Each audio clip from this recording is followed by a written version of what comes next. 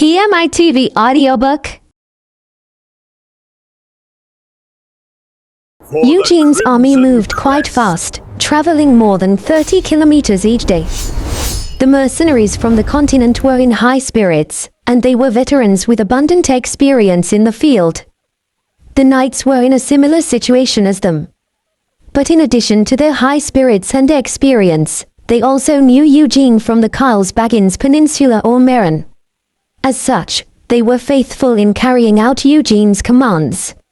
In other words, they were a group of elite soldiers loyal to their commander and eager to prove their worth. As such, they would naturally be fleet-footed. Even the Beowulf warriors, famous for their stamina and quick speed, could not hide their astonishment. However, no one was more surprised than Eugene's hostages. "Sir Bonmer, is something the matter?" Lorraine asked with a curious face, and Bonmer flinched before turning his gaze. He had been deep in thought with a stiff expression. "No, it's just. I'm a little surprised by His Excellency Eugene's army." Bonmer responded with a stammer. "Well, that's understandable. I heard that they are all mercenaries, but they are as disciplined and well-equipped as trained soldiers," Lorraine remarked. Although she wasn't a knight, she had enough knowledge to embark on a knight's quest. She turned her head and nodded while looking back at the orderly ranks of the mercenaries. Bonmer continued. "But that's not the only thing that I'm surprised about." "What? What is it, then?" Lorraine asked. The descendants of the Battler Duchess vassals slowly crept toward the two people after listening to their conversation. In reality, they were no different from hostages. As such, they felt a strange sense of kinship with Lorraine and Bonmer. Bonmer responded while looking around at the sons and daughters of the vassals with pity. They weren't originally His Excellency Battler's soldiers. All of them are mercenaries, and they come from all different backgrounds as well. In fact, quite a few of them are from areas or territories that are in conflict with each other. "Oh. And?" Lorraine asked. Bonmer continued. "And yet, they are moving and acting in perfect order under the Duke's flag. They are absolutely obedient to the Duke's knights, not to mention to the Duke himself." Despite Bonmer's explanations, Lorraine and the other nobles appeared quite clueless. Most of them had little experience in commanding troops, and they weren't competent knights either. Moreover, they assumed that it was only natural for subordinates to be obedient to high-ranking nobles like themselves. Bonmer suppressed a sigh and explained, "Mercenaries tend to abide by the terms of their contracts, but they rarely follow it through to this degree. One of the critical reasons for the Continental Church's retreat during the Crusade was due to the poorly constructed command structure, although there was the issue with supplies as well." Command structure. That's correct.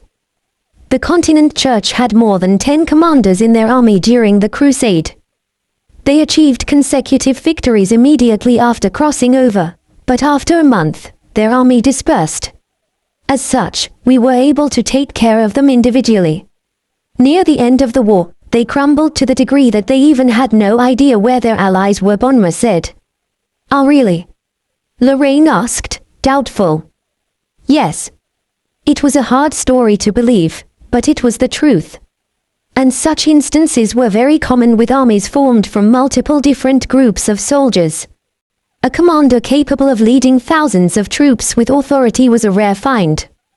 But His Excellency Battler is leading all of these troops as if they are a part of his body. Even though the skills of the knights and the mercenaries are excellent, they aren't much different from the troops who had invaded Branchia during the Crusade. In other words, the presence of Duke Battler has strengthened them significantly," Bonmer stated. Lorraine and the other nobles couldn't hide their astonishment. "But His Excellency isn't dominating the army with fear. To be honest, I have never seen a nobleman who is as fair with rewards and punishments as the Duke," Bonmer commented. The listeners started to nod simultaneously. They had personally experienced the Duke's generosity when they received the money and wealth they lost to the evil gold spirit. Even Lorraine had felt great respect for Eugene at that time. And all of these knights and soldiers know this fact. That is why they are truly loyal to the Duke. As such, Bonma hesitated before closing his mouth. As a knight of the Frensil family, he couldn't bring himself to say that Duke Battler was likely to become the ruler of Branchia. We're setting off. Break time is over. We're moving. Galfredic's orders were relayed to each unit through the mercenary captains. The troops immediately responded and prepared to march in perfect order. It was an unbelievable sight where an army of nearly 1,000 troops, including the depot, began to move less than a minute after the command was delivered. Lorraine and the sons and daughters of the vassals felt amazed as well. Even though they had witnessed such a sight several times already, the scene looked even more amazing after hearing Bonma's explanation. If it were me, could I do something like this? They hid their sighs while remembering the troops belonging to their own families.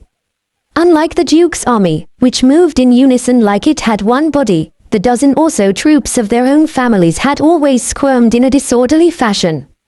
Asterisk asterisk asterisk. Something's not right. I agree. It's as if they are practically begging us to follow their trail. Sir, I think so too. I can smell a lot of water. Eugene and Galfredic shared a gaze while Myrian buzzed around. They were standing in front of a bonfire's residue which looked to be about 2 days old. The Beowulf scouts had discovered the remnant. If you look at the horse's trail, there seem to be about 10 people. At most, there shouldn't be more than 15 people, Galfredic stated after observing the ground with keen eyes. Lanslow responded, that's right. And given that all of them are knights, they should be at least twice as fast as us. Seeing as though they are deliberately leaving behind trails and traces, there may be a group of troops in hiding, waiting to ambush us. He. The royal family of Brodia. They don't know honor. They call themselves the knights of the royal family, but they resort to ambushes. Oi, Lanslow, has Brodia always been like this? Galfredic asked with ridicule. Lanslow shrugged in response. The Brodia family and the Frensil family used to be very close. In fact, the Frensil family was a vassal of Brodia a long time ago. However, the Frensil family refused the royal family's summons during the crusade and took advantage of the confusion to occupy the largest farmland. Since then, their relationship soured until it reached the road of no return. So you're saying that they're all the same after all, Eugene commented. Exactly.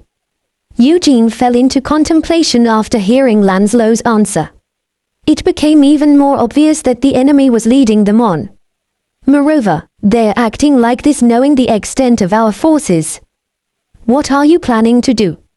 Most of our troops are foot soldiers, so at our current pace, we will have no choice but to react to their moves. Lanslow broke the silence. Eugene raised his head. How could I let them do that? Eugene said before turning toward the soldiers. The knights and the Beowulfs were watching him with eager eyes. Sir, Eugene looked at me. Please send me. Their eyes clearly reflected their desire for accomplishments. The chase. Eugene slowly turned his gaze away from the hot, flaming, eager eyes of the Beowulfs and the knights. He looked at Galfredic. Only Galfredic and I will go. Yayara. Q ha ha ha ha ha ha. Galfredic roared victoriously, and the others flocked toward Eugene regardless of their nationality and race. This is unfair. Please give us a chance as well. Your Excellency. We elves are quite skilled when it comes to tracking. Moreover, we are fast as well. What are you talking about? We are the best in Branchia when it comes to tracking. Dark Lord, didn't you promise us a great fight? Your Excellency. The sword of this holy knight has not rusted just yet. Eugene felt as if he had stepped into a busy marketplace. He sighed, listen up, everyone. The ones who took Raymer Frensil. I'm certain they know quite a bit about our forces. Even so, they purposefully left a trail for us to follow. It means that they are preparing something. Oh, well, still. No one seemed convinced by Eugene's words. Eugene became determined to crush them with power and authority once more, but a sudden thought crossed his mind. Eugene straightened his shoulder and looked around before raising his voice. It's important to rescue the Frensil family's successor. However, don't you all have a more important mission? The mission to unite Branchiar is more important than rescuing one person. All of you are my precious troops. I cannot allow you to waste your energy and strength on useless things. I cannot accept that as your commander. Eugene shouted. Yoo-hoo. Eugene's voice was filled with emotions, and everyone felt their blood starting to boil in response. I will give you orders. The Brodier family, attack them. Prisoners. I don't need to take them as prisoners. The price of daring to threaten me. Let them pay. Conquer them. In the name of Jan Eugene Badler. Clang.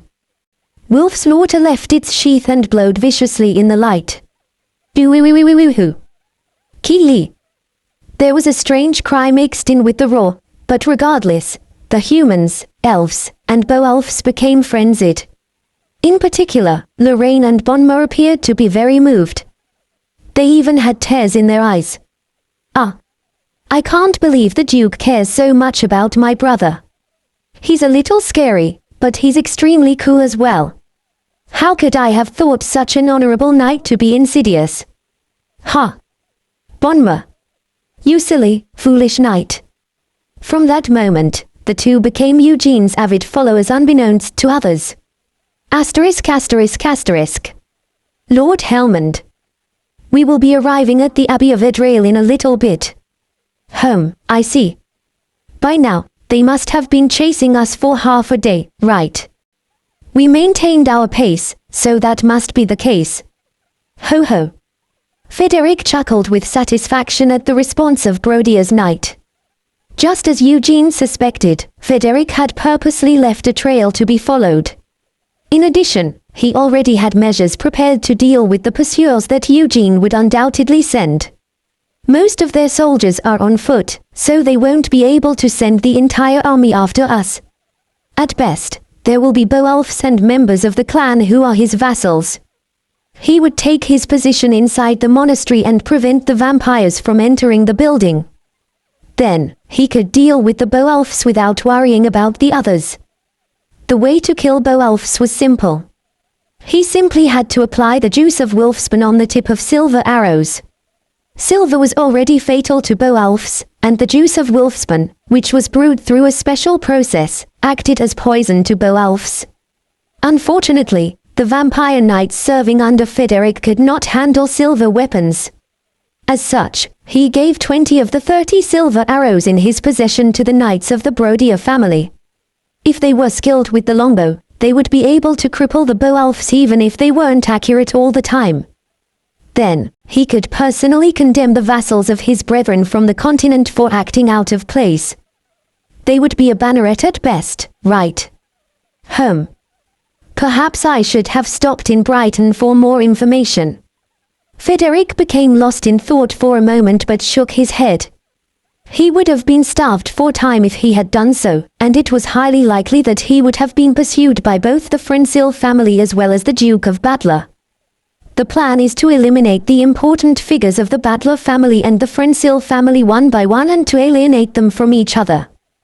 Being too greedy will. Frederick turned his head. He could hear a faint sound from far away. Doo-doo-doo-doo. Soon, the sounds of galloping horses grew louder, and he saw the vampire knights returning from their reconnaissance mission. Hi Lord. Lord Helmond. What's the matter? Frederick asked. The vampire knight stopped in front of him and shouted urgently, "Pursuers have reached the vicinity. I think they will be arriving soon." Ah. Raymer raised his head after hearing the vampire knight's report. However, Frederick was calm and nonchalant. Hoo-hoo. Those bastards are quite capable. Is the Duke's vassal here? What about his knights? No. Well, it's just 2 knights, the vampire knight responded. Ha.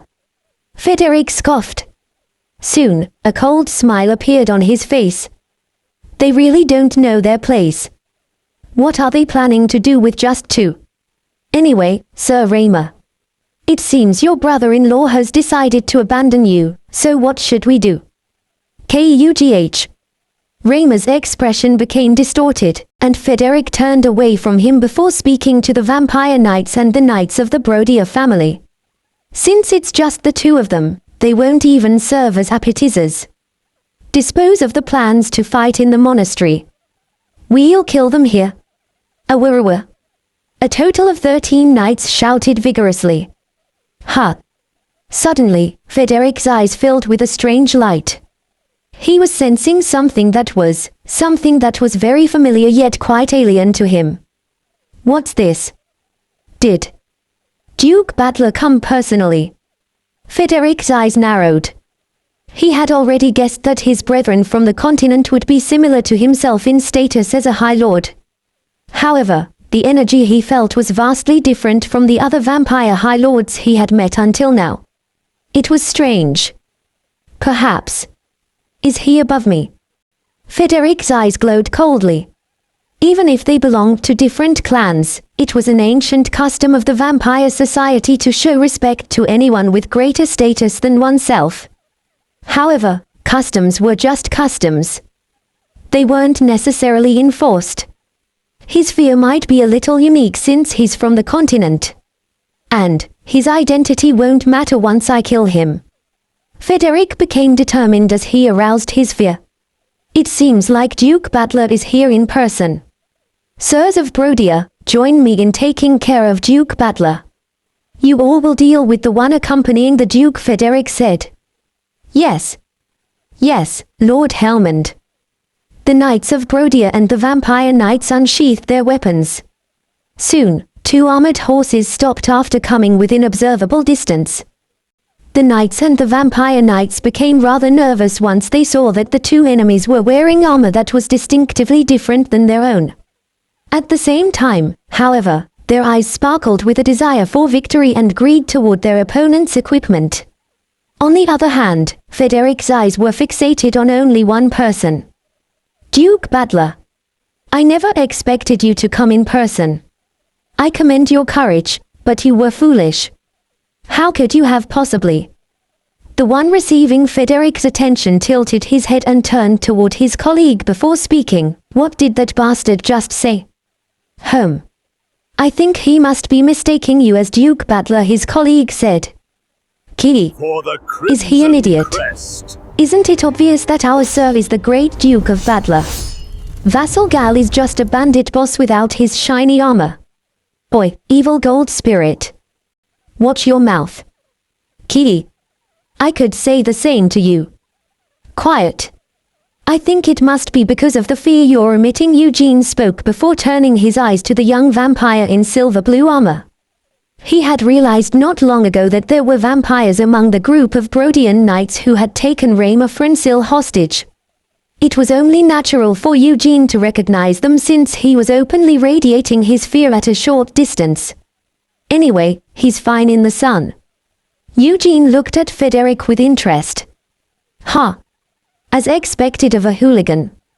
You know not of the clan's laws and the honor of a knight. It's basic etiquette to learn the language of your kind once you arrive in another kingdom. Unlike Eugene, Frederick was furious at the 2 knights for daring to chat leisurely while facing him. Frederick was born in Branchiar and had never left the mainland. He could not understand the conversation that the 2 knights were having since they were conversing in the language of the Kyler kingdom. In particular, he could not hide his disappointment at Duke Battler, who was clearly the bullier of the 2 knights. I cannot believe that such an ignorant man is a High Lord of our clan and the Duke of Battler. TSK. Anyway, since I can't understand their words, I won't get a chance to find out which clan they belong to and who they serve. No, this isn't too bad, Frederick said. If he was ever put in a sticky situation, he had an excuse for the one who transformed Duke Battler into a vampire. Shing. Frederick drew his long sword without hesitation. The vampires standing behind him flinched. Unlike Frederick, who was a High Lord and a Daywalker, they were vulnerable to silver weapons. Take care of the black one standing next to him. You lot and I will take care of Duke Battler. Even though he may be an ignorant wanderer, he has been blessed by a noble one. It is also our duty to let him pass with honor, Frederick stated. Yes. The vampire knights raised their shields and short swords. What the hell is that bastard talking about? Why's he trying to show off? Guys like him always receive a harsh beating from Sir Eugene. Eugene ignored the giggling spirit and his scoffing vassal. He narrowed his eyes while observing the crests embedded on the shields of the vampire knights. He was certain. The vampire lord he had destroyed in Mungard had been wearing armor with the exact crest. The Helmand clan, right? Eugene's thoughts were disrupted as the vampires roared after mistaking Galfredic for Duke Battler. Kill him. Kuwawara. Frederick and the other vampire knights unleashed their fears simultaneously. Hoo-hoo. Although everything happened in a flash, Eugene noticed it. The opposing vampires' fears had gathered together to separate himself and Galfredic. Naturally, Eugene was unaffected, but Galfredic's horse reared with shock and ran off. Neithrity. What's wrong with this horse? Galfredic became flustered and pulled on his reins, but it was useless. The horse hurried in the direction away from the fear, which was toward the Knights of Brodia and the vampire in silver blue armor. You're ours. Kuvuava. Kill that man and present his armor to Lord Helmand. Your blade looks nice. Q ha ha ha ha. Simultaneously, a group of vampire knights in chainmail charged at Eugene. A wave of dirt ruptured when more than 10 horses began moving at once. Tu-du-du-du-du. Shuyuak. Shiik. The dizzying sound of galloping horses resonated.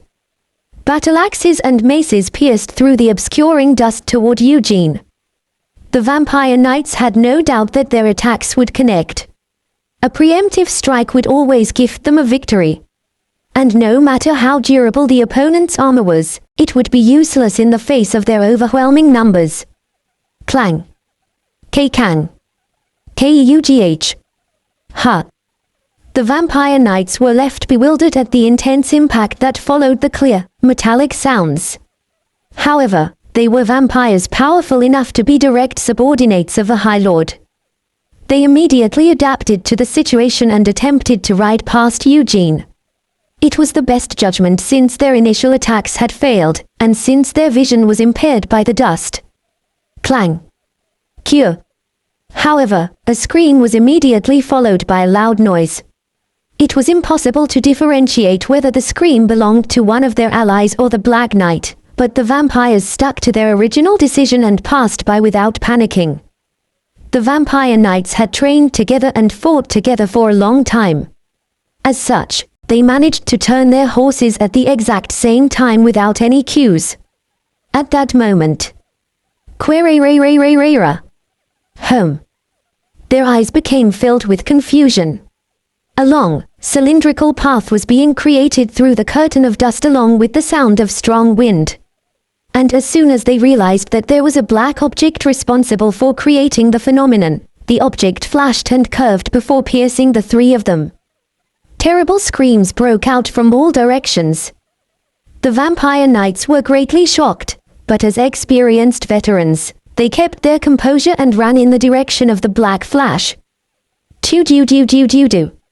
Although their vision was still impaired, they were still riding toward the same place by each other's sides. Moreover, there was only one opponent. In other words, whoever was standing in their paths should be the enemy. The vampire knights glared straight ahead while keeping their concentration at its peak. Tu-du-du-du. There.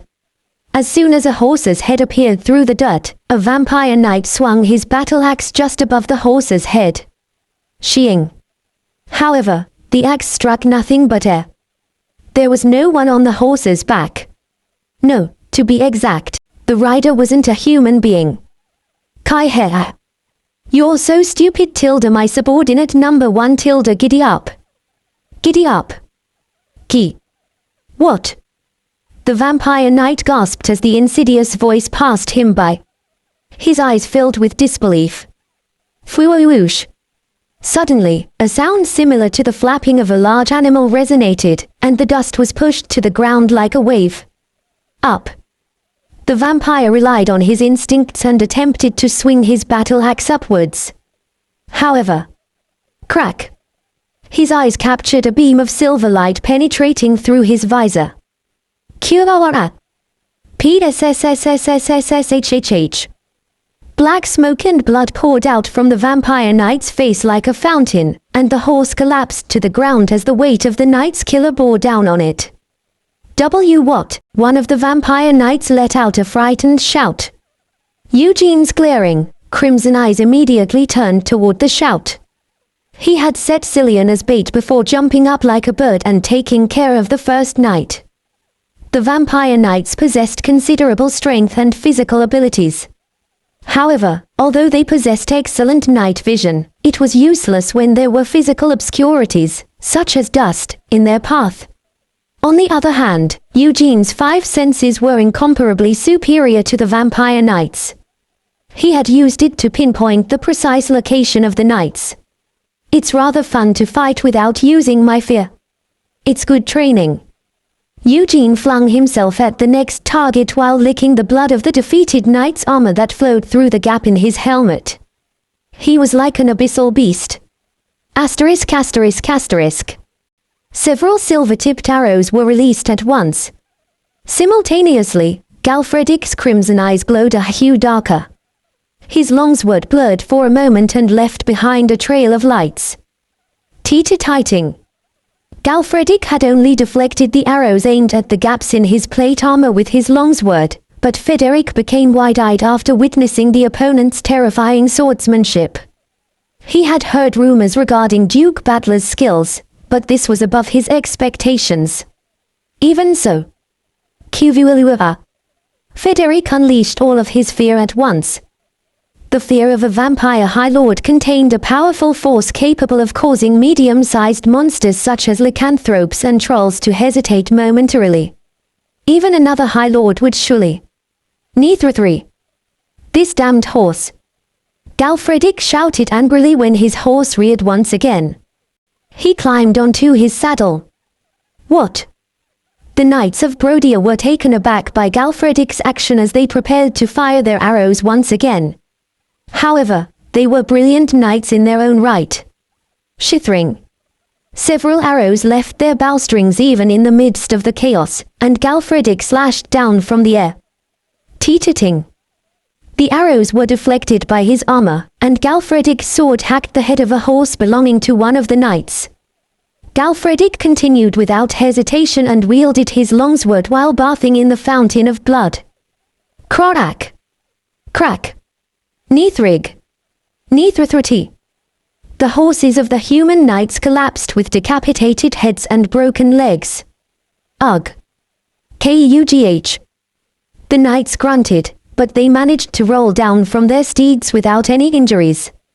However, Galfredic's 2 maces were waiting for them as they straightened themselves out. Bang. Bang. Although quite shabby, the knights had been wearing plate armor. However, the armor proved ineffective against the maces. Their limbs were crushed, their heads blown, and their bodies were blown away. Galfredic was a knight who stood at the top. The knights couldn't handle the tremendous force behind Galfredic's attacks. Ugh. Blood, broken blades, and unrecognizable pieces of flesh scattered in the air. Monster. In an instant, 5 knights were killed or disabled. The survivors shouted with fear. They turned to their only saving grace and begged. Lord Helmond. Help us. Lord Helmond. Frederick had been watching the scene unfold with a blank expression. The knight's shouts brought him to his senses. Galfredic's entire figure was caked in blood. The burly knight grinned at Frederick.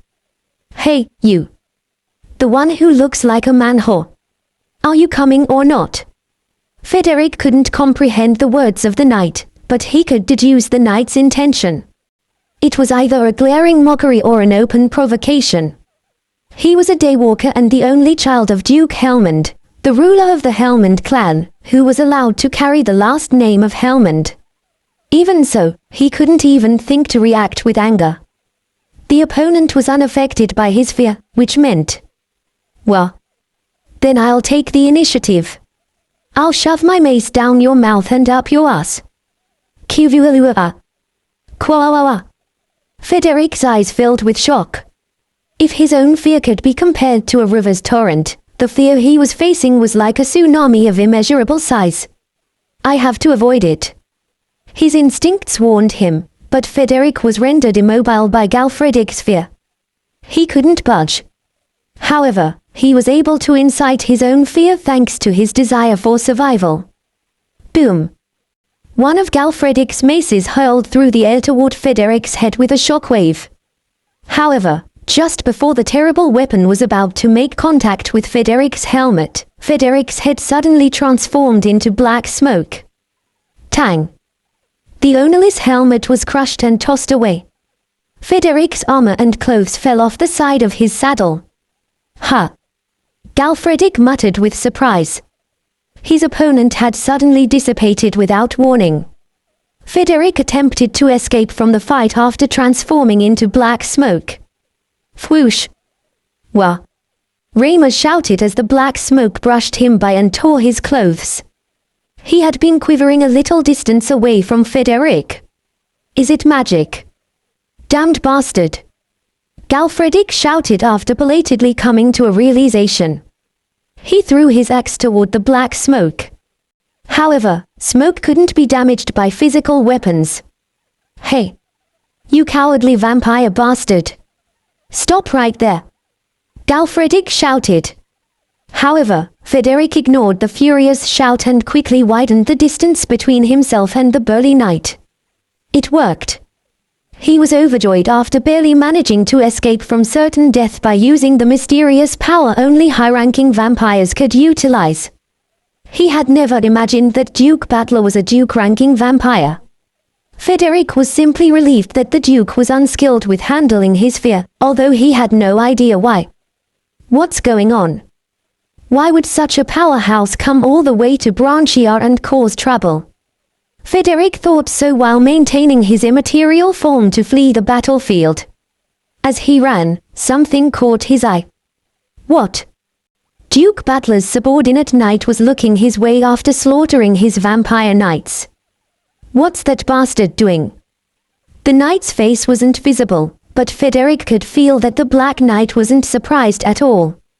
Any human being would have been surprised to see a vampire's immaterial form, even if they were a knight.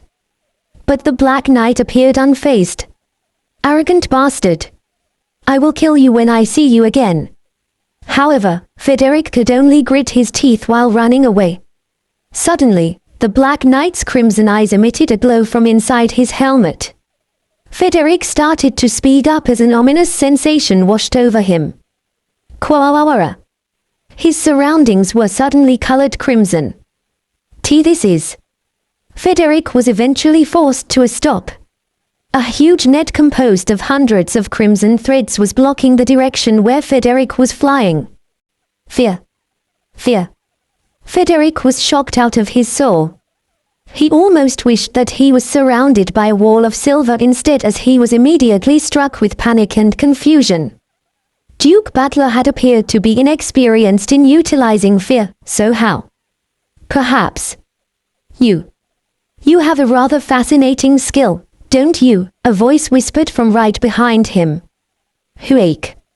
If it wasn't for his lack of physical body, Frederick would have forgotten his dignity as a High Lord and leaped with shock. Eugene's hand grabbed a hold of Frederick's immaterial form. Kurawara! A terrible scream resounded. The disturbing, piercing screech was enough to affect the very souls of ordinary humans. Fuwoosh! Kuwilarg! Kuwilawawa! Ha! Eugene was taken aback. He had simply grabbed Frederick to keep him from running away, but the black smoke in his hand was being swept away by a crimson flame. Simultaneously, a portion of Frédéric's knowledge began to permeate Eugene's mind. However, rather than learning something new, it felt as if he was recalling an old, forgotten memory. Whoosh. And after the flame subsided, the black smoke fell apart like grains of sand and scattered in the wind. The vampire High Lord was extinguished in such a vain manner after living a long life of nearly 100 years. Damn it! Eugene felt disappointed by the unexpected outcome. He assumed that the enemy would be special since they were a High Lord. Who would have imagined that they would die so quickly? But this was a natural and obvious result. Vampires were immune to physical attacks in their immaterial form, but they were extremely vulnerable to magic and mental attacks. Moreover, the hand that grabbed Frédéric's immaterial form contained the fear of the one who reigned over the vampires. A mere touch would have been enough to cause Frédéric to burst, so it was no wonder he died when Eugene snagged him with the full force of his fear. But, of course, Eugene wasn't aware of this fact. At least I found out how he transformed. This encounter was fruitful in its own way. It didn't matter to him if the vampire High Lord died or not. Although the transfer of knowledge was cut short due to how quickly Frédéric died, Eugene was still satisfied with learning how to utilize his immaterial form. He didn't care about the consequences of what he had done at all. Asterisk asterisk asterisk. I would like to express my sincere gratitude to Your Excellency Raymer Francil declared in a passionate voice after kneeling on one knee. However, Eugene's gaze was somewhat disapproving.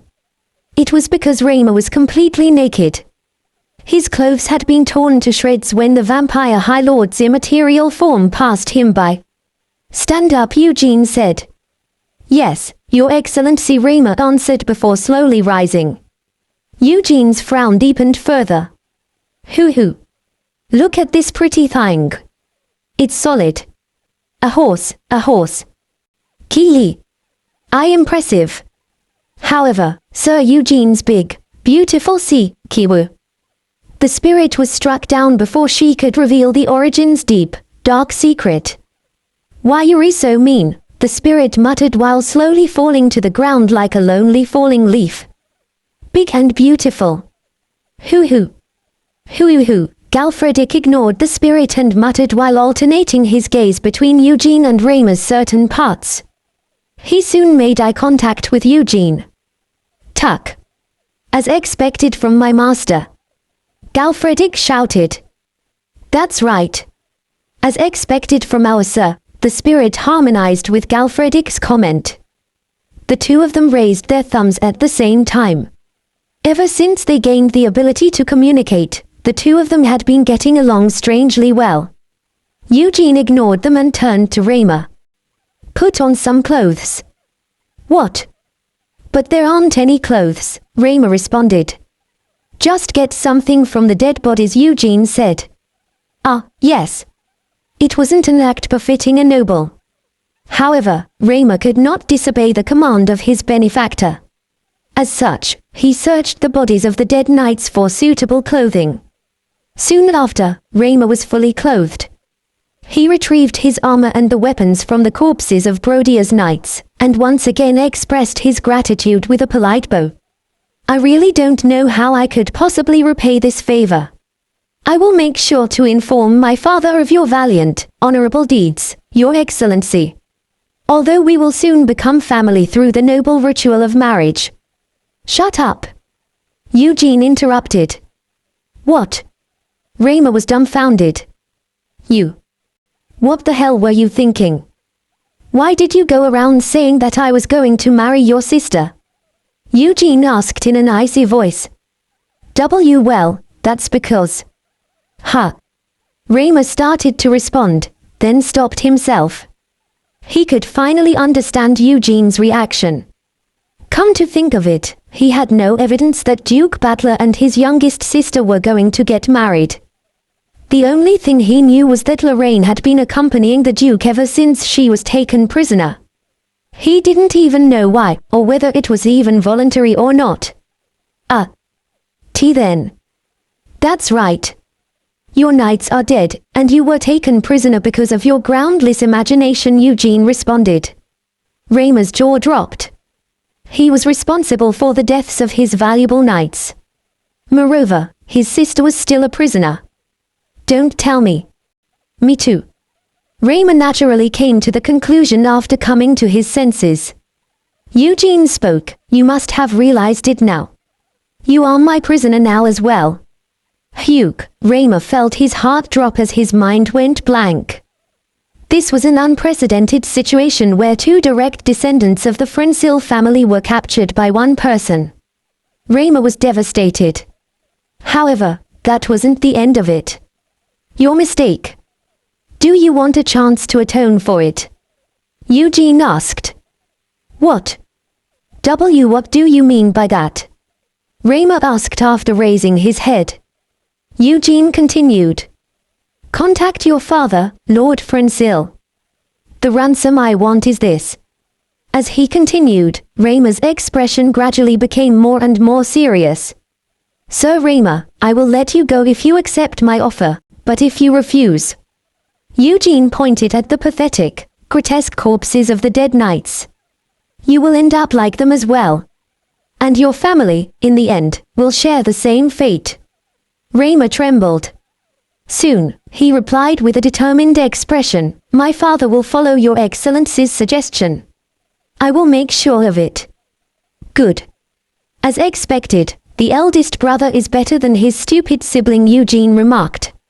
Raymer flinched after hearing Eugene's remark. He could not refute it. It was a known fact that everyone in the Frensil family acknowledged. Well, if I follow your excellency's suggestion, you will release Lorraine with me, right? Since you swore on your honor as a knight, Raymer said, hesitating. What? When did I say that I would let your sister go? Eugene replied with a frown. Huh. But you said that if I sent a letter to my father, Raymer stammered. Your ransom is one thing, and your sister's ransom is another. Isn't that obvious? Eugene stated. Raymer looked up at Eugene with disbelief. Duke Butler was an incredibly talented knight and one of the greatest nobles in Branchia. Moreover, all of his material possessions looked extremely valuable, including his horse, sword, spear, and others. However, for such a great man, he seemed rather petty and slightly greedy. However, Raymer wasn't stupid enough to voice his thoughts. Naturally. Yes, you are right, Your Excellency, Raymer said, compromising. I'm glad you know. Well, let's go. Eugene ordered. Yes. Raymer attempted to climb on the back of his horse, but Eugene interrupted him. You're a prisoner. You have to work as such. What? Eugene gestured toward the bodies with his jaw and continued. Grab everything that's useful. You have to live frugally to live well. Yes. Raymer felt reaffirmed in his suspicions. It wasn't just a little either. Duke Butler, an unparalleled knight and a great noble, was genuinely greedy and petty. Sir. Can I take their money? Myrian asked. Sure, Eugene responded. Ki. This is exciting. Ki. Silver tilde gold tilde I like it, and our sir likes it tilde grab all the money tilde and put it in my piggy bank tilde sir will think tilde oh, you nice little spirit tilde key tilde. It appeared that the greedy spirit was just meant to be with the Duke. Raymer scavenged all the useful items from the dead knights and stored them on 2 horses before wiping off his sweat. Phew. I'm done. So, will we be joining your army and returning home? Raymer asked. What are you talking about? Eugene asked with a frown. Home. Then how will you send a letter to my father? I will send a messenger. We will be attacking the Brodier family immediately after this, Eugene casually said. Raymer's face turned pale as he suddenly thought of something. Then. If our family is late in accepting your offer, he muttered. Eugene revealed his fang in a grin and responded while drawing his thumb across his throat, you'll be damned. I will write a letter immediately. Rayma became flustered at the Duke's words. Although the Duke was truly greedy and petty, he was far more violent and brutal than he had ever imagined. Eugene took Rayma to a nearby village and had him prepare a letter for Baron Frensil. After contemplation, Rayma wrote a letter containing his desperate feelings for the future rather than his own life. He then hired 3 mercenaries and commissioned them to deliver the letter to the Frensil family. It must be delivered as soon as possible. Remember, the sooner it arrives, the greater your compensation will be. If you can get there in 3 days, all of you will become owners of those horses, as well as the recipient of even greater wealth, Rayma said. Please leave it to us, the mercenaries responded before riding away with joy. However, Eugene didn't really care. He was feeling rather grumpy. Are you finished? Eugene asked. Yes. Will we be joining your army right away? Rayma said. That's right. Ah. Rayma's expression brightened up a little at Eugene's answer. However, Eugene's following words caused his gaze to shake violently. However, we have to dispose of that before we do so. Eugene's gaze remained unmoving from the trophies collected from the dead knights. Are you serious? Rayma asked. He could not help but doubt his eyes and ears. Eugene was the head of an army about to go to war with an ancient, powerful family. Moreover, he was a duke. He could not believe that Eugene was thinking about selling off the loot he gained from the previous battle. Of course, I'm serious. Hurry up and take care of it, Eugene said. Me? Rayma asked.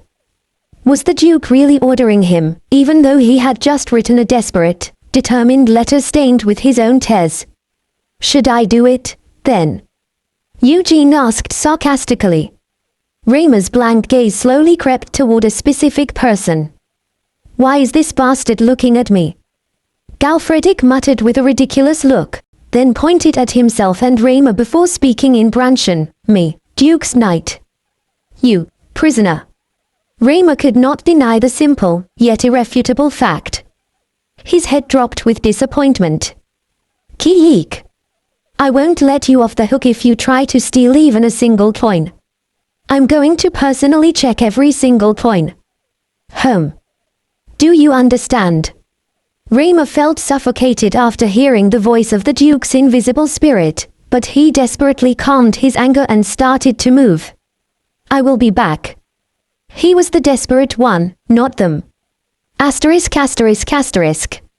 After disposing of the battle's spoils, Eugene finally left the village and headed toward his destination, Brodin City. Naturally, all the chores, including taking care of Eugene, were left to Rayma. Rayma was the eldest son of a prestigious family. Even when he served as a knight's aide, he had 3 slaves to take care of him, and even when he left on his quest to knighthood, he was taken care of by slaves and servants. However, he was nothing more than a prisoner, an incompetent prisoner at that, in his journey with Eugene. Galfredic was a master of scolding and pestering, and Rayma felt both his mind and body deteriorate each day. In addition, he was reduced to a mere bag of bones as the evil spirit constantly spewed nonsense at every chance in a grim voice. However, there was one decisive thing that drove him absolutely insane. Why are you so relaxed? Come on, let's hurry it up. Duke Battler acted as if he was on a vacation, which caused Rayma to burn up with frustration. However, Eugene didn't care about whatever Rayma felt. He was moving slowly on purpose. I wonder if the main force would have arrived in Brodin City by now. Maybe. I'm sure Lanslow did well with controlling the march's pace. The conversation between Eugene and Galfredic caught Rayma's attention. In particular, he became alert to the word Brodin. Unfortunately, however, he couldn't understand the language of the Kyla Kingdom. Anyhow, this is a brilliant ploy. I can't believe you're going to have the Frensil family deal with Brodia's army outside Brodin City. Galfredic said. TSK. How dare you talk to Sir Eugene that way? Ploy. Be more dignified, won't you? Call it a tactic. Myrian commented. Oh. I didn't expect that from an ignorant, evil spirit, Galfredic riposted. Keek. I'm not ignorant. I'm not an evil spirit either. Keek. How dare you, mere vassal? Myrian shouted. Be quiet, please. Before I smash your piggy bank into pieces, Eugene said. Lap. Eugene stopped Myrian from complaining once again, then turned to Galfredic. We don't have to deal with each and every single one of them, right?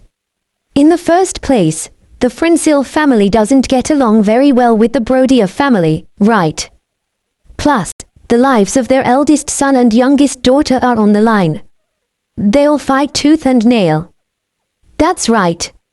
And Bonma's messenger should have arrived at the Frinsil family a while ago.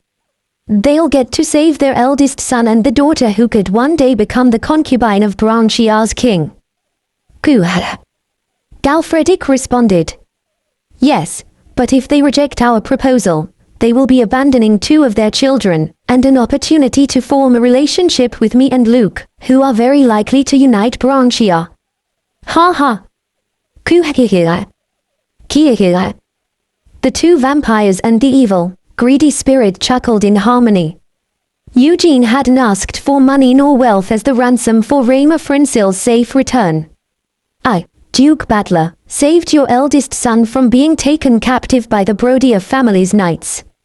So, if you want your eldest son's safe return, mobilize your army and invade the Brodia family's territory. My army will be working in tandem with you. The Frinsil family had more than enough justification, and this was an opportunity for them to have their youngest daughter marry Luke, who could later take Branchiar's throne. Unless they were fools, the Frinsil family would follow the suggestion. In the past, the Frinsil family was a vassal of the Brodia family. As such, their territories were extremely close. Considering that, the Frinsil family's troops would obviously arrive earlier than Eugene's main army and begin their war against the Brodia family. This was the very definition of blowing one's nose without ever having to use their hand. Our army will arrive in Brodin City while Frinsil fights for us. Kya. If it works out, we might get to rob an empty house. In addition, neither Frinsil nor Brodia will be able to avoid a massive loss, Galfredic commented. As an excellent strategist, he quickly noticed the deeper meaning behind Eugene's plan. Ho ho ho. Kuha. Kaikakik. Joyous, satisfied sounds of laughter could be heard once again. Naturally, Rayma couldn't understand what any of them were saying. As such, his heart felt rather troubled by the insidious noises. Asterisk asterisk asterisk. How come Helman's High Lord and the other sirs haven't returned yet? Garif Cameron Brodia, also known as Cameron III, vented his anger. The nobles gathered in the castle's great hall raised their voices in response to the young, 19-year-old king. Your Majesty, you must wait a little longer. That's right. Although he is a member of the Dark Clan, Lord Frederick Helmond is also a noble knight. I am certain he will return with good news. Once you have the support of the Battler Duchy, your kingdom will make even greater progress in uniting Branchiar, Your Majesty. Cameron III frowned in frustration. When he first heard the rumor about a high-ranking member of the Tribe of the Darkness crossing over from the continent and conquering most of Branchiar's southeast, starting from Mungard, he had laughed with disbelief. However, when further rumors spread stating that the foreigner killed a sword master the Bayman Orcs were interested in, then went on to become the Duke of Battler, the rumors became harder to ignore. If the rumors were true, it meant that most of Branchiar's south had fallen into the foreigner's hands. As such, Cameron III decided to send knights of the royal family to confirm the facts. At that time, vampire knights of the Helmond clan offered their help. Although the Brodia family had established a relationship with the Helmond clan 2 generations ago, there hadn't been any exchanges between the 2 groups in recent years. Despite that, Cameron III chose to accept the proposal. After all, he had nothing to lose by gaining powerful vampire knights as allies. However, he had heard nothing from them even though a month had already passed since they departed. Surely nothing happened to them, right? At the very least, I hope my knights are safe. Cameron III bit his lips in anxiety. The door to the great hall suddenly burst open. Why, Your Majesty? The captain of the guards came rushing in before kowtowing. What's going on? Cameron III could not hide his expectations. Perhaps there was news of the royal knights. An army. Frensil's army has crossed over Red Hill, the guard captain exclaimed. What did you say? Cameron III stood stiff from his throne at the unexpected news. However, the shock only lasted for a brief moment. Anger began to erupt and it engulfed the young king's heart immediately afterward. Frensil. That despicable traitor finally dares. Cameron III shouted. The nobles raised their voices in response as if on cue. Your Majesty. We must put an end to this foolish traitor at once.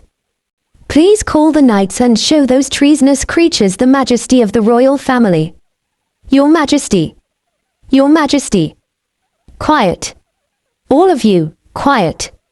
If you're so desperate to make an example out of the traitor, why don't you be the first to donate your wealth?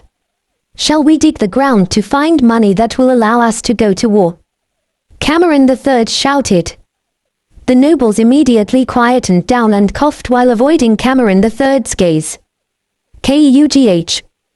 Cameron III felt his heart boil with anger.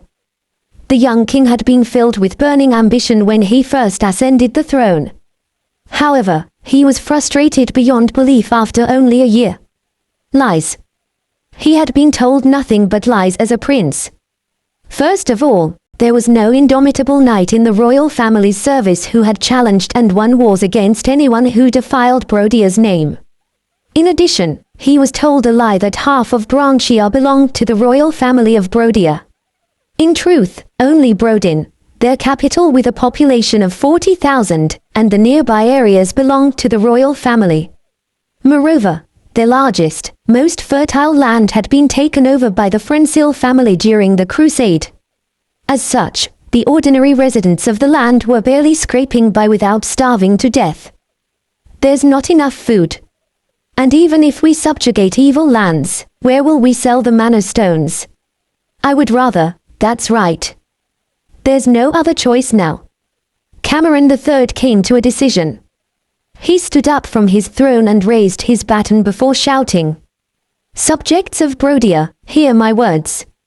As you wish, Your Majesty, the nobles exclaimed in response. Gather the knights and the soldiers.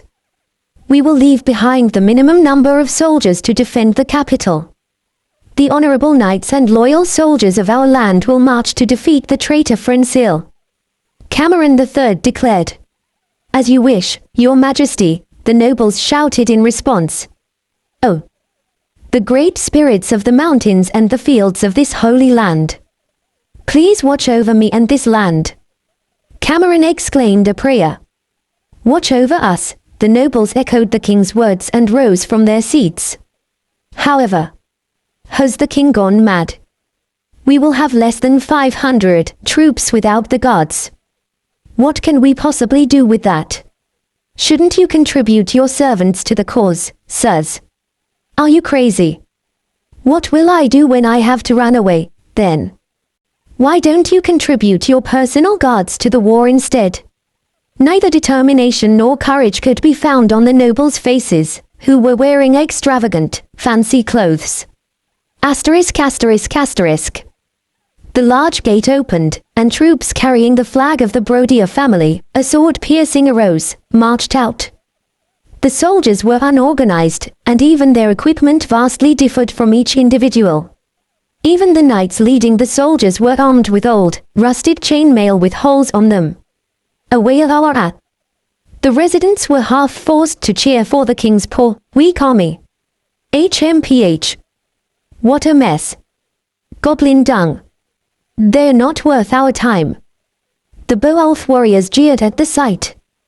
They were lying flat on a faraway hill, watching the Brodia's army procession. Let's return and report back. Damn it. I'm so tired. I haven't eaten meat in days. Wolfgang told me to bring a boar when I come back. I couldn't even see a single rat nearby. Where would we possibly find a boar? Ah, rat meat is a delicacy too. I like squirrels. Squirrels smell a bit funky, don't they? But I find that if you lightly boil them, they taste similar to raccoons. It's not too bad. You don't even know the first thing about meat. Meat must always be grilled over fire. As usual, the Beowulfs argued over various topics as they disappeared into the distance. 2 days later, dozens of flags bearing the crest of the Black Dragon fluttered in the wind, and an army composed of nearly 1,000 troops surrounded the city of Brodin. The army displayed military discipline that could not be compared to Brodia's army, and the 100 or so guards remaining in the city fell into panic and despair. Tap! Tap! The guards of the castle hid behind the walls, and a knight armed with precious, expensive equipment slowly rode forward from the midst of the large army. At first glance, his equipment seemed even more valuable than the items that Cameron III owned. I am a knight of His Excellency Duke Jan Eugene Badler. Those who dared. Lancelot paused, then took a deep breath before continuing. Those unruly, despicable men who dared to threaten Sir Raymer, brother of Lady Lorraine, who is our prisoner and also the potential companion of His Excellency Eugene's aide, Count Luke Crawle-Marine, show yourselves. Come out of hiding. What the hell is that supposed to mean? Cameron III was unable to understand the quarter elf's roar. His words had been spoken way too fast and much too long. It was an extremely complicated, troublesome story, but some things were clear. A knight of the Drac family is serving under the Duke of Badler. Knights of the Drac family rarely ventured into the outside world, and even if they did, it was mostly to perform good deeds for others with chivalrous intentions. Knights of the Drac family never engaged in political strife. However, such a figure had stepped into the fray, which surely represented many things. But what could this mean? I'm not sure. But a girl who could become the wife of Count Crawle-Marine, who is an aide of Duke Badler, which means... Damn it! One of the nobles burst into anger while slowly reiterating Lancelot's words from earlier on. Shouldn't we try to talk to them first? Let's do it. Cameron III nodded with a grim expression at the words of the terrified nobles. They felt suffocated just from seeing the opposing army. If the enemy decided to attack, their walls would fall within an hour or even 30 minutes. Send a messenger. Tell them that the King of Brodia wants to see the Duke of Badler, Cameron III stated. Yes, Your Majesty. But who should we send? One of the nobles asked. Well, Cameron III looked around at the nobles. The opponent was the Duke of Badler. Even a simple messenger had to be someone with sufficient status. However, the nobles hurriedly avoided the king's gaze. They were scared and none of them wanted to take responsibility. Sir Roswell and Sir Overon, please take care of it, Cameron III said with a sigh. I understand. I will carry out your orders, the two nobles answered with dissatisfied expressions before heading down from the wall. However, the two did not leave through the gates even after several minutes had passed. What are they doing? Cameron III's patience eventually reached its limit, but just in time, the castle gates finally opened and the two nobles departed. What? Cameron III felt dumbfounded as he looked down. The two nobles were heavily armed in chainmail, and they were accompanied by a dozen guards and servants as they headed toward the Knight of the Drac family. Cameron III's lips twisted upwards as he laughed bitterly. It was such an embarrassing, miserable sight to see the cowardly, weak nobles heading toward the opposing knight, who stood tall and proud even though he was alone. After a while, the two nobles hurried back into the gate as if they were running away. Why, Your Majesty? The two nobles called out. Even though Cameron III didn't feel like speaking with them, he suppressed his emotions and responded. "What's wrong? What did the knight say? What a wicked man. He told us not to be absurd and to send the king or a messenger who can represent the king's authority," one of the two nobles exclaimed. What? And that's not it.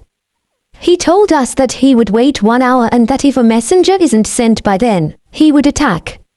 He continued. Kugh. Cameron III felt his face reddening. He had never experienced such humiliation in his entire life. However, he was without any other choices. Phew. Then who should I send? Cameron III once again looked over the nobles before sighing. The nobles were trying their best to avoid his gaze, and their faces were stricken white with fear. There was only one option. "I will go myself," Cameron III stated. "Oh. The people of the kingdom will bless and revere your majesty's brave and honorable actions. Your majesty is the true defender, the shield of this kingdom. History will forever remember your honorable decision." The nobles immediately welcomed his decision with a unified voice. The young king was forced to clench his eyes shut. Asterisk asterisk asterisk. The gates of Brodin slowly opened once again. Hoo-hoo. Lancelot had been waiting on his saddle for Brodia's answer. His eyes glimmered when he saw a figure exiting from the castle gate. There was only a single knight wearing shiny chainmail coming out from the castle. Moreover, he wasn't wearing a helmet like any other knight. Instead, he wore a gold crown embedded with jewels.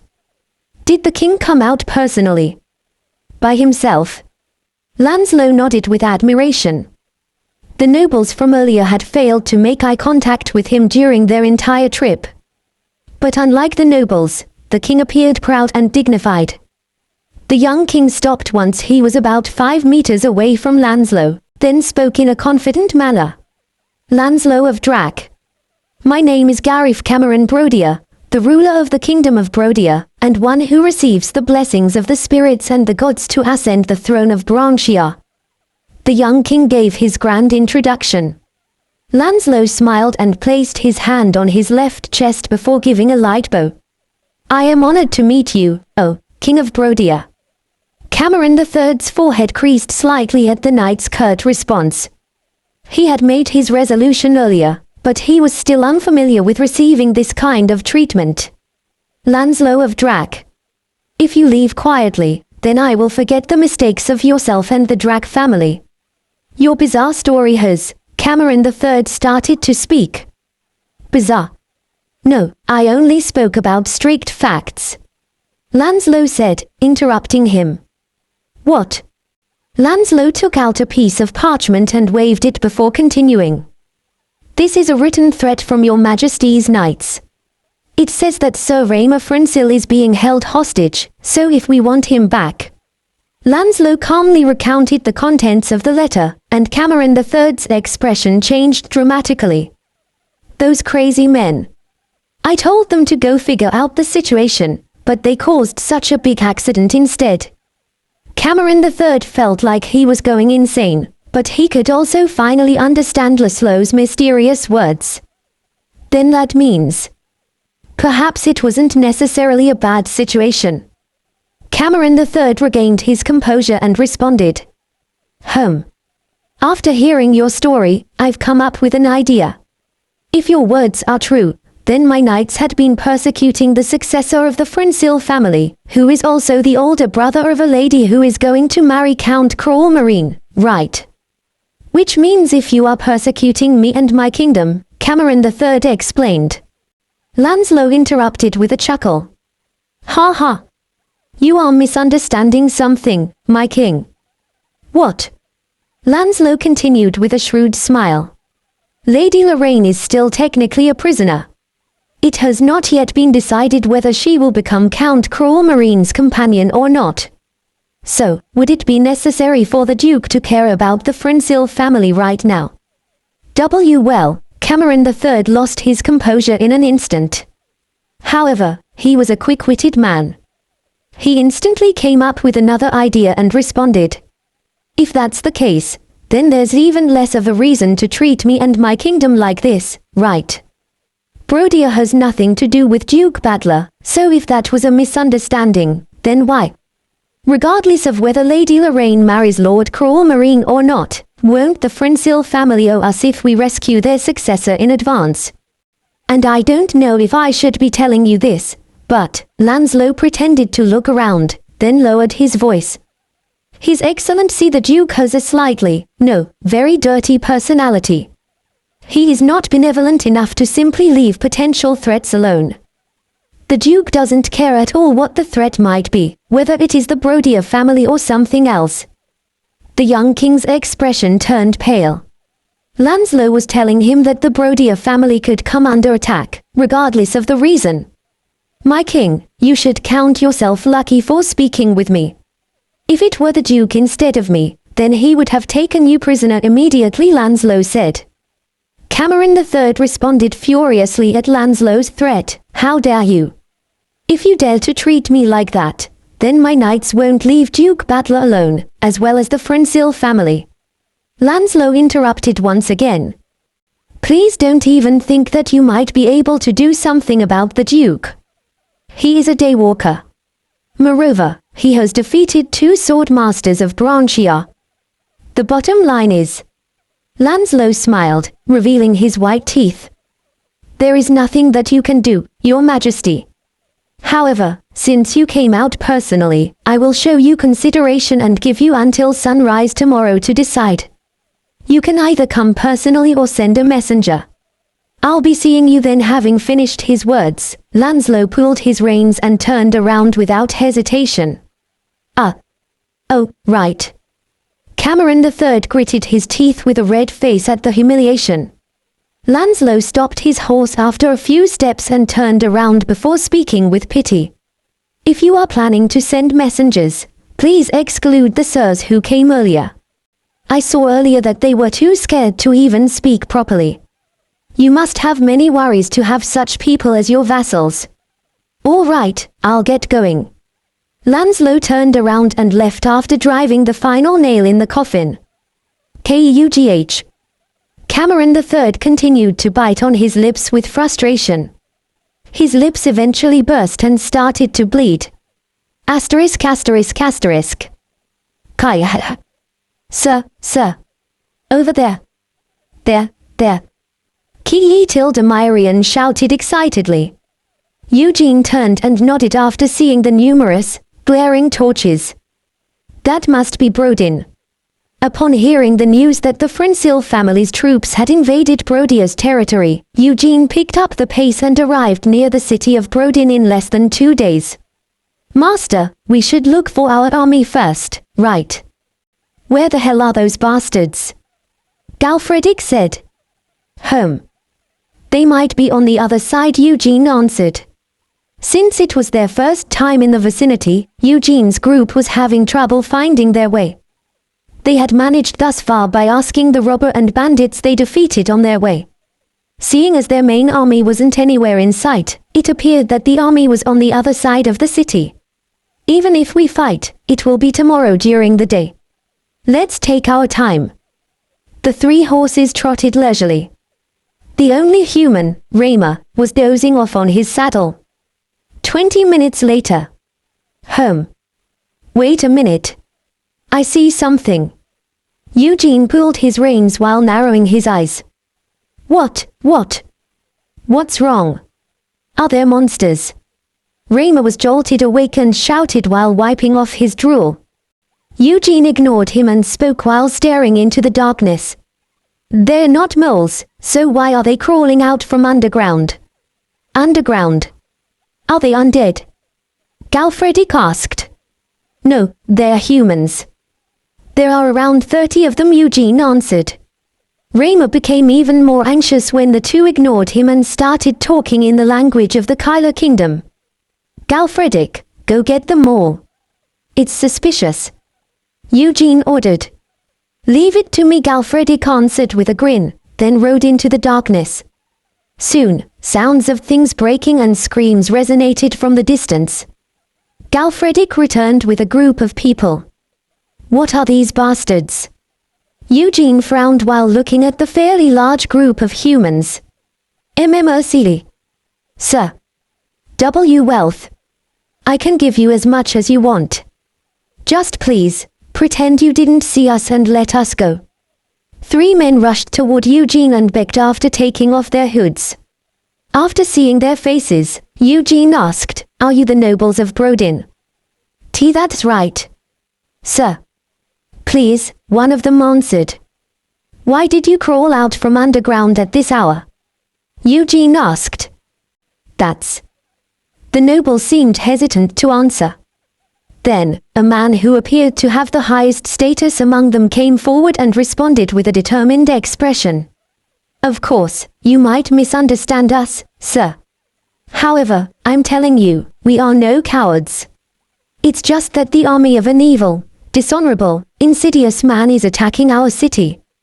We are holding on to the city's hope and Brodia's future with sincere.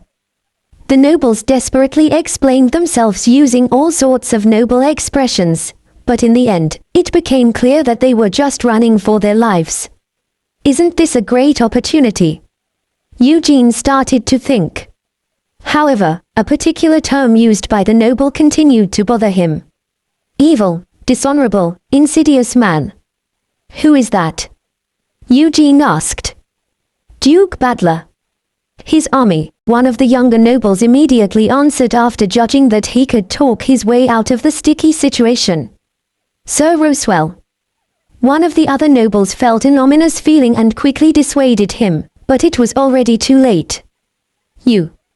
Do you know me? Eugene asked. Huh.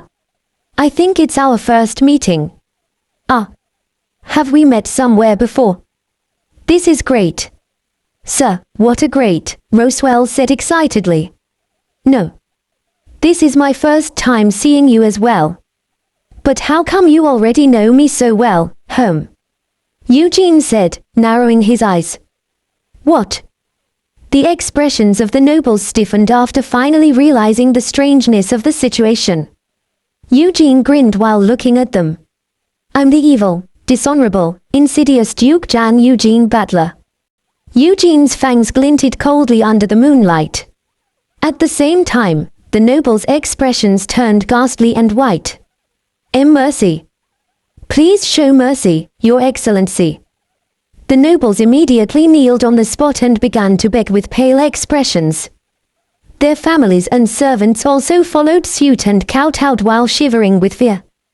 Why are they so frightened? Eugene thought it to be slightly odd.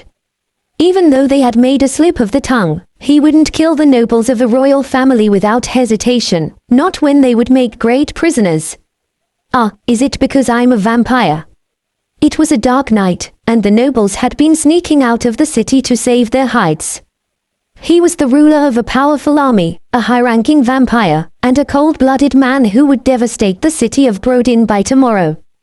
As such, the nobles naturally thought of him as a cold, merciless man.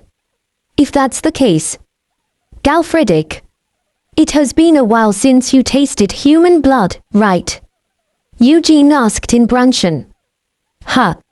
Although Galfredic's comprehension of Branchiar's language was worse than Eugene's, he still understood Eugene's words. After a moment of confusion, Galfredic recognized Eugene's intentions and took off his helmet before smiling viciously. Kuhir. Come to think of it, you're right. The blood of nobles. They must have been drinking high-quality liquor at feasts day after day. The mere thought of it makes my mouth water. He. Galfredic wiped off the saliva that dripped down his fangs and smiled insidiously while staring at the nobles under the moonlight. Haik. Mercy. Please, show us mercy. What? Hua. Galfredic had spoken in the language of the Kyler Kingdom, so his words weren't fully understood, but despite that, his actions had a great effect. 3 nobles and their families burst into tears and began begging for their lives.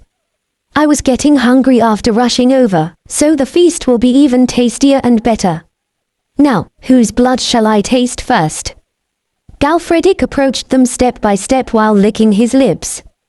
Warug. Sir. Please, have mercy. Huarug. Some of the nobles even pissed themselves and fell backward. They slowly crawled away in fear. All of a sudden, Eugene spoke in a soft voice, "Me and my knight. We are very hungry right now. If you want us to forget our hunger, show us a token of your appreciation. That might help. Oh. Silver, gold, treasure, whatever it may be." Eugene continued. The nobles flinched, then fought to raise their voices. "Everything. We will give you everything. Hey. Bring the box." The noble servants hurriedly put down the various objects they were carrying. Click. A box the size of a human adult was opened to reveal money, jewelry, mana stones, and various relics under the moon. The greedy spirit's eyes lost their focus as she dove into the box, and Eugene turned his gaze to the trembling nobles. He spoke, "Home. This is rather regrettable. Isn't that so? Your lives, are they only worth this much?" Eugene asked. The nobles felt as if their very souls were being sucked away from their bodies. The money they were offering was more than enough to purchase a small territory, but even that wasn't enough. Unfortunately, those holding the sword would always be in the right. The nobles knew it better than anyone else since they had lived their lives as that kind of people until now.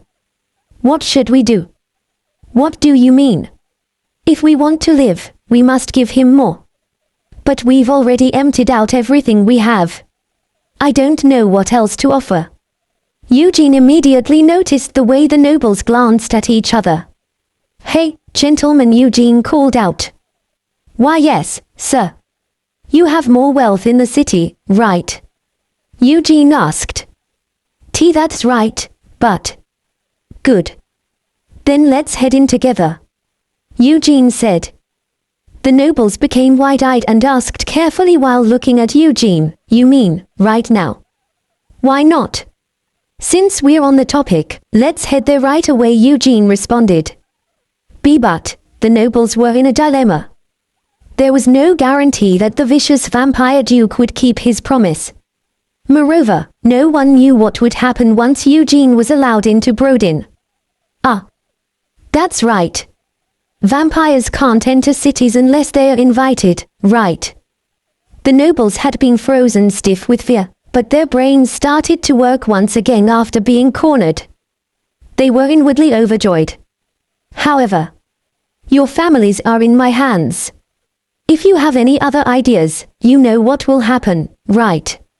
Eugene immediately shattered their vain expectations. It was unbelievable. A figure of high prestige, a duke, didn't hesitate to threaten them with their families. "Now, let's go," Eugene said. The nobles slowly lead the way as their hopes and dreams transformed into despair. Asterisk. What is it? Cameron III was jolted awake from his sleep. He had barely fallen asleep after a restless, troubled night. Q. Help me. Horrible screams continued to echo from the distance, and the young king quickly grabbed his longsword from behind his bed. "Why, your majesty? What's wrong?" The queen rubbed her eyes after being woken and asked in a fearful voice. Suddenly, the bedroom door burst open and 4 guards rushed in. "Your majesty, it's an enemy attack. Please follow us. You must prepare to leave. You, Lanslow of Drac, have you forsaken your honor as a knight?" Cameron III shouted in desperation after realizing the current situation. In the meanwhile, the screams grew louder and louder. The king and queen followed the guards wearing only their outer garments. The ancient, historical castle housed a secret passage for emergencies, and Cameron III rushed to the passage entrance. Only the kings and the captain of the guards were privy to its location. "Please go ahead, your majesty. Sir Riedler and I will buy some time here. KUGH. I will not forget your honor and loyalty," Cameron III responded while clenching his teeth and pushing a brick to reveal a secret handle. Then, he pulled the handle to reveal the secret passage door. As he thrust a torch to illuminate the passage, a voice suddenly called out. "Ah, it's nice to meet you, King of Brodia." Clark. Huog. Cameron III and his queen retreated with surprise, and their escorting knights stepped forward like lightning and swung their swords into the darkness. Clang. Thunk. Wah. Clear, metallic rings were followed by dull thuds, and the knights collapsed one after another. Shuik. After overpowering the two knights in an instant, Eugene grabbed Cameron III and the queen. He held wolf slaughter against their throats and spoke, "Throw away your weapons. Otherwise, your king is dead." The remaining knights fell into despair after witnessing Eugene's lightning-fast swordsmanship. Clang. Eventually, they tossed their weapons away, and Eugene turned his head before speaking. "Good work, Sir Roswell." And not at all one of the nobles answered awkwardly before revealing himself from the darkness of the passage. He was one of the nobles who had been caught trying to escape from the city. Although it came as a huge shock to Cameron III, who had ascended the throne at a young age, most of the influential noble families in Brodin knew of the secret passage's existence. The passage was even connected to the mansions of the nobles who had been attempting to escape, and it led to the place where Eugene captured the nobles. "Roswell. Why you dare? You vile traitor!" Cameron III shouted in disbelief and anger. "What? What are you talking about? You were trying to run away as well." Roswell cried out in response. "Shut your mouth. Your grandsons will defile his mother and kill his father. The deepest, darkest evil land will become Roswell's grave." The young king cursed his traitorous vassal with bloodshot eyes. However, his shouts were returned with derision. He, at least I will leave a descendant. The Brodia family will disappear today. It means that a child like you will no longer be able to play king. Isn't that right, Your Excellency Battler? D. Duke Battler. Cameron III turned his gaze with surprise. Unfortunately, he couldn't see the face of the person holding him hostage. However, Shuik. Kiwu. Silver reflected the glimmer of the torches, and a thin line of blood appeared on the throat of the traitorous noble. W.Y. Q. The man collapsed as blood started to gush from his throat. Ah. The queen fainted at the noble's sudden death, and Cameron III's eyes became filled with shock. Afterward, a low, cold voice rang in his ear. "Hey, King of Brodia. There are more bastards like this, right?" Eugene continued to whisper softly after feeling the young king flinch. "Those bastards who were acting impudent like this bastard I killed, I will kill all of them for you. In return, come under me. There's no other option." The king's vassals fled less than a day after the castle became surrounded by the enemies.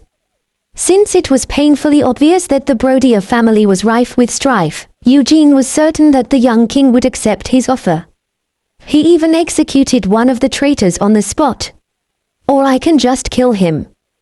Cameron III stopped breathing after hearing Eugene's suggestion.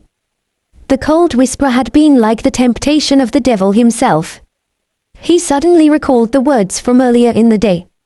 His Excellency the Duke has a very dirty personality.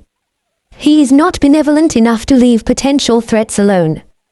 He doesn't care who he is up against. Lanslow's words overlapped with Eugene's whispers, and Cameron III's expression began to harden. In addition, fierce anger and hatred materialized in his eyes. "Can you really take care of everyone I want?" he asked. "Naturally," Eugene responded. "In that case, I will swear on the honor of the Brodia family. I swear before the spirits of all the mountains and fields, the lakes and the seas. I will serve under you," the young king declared. He was less than 20 years old, but he was already too tired.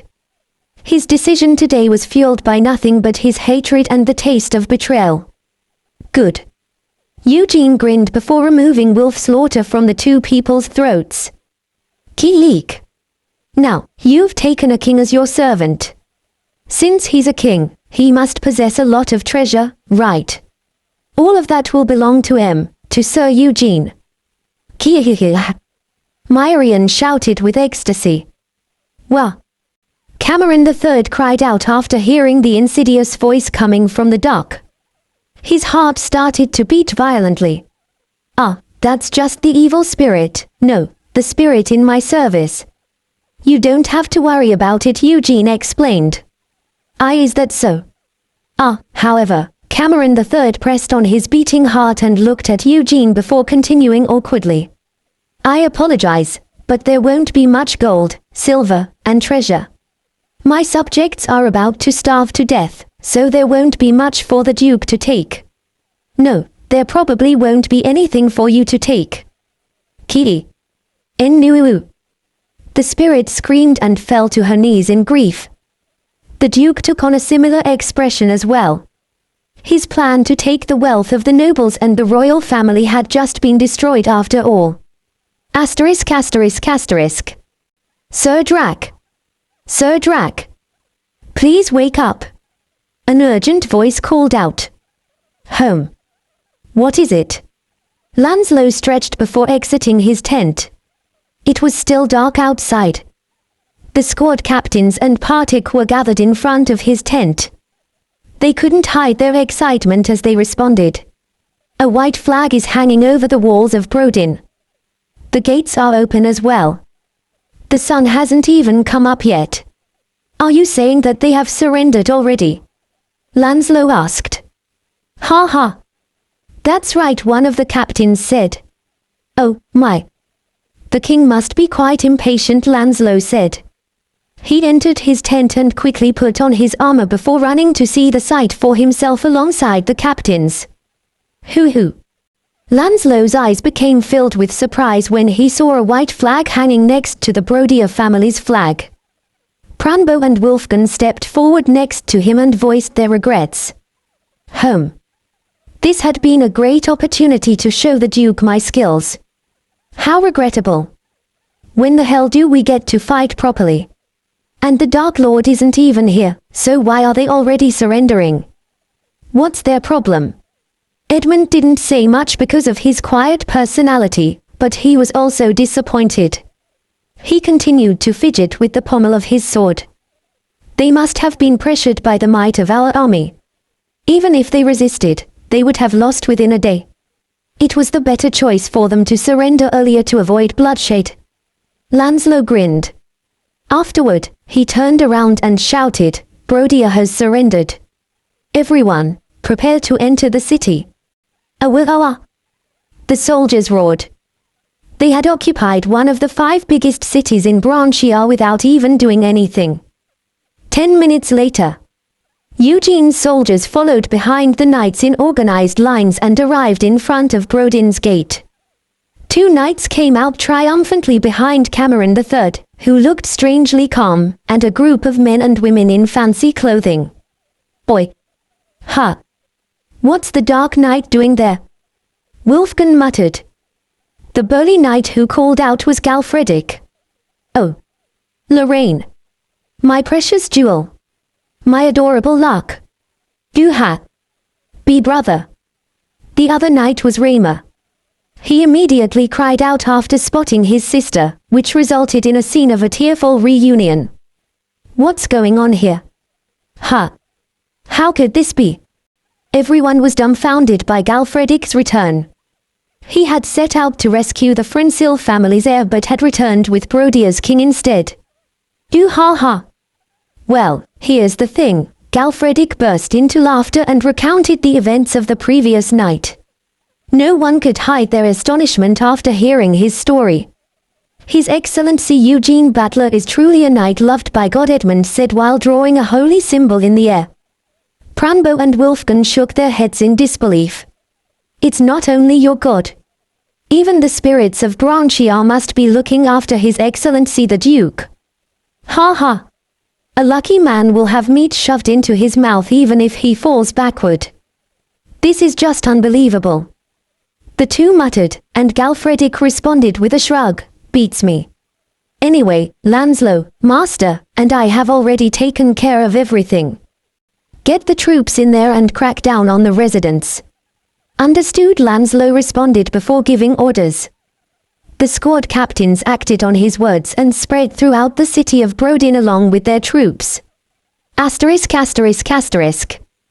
There was little resistance and opposition from the city's residents since Eugene and Galfredic had overpowered the king and the city's leaders so quickly.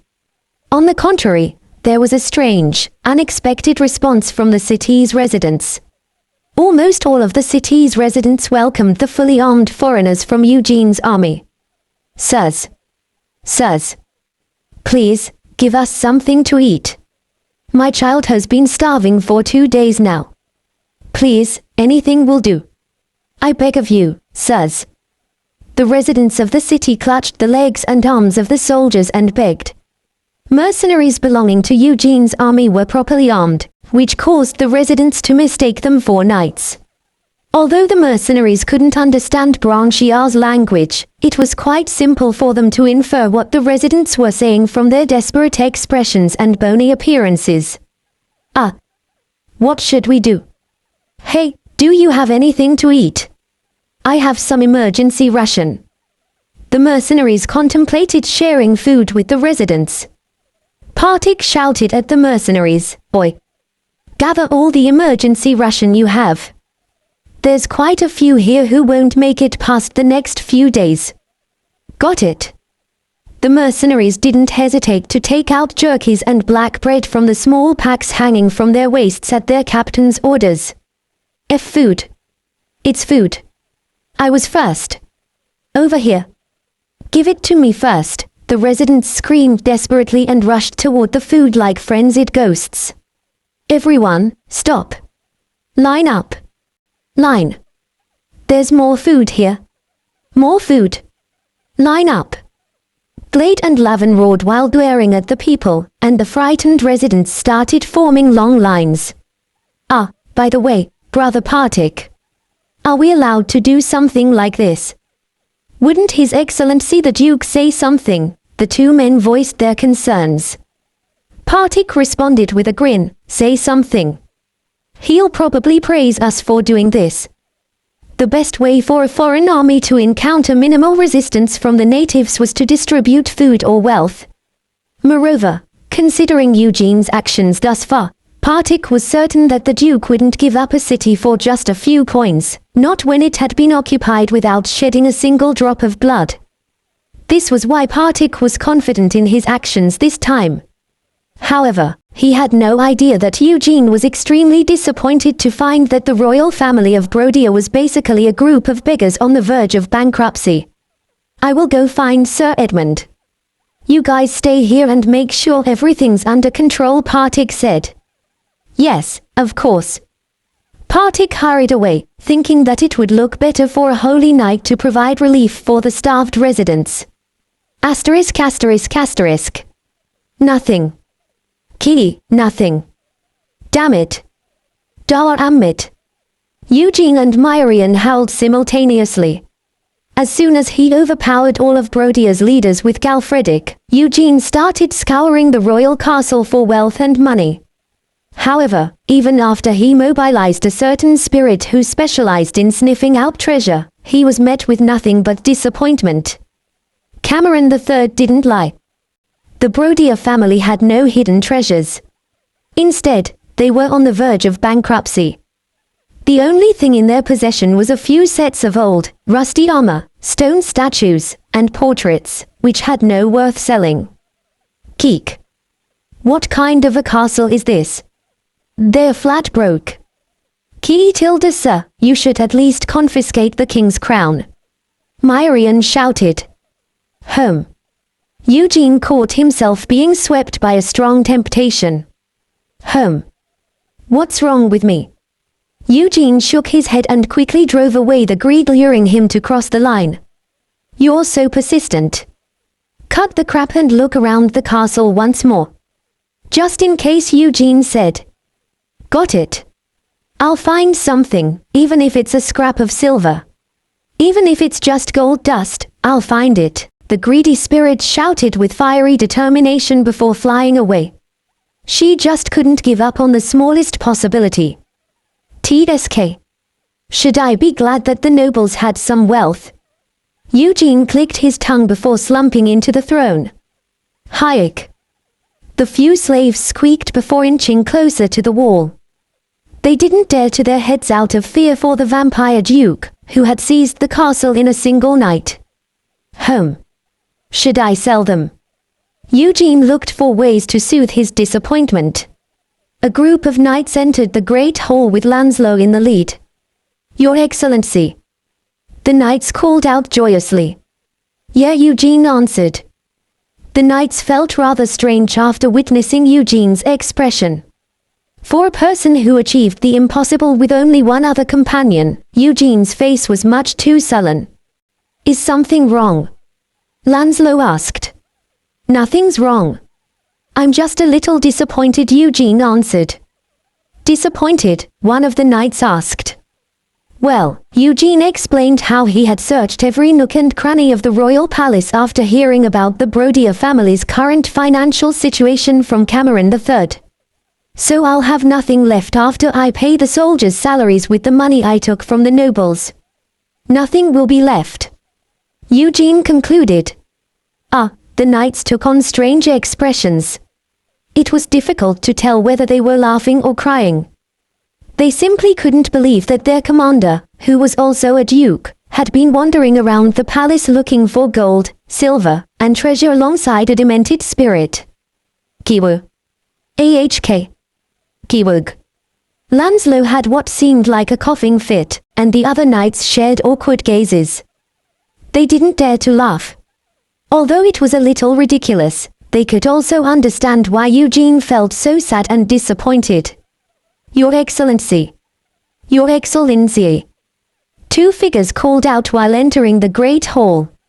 It was Edmund and Odd. What is it? Eugene asked bluntly. He was annoyed.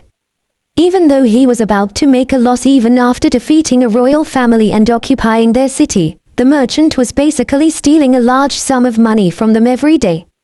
Odd's impish smile bothered him. We have successfully carried out your orders and have taken control of the residents and the major areas of the city. However, I have one thing to report, Edmund said. Is that right? What is it? Eugene asked. Edmund continued in a cautious voice. I have received reports that many residents are in critical condition because of malnutrition. I looked into it and found that quite a few residents have been starving for a very long time. So? Eugene asked. He had a bad premonition. We collected and distributed the emergency ration of the troops to resolve the immediate crisis, but it wasn't even enough to feed the hungry residents for a single meal. As such, I dare ask of you, why don't you feed the poor people of Brodin in a display of your great mercy, Your Excellency? Edmund suggested. Eugene simply couldn't understand. The Holy Knight was born in the Empire and naturalized into the Kyler Kingdom. So why was he speaking in Branchiar only at times like these? Oh. That's a great idea. That way, the people will regard His Excellency and his army as saviors, not invaders. If you want the throne, this is only a natural course of action, wouldn't you agree, Your Excellency?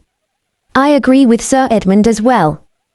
The inhabitants are innocent and not hostile to Your Excellency. As if to prove his worries to be true, Pranbo and Lancelot immediately agreed with Edmund's words. What about our troops, then? Do we have enough? Eugene asked, holding on to his last hope. He. I'm always prepared for emergencies like this. I have enough food to last the army for more than 15 days. If you give the orders, I can procure enough food to feed all the residents in the city in less than 4 days, Your Excellency. Odd answered while groveling as if he had been waiting for Eugene's question. Eugene felt the onset of a headache as he asked, then, how much will it be? For how many months? Odd responded. 1 month. Eugene said. Well, surely that wouldn't be enough, right? Why don't you get a comfortable amount? What about 2 months' worth? Odd suggested with a smile. So, how much for 2 months? Eugene asked. Odd answered almost immediately, 16,000 silver coins in the Kyler Kingdom's currency. Your answer, that was pretty fast. Did you calculate it beforehand? Eugene asked. Oh, no. Of course not. It was only possible because calculations are my only talent, Your Excellency tilde. 16,000 silver coins. It was a large sum of money that could be used to hire 2 or 3 skilled mercenary groups for an entire year. Eugene could not help but sigh. However, Dark Lord. This time, Wolfgang rushed into the hall with other Beowulf warriors. What now? Did you cause an accident? Eugene asked with an icy gaze.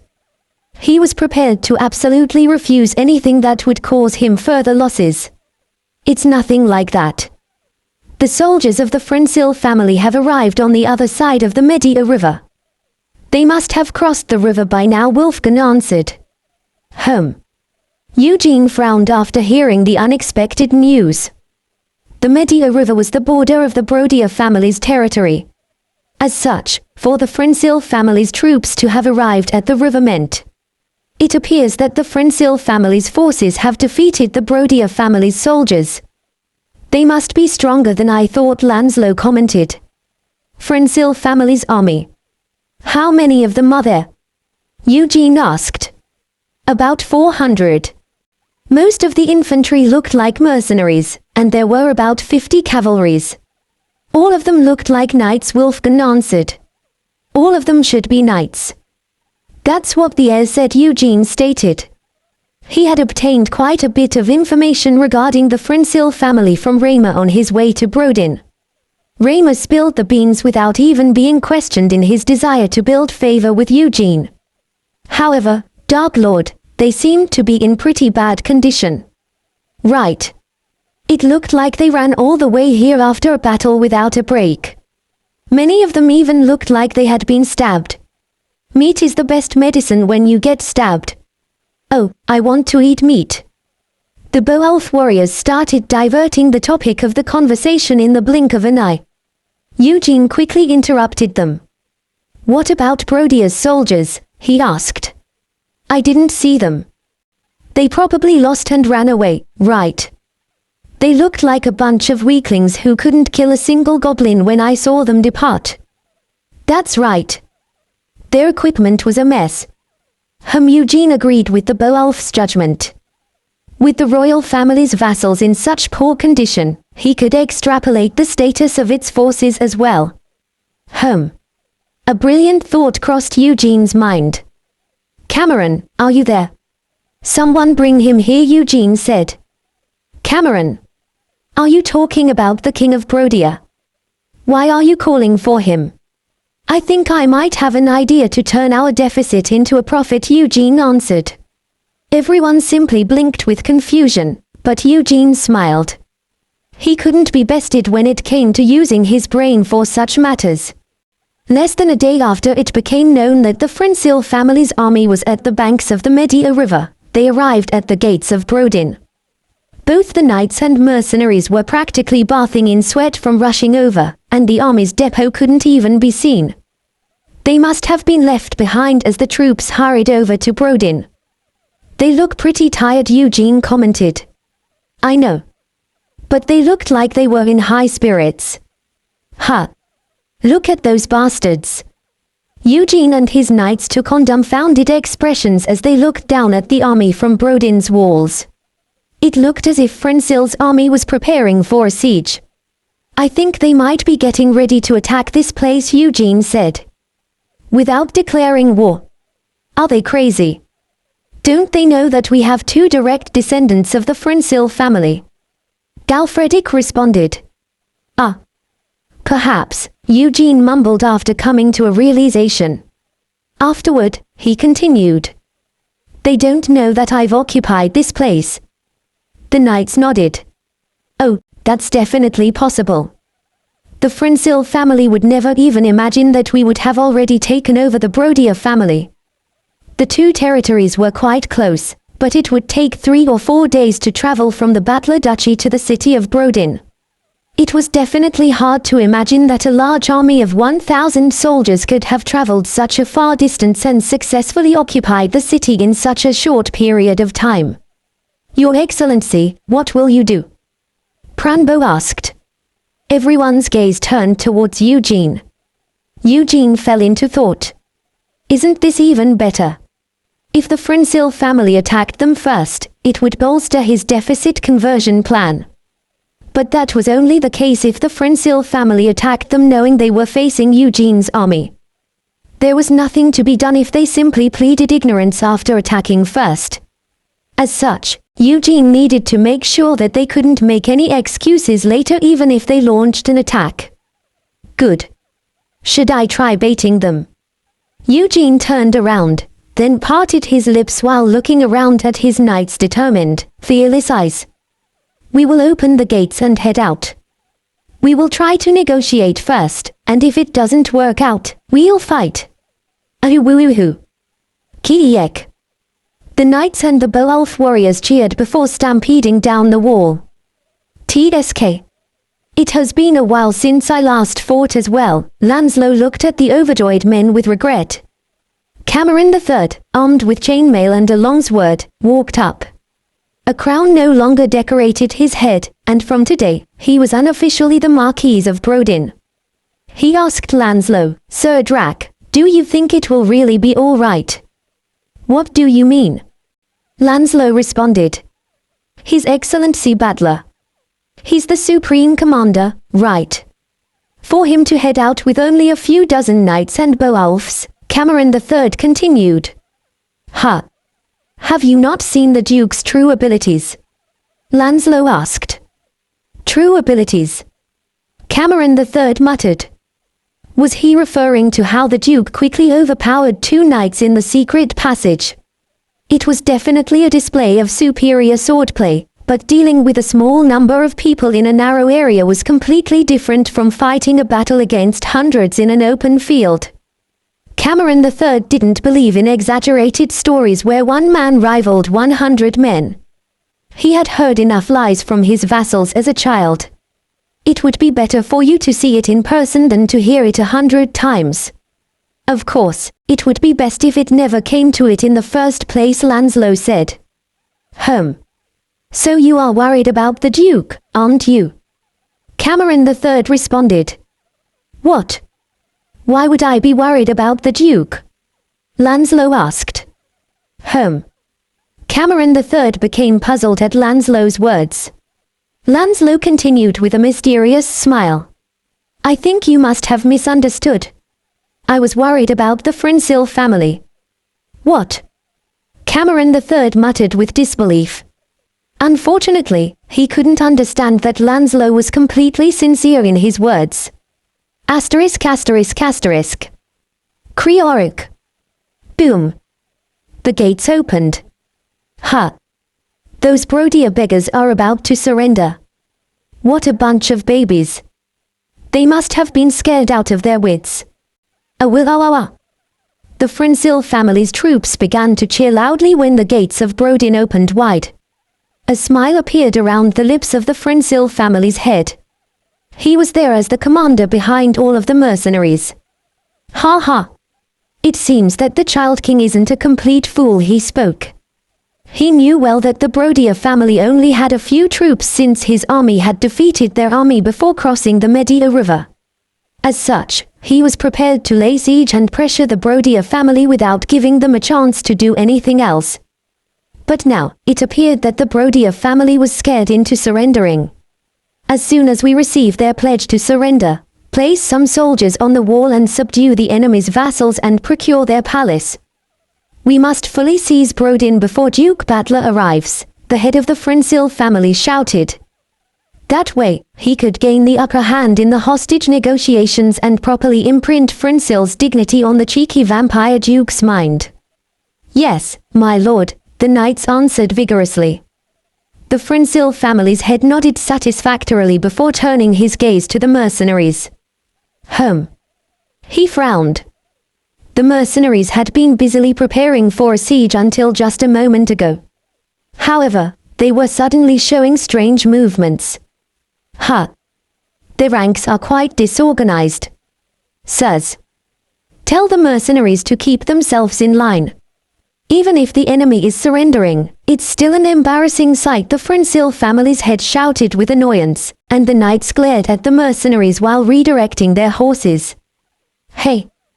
What are you all doing? Keep your ranks. Maintain your formations. Keep your positions. However, the mercenaries continued to be restless. It looked as if they were getting ready to immediately charge the city's gates. In a way, it was only natural. The mercenaries employed by the Frensil family had signed a contract that would allow them to reap benefits through looting at the cost of receiving only a small fee up front.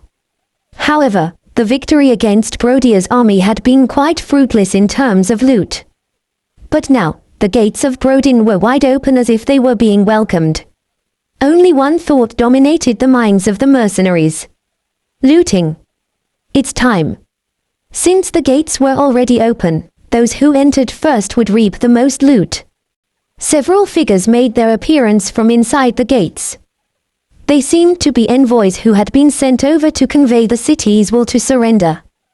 Don't move. You bastards. Stop. Wait right there, the knights shouted vigorously. They couldn't afford to display a shameful sight for the envoys from Brodia. However, the eyes of the mercenaries glistened with greed, and their gazes were fixated on the wide-open gates. Motherfucker! Negotiation or what? That's not our business. The nobles can take care of that. We need to settle the balance. Boys. Let's go. Not even a goblin's dick will be waiting for those who come late. In the end, one of the mercenary squads started running with frenzied shouts. Those viper snake bastards are taking the lead. We have to go. Us grizzly bear mercenaries must take the palace. The initial charge acted as a signal flare for the other mercenaries. One mercenary squad after another began charging at the city gates. Their hearts were filled with the desire to loot as much as possible. Hey! What are you all doing? How vulgar! How disgraceful! The Frensil family's head waved his baton and shouted angrily. Those crazy bastards! Unfortunately, there was no way for the knights to stop the mercenaries. They had already gone half mad with greed. However, why are there so many of them? The Frensil family's head and his knights became wide-eyed when they saw the group exiting Brodin's gates. At most, they had expected 3 or 4 knights to accompany the king to declare their surrender, but that wasn't the case. Moreover, they weren't only mistaken about their numbers either. Knights. And armored monsters. The Frensil family's head and his knights could not hide their shock when they saw dozens of knights armed with plate mail and plate coats, as well as dozens of Beowulf warriors. The biggest problem was that the black armored knight leading the group was holding a white flag at the end of his spear. It meant that he wanted to surrender or negotiate. Stop! I ordered you to stop, the Frensil family's head shouted desperately. However, his shouts were buried by the mercenaries' frenzied screams. Damn it! His face distorted when he saw the flock of greedy dogs running toward the gate. All of a sudden, a terrible roar reverberated, and the enemy's heavily armed troops began their charge. They fell for it, Eugene murmured with disbelief. They're completely insane. Is your father completely out of his mind? Galfredic said while looking at Raymer. However, Raymer couldn't understand Galfredic's words. He stared at the charging mercenaries with a ghastly expression. Rayner couldn't comprehend why this was happening. He wasn't alone in his shock either. Neither the Knights of Merin and Carl's Baggins, nor the Beowulfs could understand what was happening. They were simply dumbfounded. Can't they see us? I'm sure they can see us. But I guess the wide-open gates behind us are much more visible, Galfredic commented. Aha! The knights instantly came to an understanding.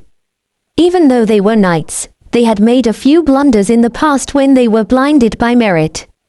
For mercenaries who risked their lives for only a few coins, a defenseless city would be no different from an ownerless box of undiscovered treasures. I understand, but this feels rather damaging to my pride, Eugene said. Sir Eugene. No, Your Excellency Eugene. Please give us your orders. I've been honing my spear for this day. Dark Lord. Let's get it done with. Let us finally run wild. The knights shouted while gripping their swords and spears, and the bow-elves growled while provoking their fear. Clack. Hold for now, Eugene commanded after lowering his visor. Then, he ripped the white flag hanging from Madarazuka's tip. Power! The crimson eyes began to swirl with a red light, and Madarazuka began to glow with fear. In the meantime, the mercenaries grew closer. Soon, they would be less than 50 meters away. Eugene shouted while slapping on his reins, destroy them. Choo-choo-choo-choo-choo. Cillian shot forward like an arrow. The knights and the bow-elves followed right behind, and they produced a wedge-shaped formation centered around Eugene. The distance between the two groups narrowed to about 30 meters. Kuvualuayuhaf. Eugene, Galfredic, and the bow-elves let loose a roar containing their fear. The powerful, intangible energy shot forward like a wave, and the ankle-tall grass parted in one direction as if meeting a strong gust of wind. Quererererera. The combined roar of the vampires and the bow-elves washed over the mercenaries. Meanwhile, the Frensil family's mercenaries felt something strange as soon as they saw dozens of heavily armed men and horses charging toward them. However, the mercenaries were united as one in their greed. There was no way for them to suppress their desires and turn back. Moreover, there were over 400 of them, while there were less than 50 enemies. Finally, most of these mercenaries had been active in the West, and thus, they had never experienced the powerful charge of Continental Knights during the Crusade. As a result, the mercenaries judged that they stood at an advantage against the enemy troops. What? However, their momentum disappeared like snow in May as soon as they encountered the loud, fear-containing roar. Their greed quickly melted, and their sense of reason quickly filled the vacancy in their hearts. The mercenaries finally saw the true force of their opponents as their foes rushed toward them at a terrifying speed. Regret, surprise, and fear dominated their minds, but it was too late. Krorak. Boom. The Continental Knights charged with their lances to crush their opponents, while the bow-elf warriors trampled their enemies. Instantly, a path emerged along with the charge of the heavily armed knights and the bow-elf warriors. It was a path of death decorated with blood, brain fluid, intestines, and pieces of flesh, as well as the disharmonious cries of those who barely survived the impact. The knights and bow-elves started slowing down after a series of collisions. They began to massacre the mercenaries with swords, spears, axes, maces, morning stars, and various other weapons. Cure. Ugh. Ugh. The mercenaries' screams were adorned even more splendidly by their gushing blood. The unbelievable scene was completely captured in the eyes of the Frensil family's master. He could only think of one thing. I am fucked. And it was indeed an accurate, solid judgment. Pranbo's swings danced in sync with the wind, and a human head fell with each stroke of his sword. Galfredic used a spear, and he skewered 2 or 3 mercenaries with each stab. The enemies squealed as if they were pigs being slaughtered. Edmund and the other knights also rampaged like wolves in a pen, and the real wolves, the bow-elves, carried out a massacre. The head of the Frensil family shouted desperately while watching the bloody scene unfold from the back. Retreat! Retreat! Fall back and organize into formations.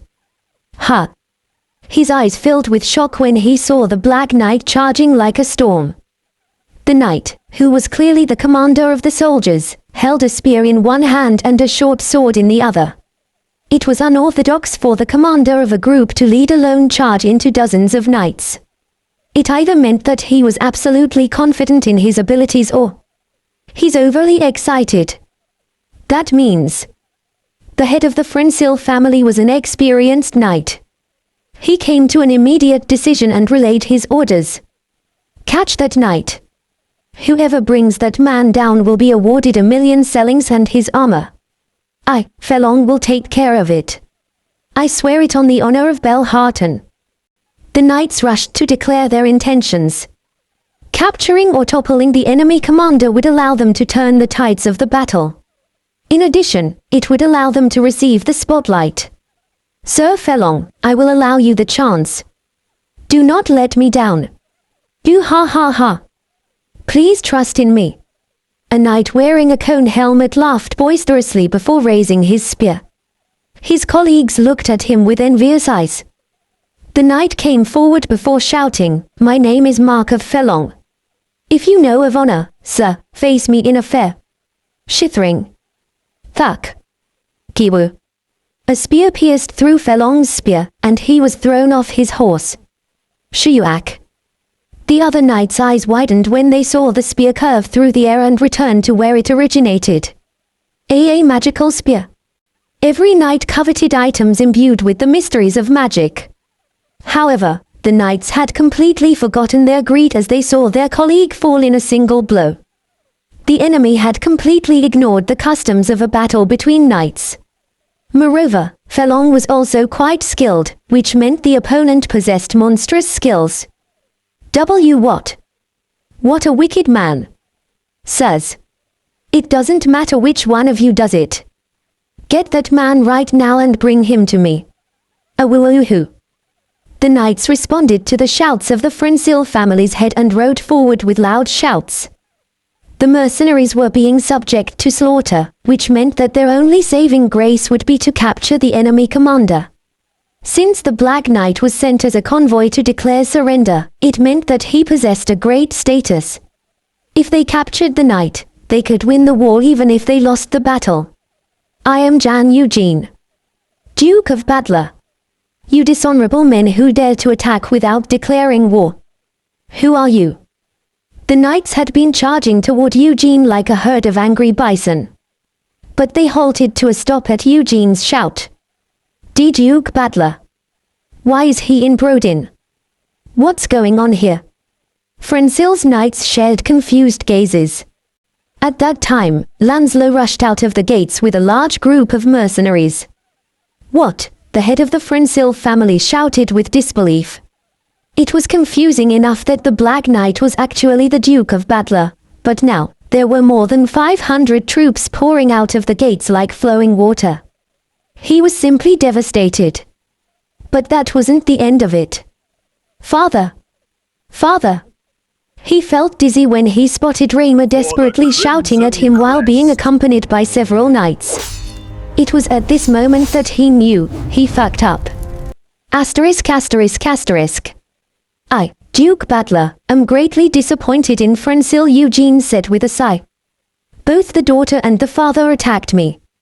Is the Frensil family without honor and law? Eugene continued in a stiff, acrimonious tone. The head of the Frensil family remained silent with his head bowed down. He couldn't think of any excuses, and more than half of his troops had been destroyed in the devastating defeat.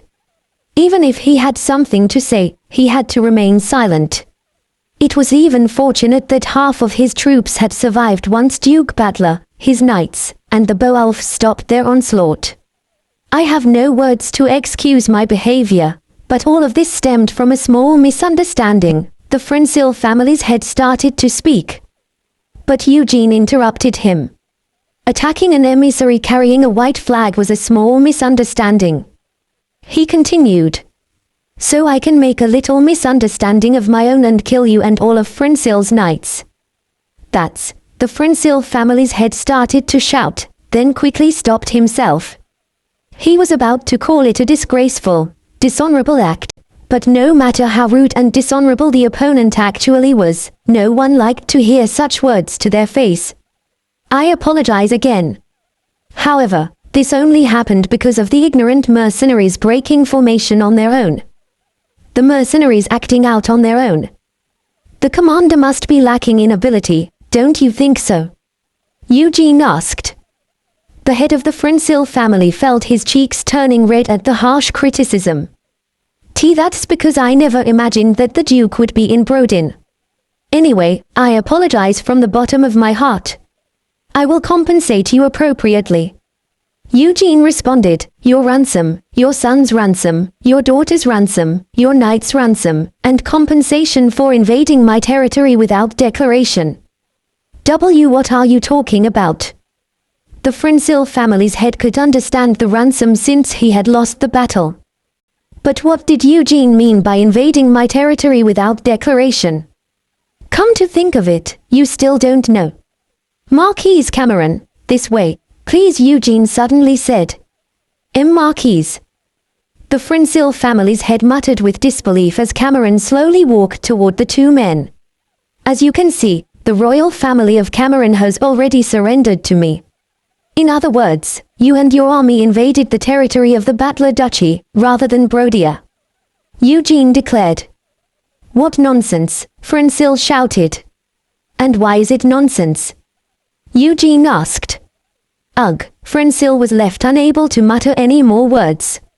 On second thought, it wasn't nonsense, since results were all that mattered in these kinds of situations. I am Lanslow of Drac. I am also curious as to why this is nonsense. I would like to hear your reasoning as well, as the knight representing Eland. I'm very curious as to what you, who consolidated the territories of the Brodia family by force, are going to say. Lanslow and Pranbo stood on either side of Eugene. The Frensil family's head felt as if the very sky was falling when he saw that a knight from the Drac family and a sword master of Eland was involved. And most importantly, the family's head, heir, and daughter. I captured everyone. So explain to me how this is nonsense. When he saw Eugene's crimson eyes, the Frensil family's head had no choice but to give in.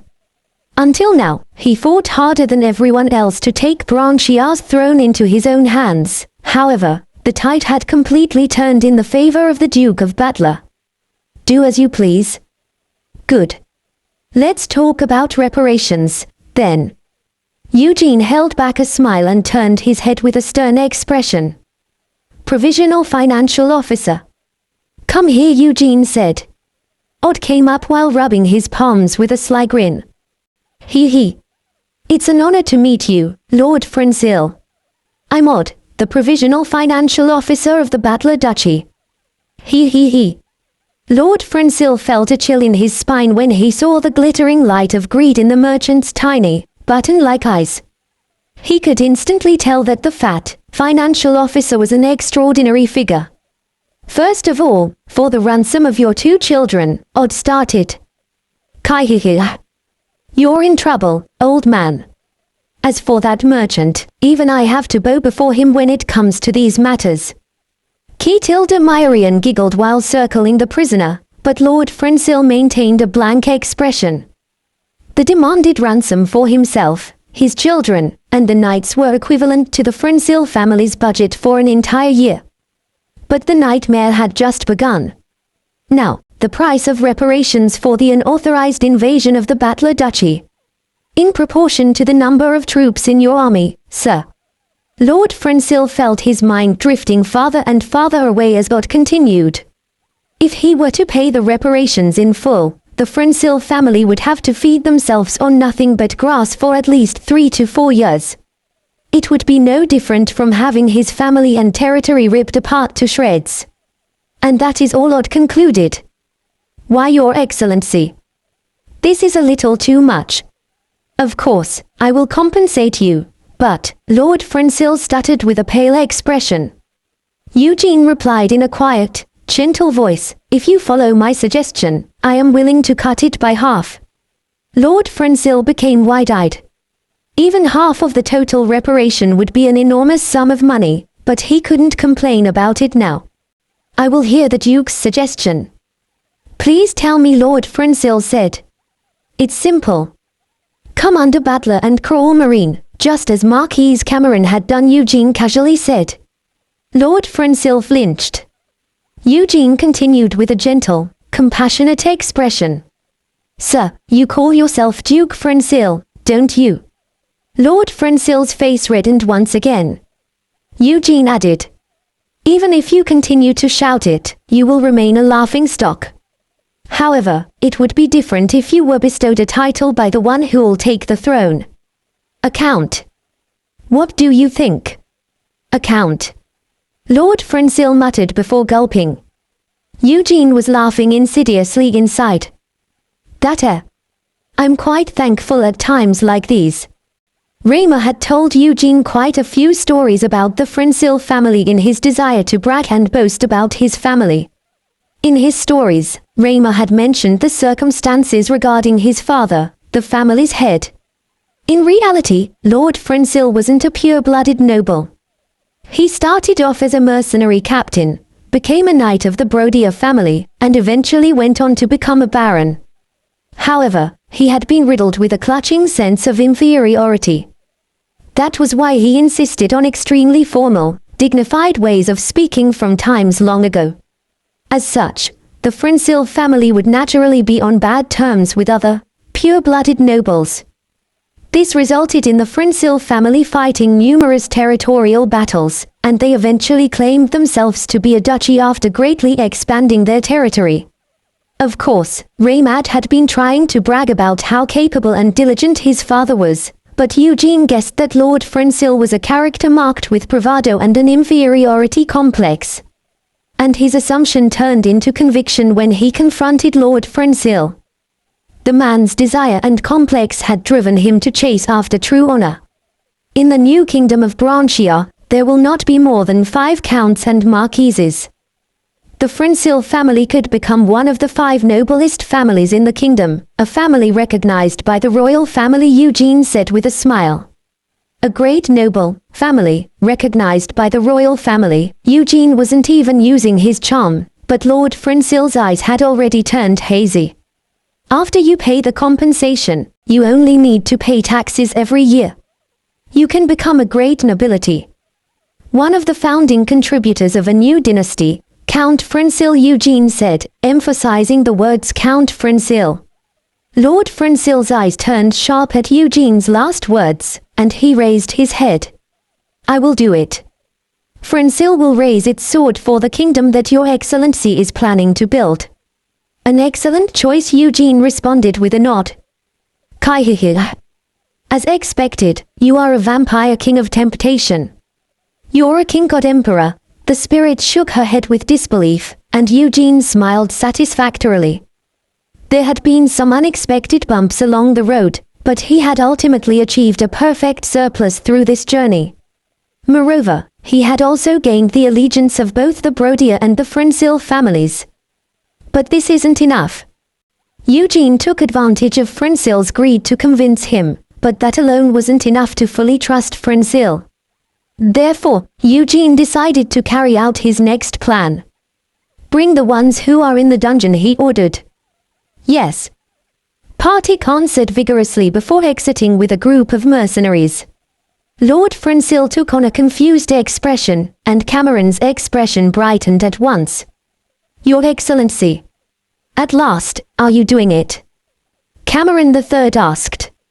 Yes. I told you, didn't I? Eugene said. A cold, cruel smile appeared on Eugene's face. Eugene continued in an icy voice while looking at Lord Frensil, rather than Cameron III. I always keep my word. The nobles of Brodier who dared to commit sins against my vassal. All of them will die today. Lord Frensil was awakened from his daydream. He flinched. I'll be fucked if I disobey him. He trembled as he recalled the scene of Eugene brutally slaughtering the mercenaries. My lord. Please, spare my life. Why, your majesty? How could you do this to me? I'm a loyal servant of the Brodier family. Numerous nobles cried out for mercy. They were those who had often deceived Cameron III. They had been brought in, including those who were caught trying to escape. Truthfully, it was quite unfair on the part of the nobles. Although they had deceived their king quite often, the death penalty seemed a little too much. However, the blade lay in the hands of a brutally thorough vampire duke, rather than their tired, helpless, young king. As such, Sir Luite manipulated several documents and plundered the wealth and property of the royal family. Sir Sengo operated a gambling house and gave loans with a lofty interest rate of 20%. Odd continued to display his specialty along with the other merchants on Eugene's orders. As masters of money, they investigated and discovered the illegal activities of Cameron's vassals who had previously possessed authority regarding wealth. And as a result, their sins against the royal family were found out, as well as various other misdeeds. Death penalty for all. The families and servants of the sinners will be enslaved, Eugene declared. What is this injustice? Where is the law? Hold a formal trial for us. Don't you know that it's illegal to hold trials for nobles without the presence of a druid? I curse you. All the evil spirits in the world will follow your family and slaughter all of your children. Go to hell. You vampire bastard. The nobles initially begged for their lives with tearful lies, but they eventually cursed at Eugene with desperate screams. But Eugene didn't even bat an eyelid. I already have the evil gold spirit by my side, Eugene casually said. Of course, of course. That's me, the evil gold. Key. Sir. And even if I go to hell, I won't die. Execute them, Eugene said with a gesture of his hand. After considering their status and honor, Eugene had high-ranking knights carry out the executions as a final act of respect. The nobles' heads rolled with each pristine swing of Galfredic and Edmund's axes. Awilora. Regardless of nation and race, executions were considered one of the best entertainment available. The residents of Brodin cheered as the decapitations continued. Many were gathered in the square today, and the majority of them were those who had been victimized by the crimes of the nobles. That was why the residents cheered even though foreign knights were cutting off the heads of their country's nobles. The evil germs eating away at Brodin have disappeared. We will host a grand feast to celebrate today. Eugene exclaimed. Awilora. The new ruler of their city, the vampire duke, was outspoken. Of course, it wasn't actually a grand feast but rather a distribution of simple food and cheap alcohol, but the residents praised Eugene, nevertheless. Eugene was satisfied as well. Most of the food and alcohol distributed to the city residents were those he had confiscated from the executed nobles. The nobles of the Brodier family had been piling alcohol and food in their warehouses without any consideration for their starving people. The food wasn't going to last long anyway. If I gain their hearts by giving them away, I'll be satisfied. It will help you as well, Marquis Eugene said. I won't forget your great consideration, Your Excellency, Cameron III responded. He was grateful. Eugene had fulfilled his promise of exacting revenge on the corrupt nobles, and he had provided great help to Cameron III by ruling Brodin. What I have done isn't for free. Send the compensation within this year. Don't forget the taxes as well, Eugene reminded. And naturally, Cameron III responded with a stutter. Good. Eugene nodded. Everyone was satisfied with what was left of the small number of greedy and completely unreliable aristocrats. Asterisk asterisk asterisk. Lord Francil and Lorraine were escorted away by their knights after leaving Raymer behind as proof of their covenant.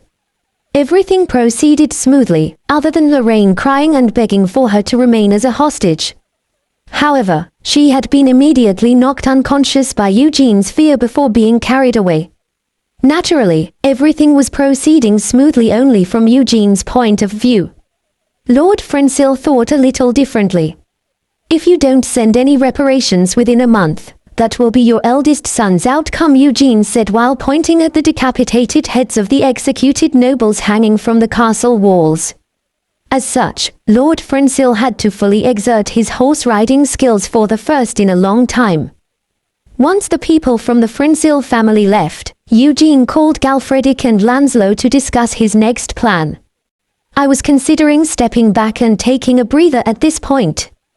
What do you two think? Eugene asked. Lancelot stepped forward and responded while pointing at a map of Branchia. That's a great idea. Now that we have both the Brodier family and the Frensil family under our control, Your Excellency's influence has greatly increased. It's more than half of Branchia's territory. There is definitely a need to stabilize the territories we've occupied thus far. Eugene was slightly surprised by Lancelot's response. He had been expecting Lancelot to disagree with him. I have to say I'm a little surprised. Lancelot, I thought you would want to go get the Bayman orcs, Eugene remarked. In fact, he had been prepared to respond accordingly and had already come up with a plan. Revenge is important, but it's my personal business. And I know that you're not the one to ignore such issues, Lancelot responded. I will unconditionally participate in your revenge. I swear it on my blood. Even if you ask me to immediately head north, I am willing to do so, Eugene said. Lancelot looked touched. He replied with a grin, yes, I believe in the Duke. However, the Bayman orcs haven't made a move just yet, and that's a problem. My revenge alone does not provide us enough justification to make the first move. Justification. Do you have any good ideas? Eugene asked. Ho ho. If they are not willing to make the first move, we just have to encourage them to make the first move, Lancelot said with a chuckle. How? Eugene asked. Let us declare the founding of our nation, Lancelot stated. Both Eugene and Galfredic became wide-eyed with surprise. Lancelot continued after once again pointing at the map of Branchia. From here to here is the land that Your Excellency has occupied. It's about 60% of Branchia, right? In the history of Branchia, there has never been anyone who didn't declare the founding of their nation after conquering this much territory. So, Eugene's eyes hardened and sparkled. He continued. If I declare the founding of a country, you're saying that the Bayman orcs will respond in some way since they are aggressive by nature, right? As expected, you're insightful. Yes, that's exactly right. They will never let it slide because of their pride and the sense of crisis it will bring upon them, Lancelot replied, complimenting Eugene. I know all about the orcs' useless pride. But what's this about a sense of crisis? Galfredic asked. Lancelot responded, orcs have a shorter lifespan than humans. As such, most of the elders who preside over the Bayman orcs are less than 50 years old. What does that mean? Lancelot paused to draw a big circle around Eugene's territory on the map before continuing. All living Bayman orcs would have never seen a monarch of another race occupying such a large territory. Geek. Does that mean Sir Eugene is the first one? Myrian asked. Lancelot gave a meaningful smile. That's right. Your lord, Sir Eugene, is the first lord powerful enough to threaten the current generation of Bayman orcs, he said before turning his gaze toward Eugene. Declare the founding of your country. Of course, you will have to take care of the internal affairs beforehand. Internal affairs, Eugene muttered before observing the map with keen eyes. He continued. You mean the disobedient lords, right? Lancelot nodded. That's right. We have to sort them out, one way or another. If we do that and declare the founding of our country, the Bayman orcs will definitely make a move. Galfredic came forward while pounding his chest after hearing Lancelot's conclusion. I'm all for it. Putting aside the Bayman orcs, there are quite a few lords who aren't devoted to you yet, right? Let's take care of them first. I will unconditionally follow your orders, Your Excellency. Edmund voiced his opinion. Keek. I also agree. We have to confiscate their wealth, just like what we did this time. Kaya. Myrian exclaimed in excitement. Eugene nodded. Good. Let's do that. Call the knights and the mercenary captains. Soon, the knights and mercenary captains under Eugene's command gathered in the Great Hall. First, let's proceed with the distribution of honors. Eugene shared the properties of the dead nobles with the nobles and the mercenaries. Ooh. Thank you, Your Excellency. You are so generous. Ha ha. The knights were overjoyed at earning their first keep after arriving in Branchia, and the mercenary captains were beaming after paying their subordinates and being left with a considerable sum themselves. Everyone felt reassured in their decision to follow Eugene. The remaining doubts and concerns stemming from Eugene's identity scattered like dust in the wind. Eugene delved into the meat of the matter. As you all know, my territory has expanded considerably in Branchia. More than half of Branchia could be considered to be within my sphere of influence by now. Oh. The knights and mercenary captains exclaimed quietly before looking up at Eugene with eyes filled with tension and expectation. Eugene continued. As all of you may have noticed, there are still many lords who do not fully follow me. However, it will take a long time for me to visit them one by one, and it also wouldn't suit my current position. Everyone nodded in understanding. Eugene's current status could be considered one of the greatest in Branchia. Therefore, I would like to make a suggestion to you, sirs, Eugene said before pausing. Galfredic, Lanslow, and Edmund stepped forward and stood side by side as Eugene gestured. Then, Eugene continued. These 3 men will serve as captains, and I will divide the army into 3. The 3 armies will carry out full occupations in every direction except north. I have a question, one of the knights shouted. What is it? Eugene asked. Do we suggest obedience? Or should we press them with force?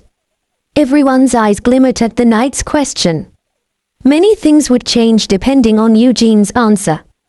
Eugene looked around at the knights and mercenary captains before answering. All of them were looking at him with anticipation. There is no time, so use force. Naturally, the conquered areas will be bestowed upon you as your territories. The knights and mercenary captains became frenzied at Eugene's answer.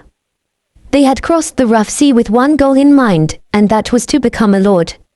Any man who lived and died by the blade strived to one day become masters of their own land. I will give you all a month. Bring everyone to their knees under the flag of the Black Dragon. Eugene declared. As the Duke wishes, the knights and mercenary captains shouted in unison. They were unified with one emotion, and their eyes blazed like burning furnaces. They were eager to depart immediately. Ki-eek. Gold, silver, and treasure. Houses, land, castles. Bring everything to Sir Eugene's door. Desire. It burned in all of their hearts, brighter than the scorching light of the midday sun. The 3 armies departed in different directions while carrying the flag of the Black Dragon. Asterisk asterisk asterisk. 5 days later, Eugene returned to the Battler Duchy's castle along with the Beowulf warriors and Partik.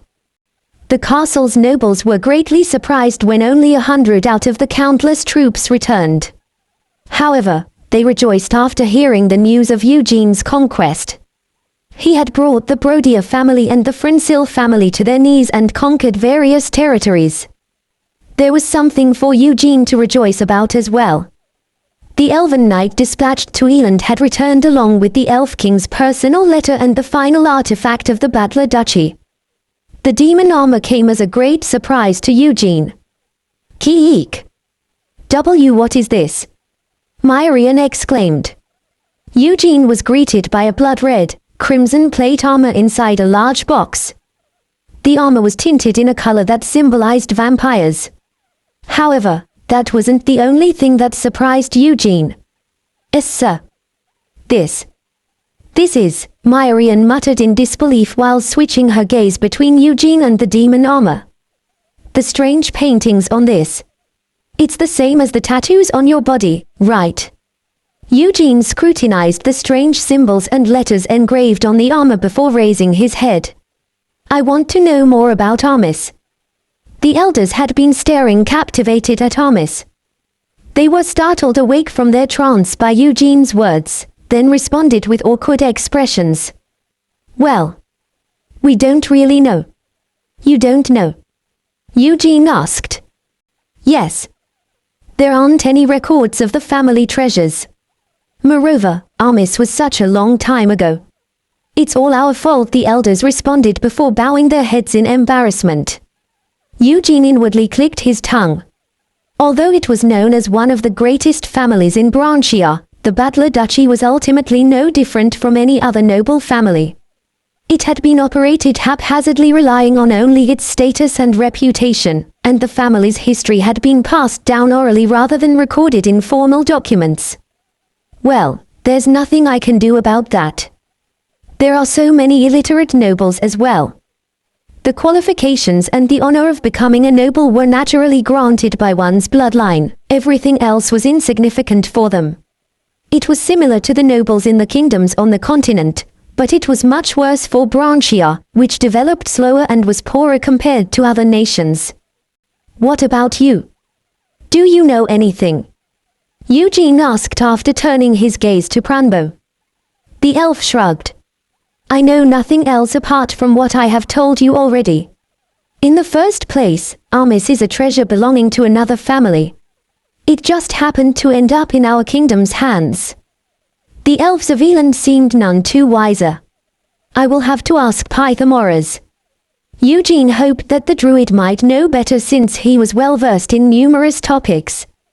Eugene stretched out his hand. He wasn't sure why the engravings on the Badler Duchy's armor resembled the symbols and letters engraved on his own body. However, he was certain that it had something to do with his true identity and lost memories. Why, Your Excellency? Your Excellency, it's dangerous. The elders and Pranbo attempted to dissuade Eugene. Armis was a demonic armor that drew its users' blood as nutrients, and vampires possessed significantly less blood in their bodies compared to other races. I'm only going to take a look, Eugene said before lifting the crimson armor and examining it carefully. The armor had a cold, smooth texture, and it was quite beautiful. In addition, there were 12 figures and letters that exactly matched the original tattoos on his body in appearance and numbers. However, he didn't receive a special, intense sensation just as he did when he first held Madarazaka. Rather, he felt it was ominous for some reason. If he felt this way as a vampire origin, he was certain it would feel like a curse to others. It's not like I need it right away. I'll try it on after I show it to Pythagoras. Eugene returned Armis to its box before turning to Pranbo. I owe the Elf King one. Give him my gratitude. The property of the Badler Duchy has only been returned to its original owner. Our king is happy with that alone.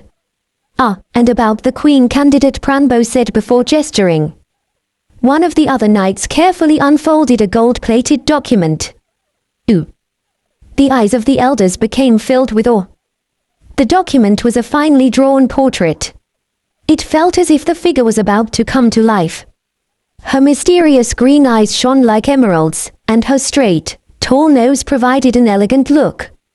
However, her plump, red lips added a sprinkle of seductive charm. She was a beauty. But that was only from the perspective of the Duchy's elders. Eugene only saw a normal elf woman. Princess Elgrina. She is the first daughter of our king and a knight of the royal family, Pranbo said. Keek. A princess knight. I've only ever heard of them. Myrian exclaimed. Eugene wasn't entirely sure what a princess knight was, but he was certainly unfamiliar with the term. Still, he felt that it was a rare combination. At first, the youngest princess was to be sent, but Princess Elgrina strongly insisted on it. As a knight, she has great respect and curiosity for the Duke and Count Crawl Marine, Pranbo explained. I see. Does Princess Elgrina know how to use mana? Eugene asked. Pranbo responded, that's right. She possesses extremely pure blood, so she is capable of handling very pure mana. She is strong and quite skilled with the blade. She is able to deal with intermediate rank monsters by herself. What? That couldn't be classified as simply being strong. Galfredic had been capable of barely defeating a troll even before he became a vampire, and he had been considered a skilled knight among humans. She will respect me if she's my aide's wife, right? Eugene had high expectations at the thought that he might be able to make use of a powerhouse free of charge. When is the princess set to come? Eugene asked. She will arrive within a month as long as you give permission. She wanted to come as soon as possible after hearing your stories, Pranbo answered. She's a rather unusual princess, isn't she? Eugene said. Well, she is quite unusual, Pranbo said with a bitter smile. There appeared to be more to it, but Eugene didn't ask any questions. Princess Elgrina would be Luke's partner anyway. Whatever the case was, Luke would have to deal with it. Key. A princess knight should be very strong. Sir, aide number 2. He'll receive beatings quite often, Myrian said, apparently concerned. That's none of my business, Eugene murmured softly before turning to the elders. Call for Count Crawlmarine. Have the master druid come with him as well. Send someone to Mungot as well. Tell my wizard to come, Eugene said, giving out his orders. Yes, Your Excellency. Orders bearing the seal of the Battler Duchy left for their destinations. The messengers were able to reach their destinations relatively quickly and safely.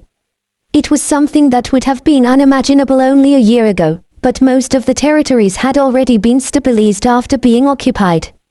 15 days later, Ro-Rai and Luke arrived from Mungot and the Crawlmarine County. *****. Sir Eugene. Ro-Rai ran forward with teary eyes. She had transformed into a zombie since their last encounter. Eugene felt glad to see her, but not to the point of returning her hug. He sidestepped to avoid it. What? Aren't you being too mean? I had such a hard time purifying the mana stones, Ro-Rai complained. But you were able to funnel the money that came out of it into your research, right? I heard you spent quite a fortune on ingredients, Eugene responded. You haven't changed. It was only right for someone to change after earning a great position such as a duke. However, Eugene was still as stingy as before. However, Ro-Rai didn't bother voicing her opinion. She continued while looking around. What about the others? I sent them to take over other territories, Eugene responded. He gave a quick summary of the current situation, then turned his gaze toward Selena. What's wrong with her? She doesn't look very good, Eugene asked. Well, I'm not sure. She did receive a letter from Marquis Archival the other day. She's been a bit grim since then, Ro-Rai responded. Selena was an important link between himself and Marquis Archivald.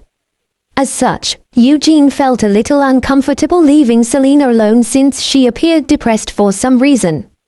Oi, Galfredic's aide. Come over here, Eugene said. Why yes. Selena rushed over.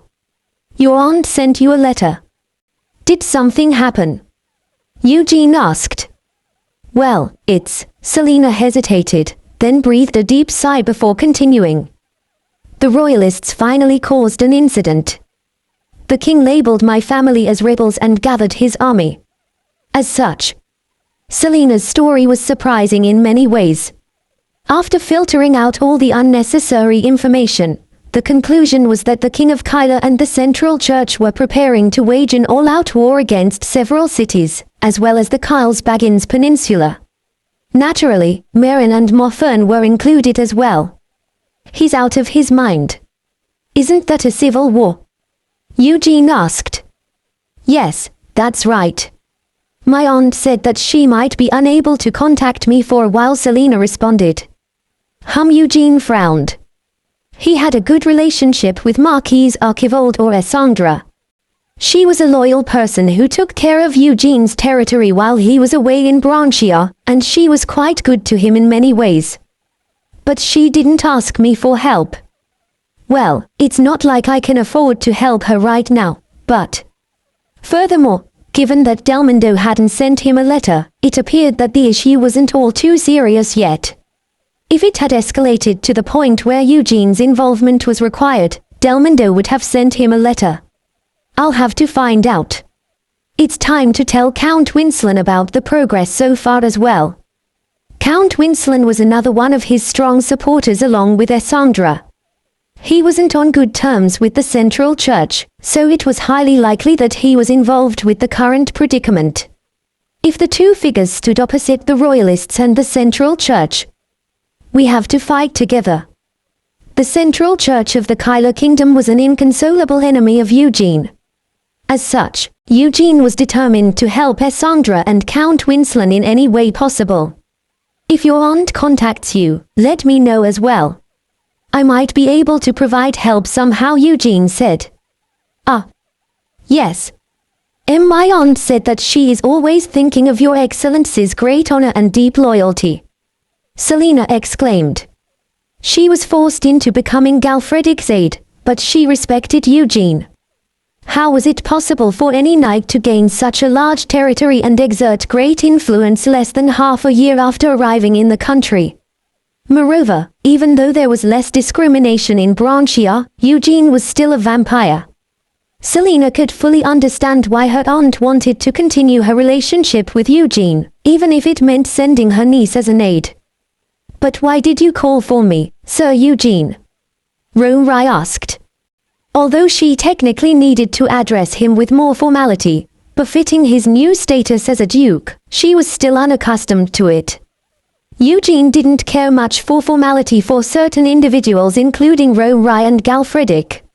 He responded nonchalantly, just follow me first. I want to show you something. What? Ah, yes, Rai felt slightly puzzled at Eugene's attitude. Nevertheless, she followed behind him. Soon, Rai gasped with surprise after entering Eugene's residence deep inside the castle. Hayek. What is that? A bluish luminescence was circling over the red armor where she pointed. Tui. Home. Oh, it's you, Raccoon Myrian said. Hayek. AA flies, talking. No, it's a spirit. Rai exclaimed. She couldn't hide her excitement as she approached Myrian. It's the spirit that you were talking about before. Ah. Is it finally visible to my eyes? Rai wondered. I have evolved. Of course, I can hide, but displaying my gorgeous figure will make sure that ignorant and foolish people will offer up their money to Sir Eugene and respect him more. Ki. Myrian started. This little thing is so chatty. How fascinating. Spirits are usually shy and rarely show themselves in public. Rai noted. She grabbed Myrian and poked the spirit's cheek. Ki-eek. Let me go. Let go of me. You raccoon. Myrian roared. Ooh. I can't believe she has a material form and can feel physical touch. Ah. If I use a spirit in making a chimera, Rai's sunken eyes glowed with a hint of insanity. Ki. Kitty. That's not what I wanted to show you, Wizard Eugene suddenly spoke up. Ha. Rai awakened from her trance. She raised her head. Eugene was pointing at the armor that the frightened, trembling spirit had been spitting on until a while ago. This is an armor with magical powers. Take a look, Eugene said. Rai took a close look at the demonic armor. I can definitely feel the mysteries of magic. The material. I'm not sure, she muttered. More importantly, do you know what the letters and shapes engraved on its surface are? Eugene asked. These. These are ancient scripts, Rai answered. Ancient scripts? Eugene asked. He decided to ask Rai just in case, and it seemed that a wizard was still a wizard. Yes, yes. Of course, I can't read this. Well, no, I should not read it. Ro-Rai shook her head. Why? Eugene asked. Ro-Rai's expression changed. Her usual dazed expression was no longer seen. She replied seriously, even wizards do not use ancient scripts because they contain magic and curses. Magic and curses? Yes. The moment one reads it, it will trigger the power contained within. If you read it without knowing its meaning, you could get into trouble, Ro-Rai explained. Then what about this? Eugene said. What? What are you? Oh my gosh. Ro-Rai's face dyed red in an instant, and she started to make a fuss. What are you doing?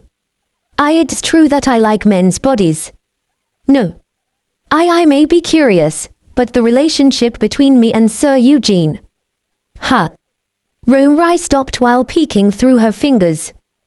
The tattoos engraved on Eugene's white back were the same as the ancient scripts engraved on the armor. What is this? Ro-Rai muttered before running up to Eugene and stroking his back. She forgot her embarrassment in the heat of the moment. She continued. Why are there ancient scripts written on Sir Eugene's body? Oh, they are tattoos. You shouldn't engrave these things on a person's body. How would I know? Anyway, if you engrave ancient scripts on a person's body, does it activate magic or curses? Eugene asked. Ro-Rai hesitated for a moment before answering. Well, normally, it would kill the person. Or you would engrave it on someone who is already dead. But Sir Eugene is a vampire.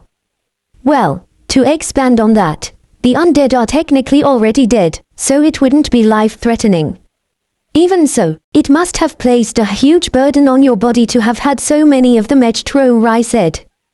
Eugene responded after putting on his clothes. Wizard. I'll tell you something if you swear not to go around blabbering. Why yes. Ro-Rai licked her lips while nodding. She had never seen such a serious expression on Eugene's face before. I have no memories past a certain point. And ever since I came to see and recognize the world, these tattoos were already on my body. Eugene explained his secrets, except for the fact that he had died and resurrected. Ro-Rai's eyes continued to quiver as Eugene continued with his story. Once he finished, she asked with a shaky voice, does that mean someone afflicted you with a curse? We don't know that yet.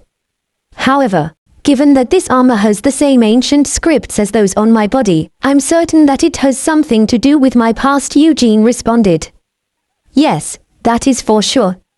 Few people even know of ancient scripts, and there were almost no cases where ancient scripts were engraved on a living person, including vampires and humans, Ro-Rai explained. Almost no cases. So that means there were past instances, Eugene commented. Well.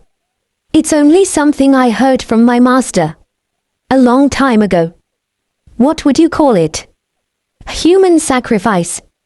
Offerings. Anyway, it's said that ancient scripts were engraved on the bodies of humans and animals for such purposes. Of course, the scripts always killed the targets, Ro-Rai explained. Sir, were you an offering? Myrian exclaimed. We don't know that yet. Eugene responded. However, it was certainly a possibility.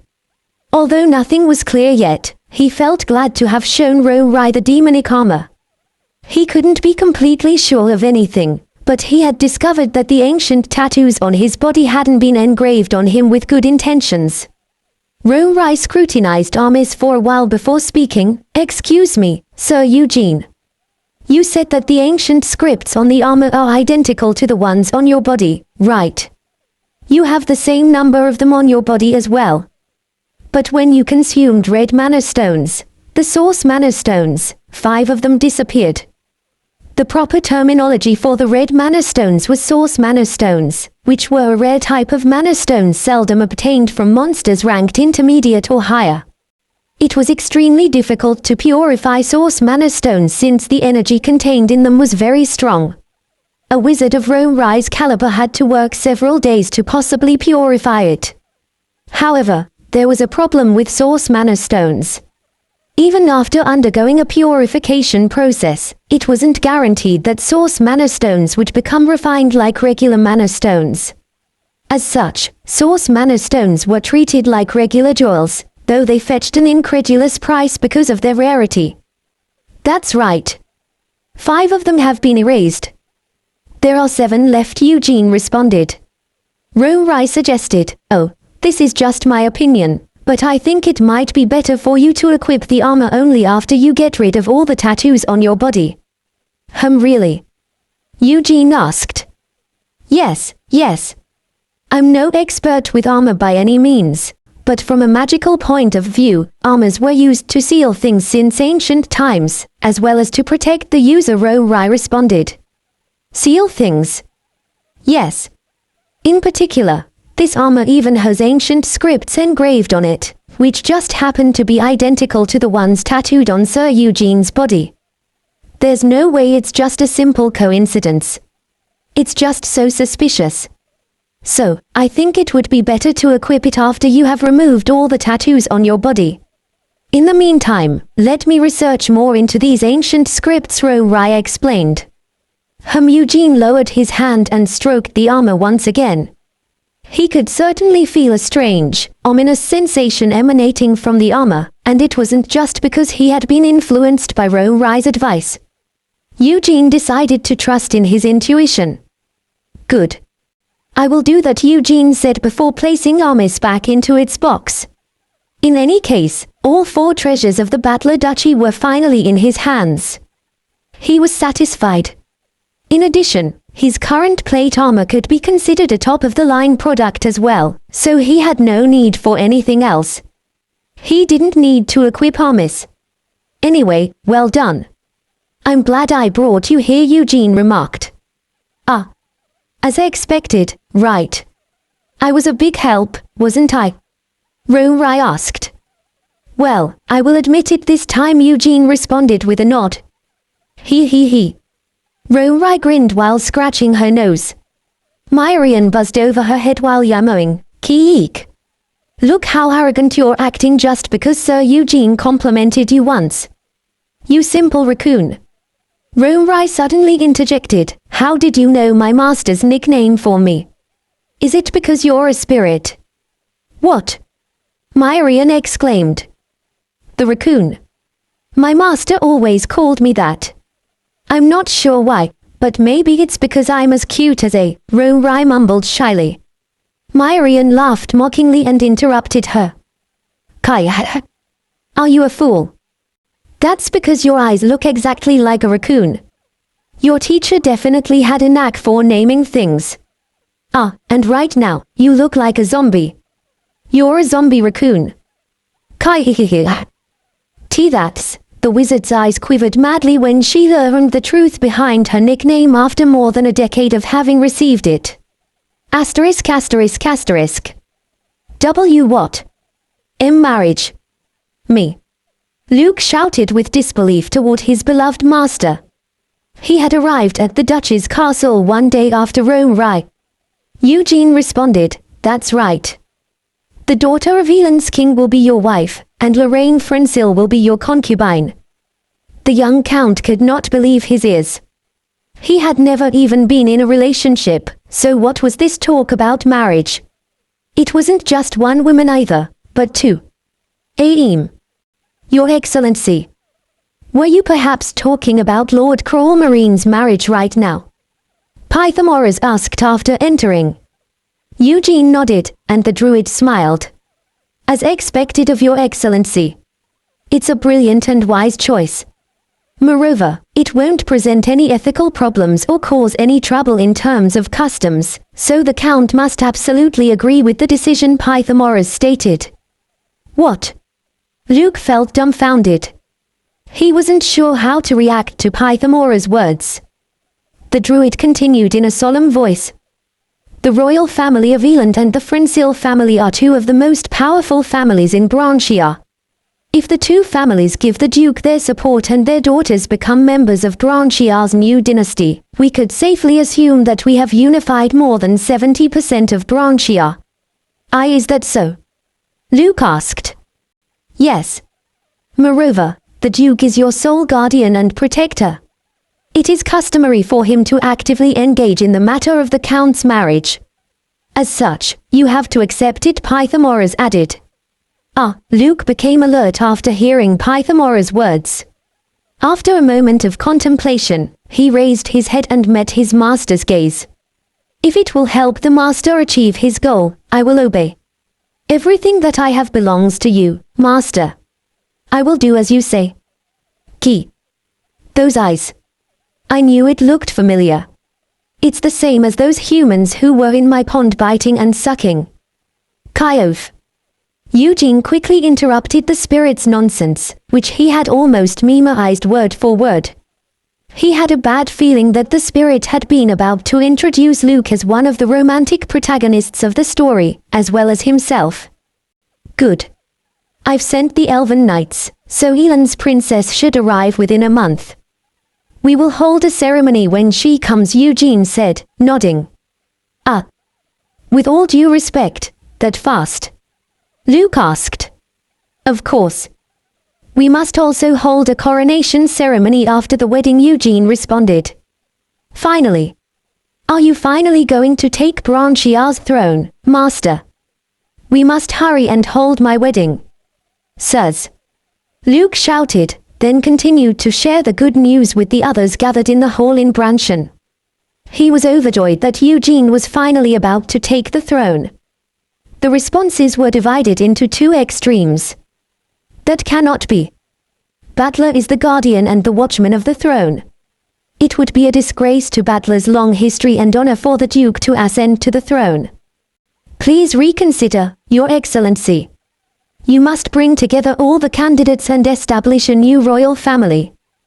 The Battler family must not establish their own dynasty.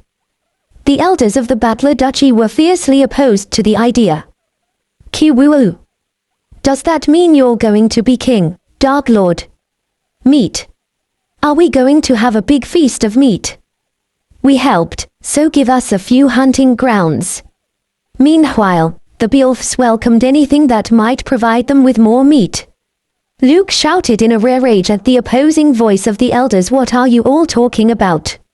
My master crossed the sea with the goal of unifying Branchia. Who else on this land is qualified to ascend the throne besides my master? Oi, Luke! Eugene called out. Luke quickly lowered his head. Yes, master. Please give me your orders. I will take care of those old men and... When did I ever say that I was going to ascend the throne? Eugene asked. What? But you said that you were going to unify Branchia, Luke answered with bewilderment. Eugene turned to the elders. The old men were looking at Eugene with perplexed eyes. Eugene then explained in Branchia, I'm going to unify Branchia. However, I'm not going to be king. Ooh. The elders let out a sigh of relief. Eugene turned toward Luke. Master. Luke muttered with trembling lips. He appeared surprised and disappointed. The new king of Branchia. Eugene placed his hand on Luke's shoulder. He flinched. He had been enslaved on a battlefield in a trick of fate. But now, he stood as a proud count and an aide to a vampire knight. Eugene continued slowly after pulling Luke forward. It will be Count Luke Crawlmarine. Luke was shocked into silence. The audience also gawked at Luke with astonishment. Elan's sword master and the druid were the first ones to break the silence. Aim. It poses no problems in regard to law and custom. Why?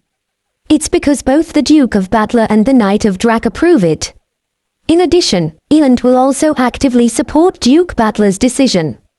Moreover, the Brodier family has already come under the Duke's command. Pranbo paused, then turned his gaze. Raymer, who had been standing dumbfounded with all the others, came to his senses and hastily nodded. I am also providing my strong support as a representative of the Frensil family.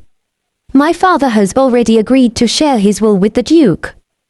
Badler, Drac, Eland, Brodia, Frensil. All of them are supporting your ascension to the throne. So, Eugene whispered. Luke's body was trembling like a leaf amidst tempestuous winds from the shock. Become the king of Branchia, aid number 2, Eugene concluded. Everyone, including the man mentioned, stood motionless with shock. Ki, a slave in Kyla and king in Branchia. This is a scam. It's a scam. Sir Eugene needs to become the demon king. Everything belongs to him. Everything that belongs to him belongs to me. Ki Hen.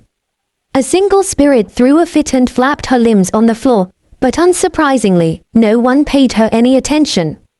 Asterisk asterisk asterisk. Truly a wonderful trick befitting a member of the Dark Clan, Your Excellency.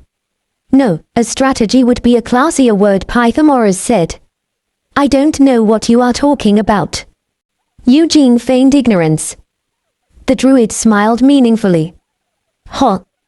Count Cruel Marine, no, the king of Branchia will be eternally loyal to the Duke until he breathes his last. And even after he has returned back to the soil, his children and their children will honor the Duke as the guardian of their family, Pythagoras stated.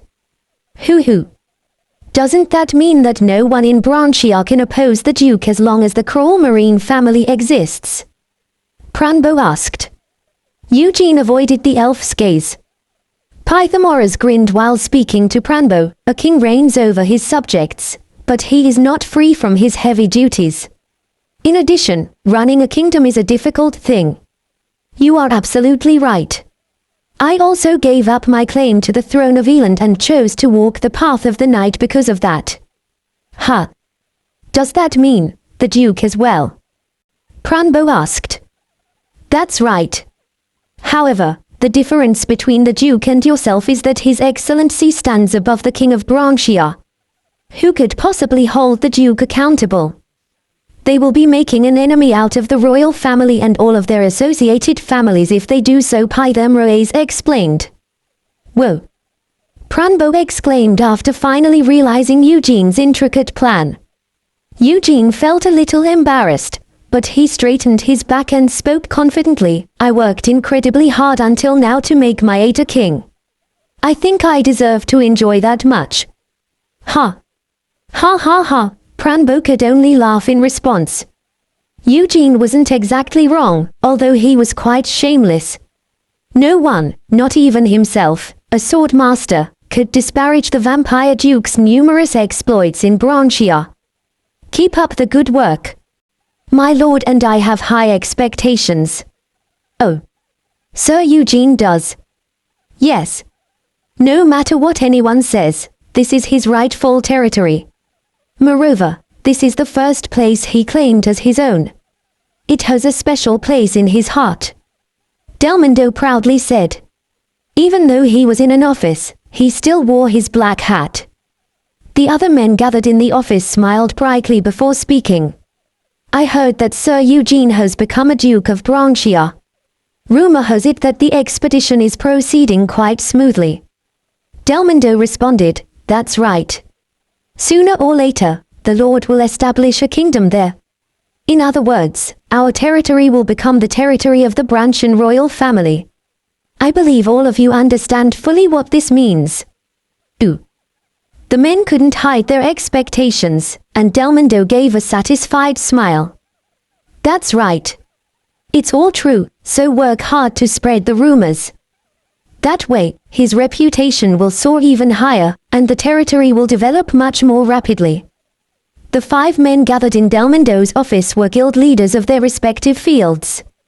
As the castle town of Eugene's territory grew bigger, the need for guilds popped up. As such, Delmondo found suitable candidates and pushed for the establishment of various guilds. Normally, guilds were established by a gathering of workers in various fields. However, Delmondo was well aware that such methods of formation brought along many problems and pains. He had experienced such problems during his time as an official in the Empire. Once groups pursuing profits and self-interest grew powerful, they often created problems for the city or the nation in question. This was why Delmondo took the lead in establishing guilds with the support of Morfern when the territory grew significantly and many projects essential for its development were initiated. The guild leaders of Morfern were more than willing to let their members become the founding guild leaders of Eugene's territory. As you all know, the territory's development will greatly increase your profits as well. I believe you won't do anything to disappoint the Lord, Delmondo stated. Of course. Please leave it to us. We will never disappoint Sir Eugene and Sir Delmondo. The men immediately responded while bowing their heads. They knew all too well why Delmondo had turned them into guild leaders. There was a mine located in the Eugene territory. In addition, its lord received the strong support of the Carlsbaggins Peninsula's Margrave, who was no different from the peninsula's sole ruler. Finally, he was even a duke of a foreign nation. Becoming the founding guild leaders of a territory like that was tantamount to setting their foot on a golden road. They could only try their best to appease Delmondo. Administrator. Sir Delmondo. Suddenly, it became noisy outside the room. A guard burst open the door and rushed in.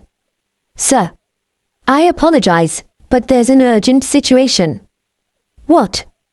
What's going on? Delmondo asked. There are unidentified troops camped right outside the village. The guard continued. What? Soldiers. Delmondo slightly raised his hat, and the guild leaders whispered among themselves. Who are they? Bandits. Delmondo asked. Nearby lands had been stabilized after Essandra Archivold succeeded in unifying the Carlsbaggins Peninsula. Of course, not all bandits and monsters had been completely eradicated, but all of the larger threats had been eliminated. It was practically heaven compared to the past. So why were their troops audacious enough to test their luck with a demonstration of force in front of Jan Eugene's territory? Their numbers appear to be 100. Both their momentum and their equipment seem rather extraordinary. They don't have a flag, so their origin is unknown, but they don't seem to be a group of nobodies either, the guard explained. Most guards of the Eugene territory were veteran mercenaries with a plethora of experience. They were trustworthy. This was why Delmondo frowned after hearing the report. Let's take a look, he said before leaving the office with the guild leaders. It was a cloudy day, so he only had his hat.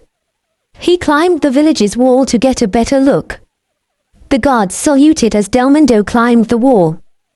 They had been closely watching the unidentified group with anxious expressions. Delmondo's eyes glimmered coldly as he peered down the wall. According to the guard's report, there was a group of unidentified soldiers numbering slightly over 100. There were even knights armed with chainmail and plate mail among their midst. A knight riding on a black horse approached the gate and took off his helmet before shouting, I am Vermouth of Brickfell. I am a holy knight, and I'm here to purify the territory of the evil pagan. Delmondo was more surprised to hear the knight's identity than the nonsensical reason for his visit. A holy knight. Why is a holy knight of the Central Church here? No, rather, how did he get here? He couldn't have crossed the mountain range. Did he come through Morfern? The guild leaders buzzed with agitation. The Kalo Mountains, which divided the peninsula and the mainland of the Kyla Kingdom, was immensely tall and rugged. Crossing the Kalo Mountains was impossible for humans except during a very short interval in midsummer. Even in the summer, all kinds of monsters and beasts would run amok, so in a way, it was even more dangerous compared to other seasons. It was currently autumn. As such, there were no other possible explanations for the appearance of this holy knight and his soldiers. It could only mean that they had entered through the port of Morfern. Could it be that Morfern has been occupied? No way. With that many troops. Besides, if that happened, the guilds would have already contacted us. Did they sneak in? Maybe. Delmondo nodded while listening in on the guild leaders' conversation. With the number of troops they had, if they spread their troops between several ships and disguised their weapons as cargo while entering the port, it was entirely possible that they could sneak their way through the port. Vermouth, the self-proclaimed Holy Knight, shouted once again, "Controlling the monsters of evil lands with malevolent spells is a serious crime that directly violates the providence of God and the laws of the Church. I, Vermouth Brickfell, have been delegated authority from the Central Church, and I demand that the monster controlled by the pagan leader be handed over immediately. Whoever is in charge, come out immediately on your knees and confess your sins before God and the Church." What a crazy bastard. I'm certain he's a holy knight of the Central Church. Otherwise, who would speak such nonsense in the Carlsbaggins Peninsula? The guild leaders were enraged by Vermouth's outrageous words. The guards were greatly flustered as well. It looked as though they were ready to pull the trigger of their crossbows at a moment's notice. "Quiet. Everyone, calm down," Delmondo said. Everyone was impressed by the administrator's calm, collected demeanor, but he was inwardly thrown off by the unexpected predicament. Damn it! Why are those bastards here at a time like this? Similar to other territories, the Eugene territory didn't possess a large number of hired soldiers. Ever since Essandra unified the peninsula, there had been no need to maintain a large number of troops. It was only a waste of money to do so. Moreover, the knights who had been given manors in the Eugene territory and turned into village administrators had left for Branchia. Currently, there were only about 10 knights under Delmondo's command. He couldn't come up with a definitive method to defeat the enemies. Should we wait until it's night before we attack? No. Delmondo immediately shook away his initial thought. Although he was a vampire, it was impossible for him to kill so many troops. In addition, the risk was only made greater due to the presence of a holy knight. Fuck. Delmondo glared at the enemies as his head filled with all sorts of profanity. It was then. Fwee! The long note of a longhorn bugle echoed from the far side of the hill in the distance, and a group of mounted troops began to quickly descend on the trail. It's Archibald. The Marquise's knights are here. At. The guild leaders and the guards cheered when they spotted the flag of Marquise Archibald. Marquise Archibald was a strong supporter of their lord, Eugene, and as such, they were allies. Meanwhile, Vermouth and his troops were greatly flustered by the unexpected appearance of the troops. They hurriedly turned their formation to face the newcomers. Thanks to the long period of confusion on the Carlsbaggins Peninsula, the Archibald family's troops had been refined in action. They possessed great momentum. In addition, they were furious since there were unknown invaders practically camped out in their front yards. The Holy Knight didn't have much experience in warfare, so he made a crucial mistake. Fire. Fire. They are apostates who are in cahoots with the pagans. They are traitors who had turned their heads from our great and glorious God. Kill them all. Vermouth immediately ordered an attack without confirming the identity and purpose of the newcomers. In the name of God. Hundreds of people engaged in chaotic warfare before the peaceful Eugene territory. 30 minutes later, Jekko led his troops to victory under the flag of Essandra. *****. What? A trap? Jekko muttered with surprise. He had traveled under Essandra's order to provide support to the Eugene territory. That's right, Delmondo answered while plopping into a chair. He was an experienced torturer, and he reeked of blood. He continued.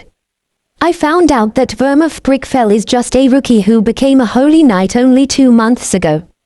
Even so, a holy knight is a holy knight, right? Jekko asked.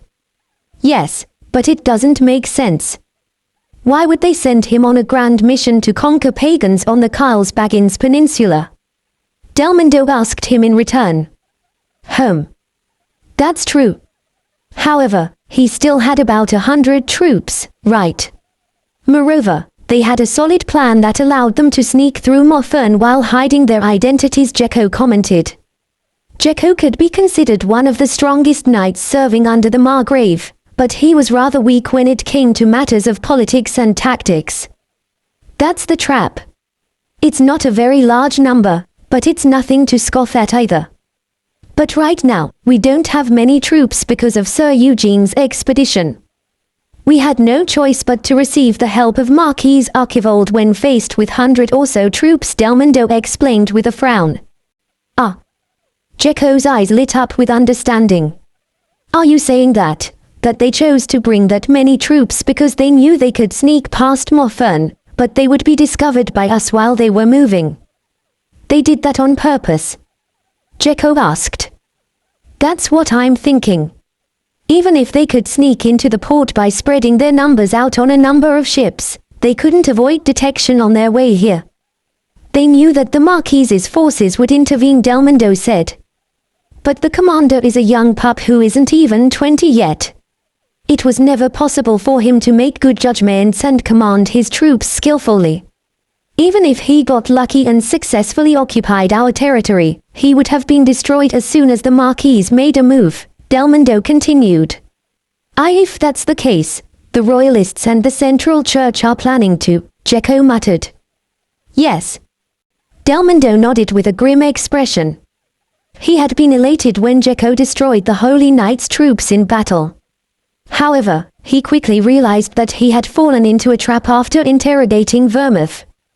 They sacrificed 100 troops to acquire justification to attack Marquis Archibald and the Carlsbaggins Peninsula, Delmondo said. That's. Everyone knew that Essandra and Eugene had a relationship of trust. But the problem was that the alliance between the two was a relationship made without any laws and customs. Technically speaking, the two were simply neighbors. They weren't vassals to one another, and they certainly weren't connected by blood.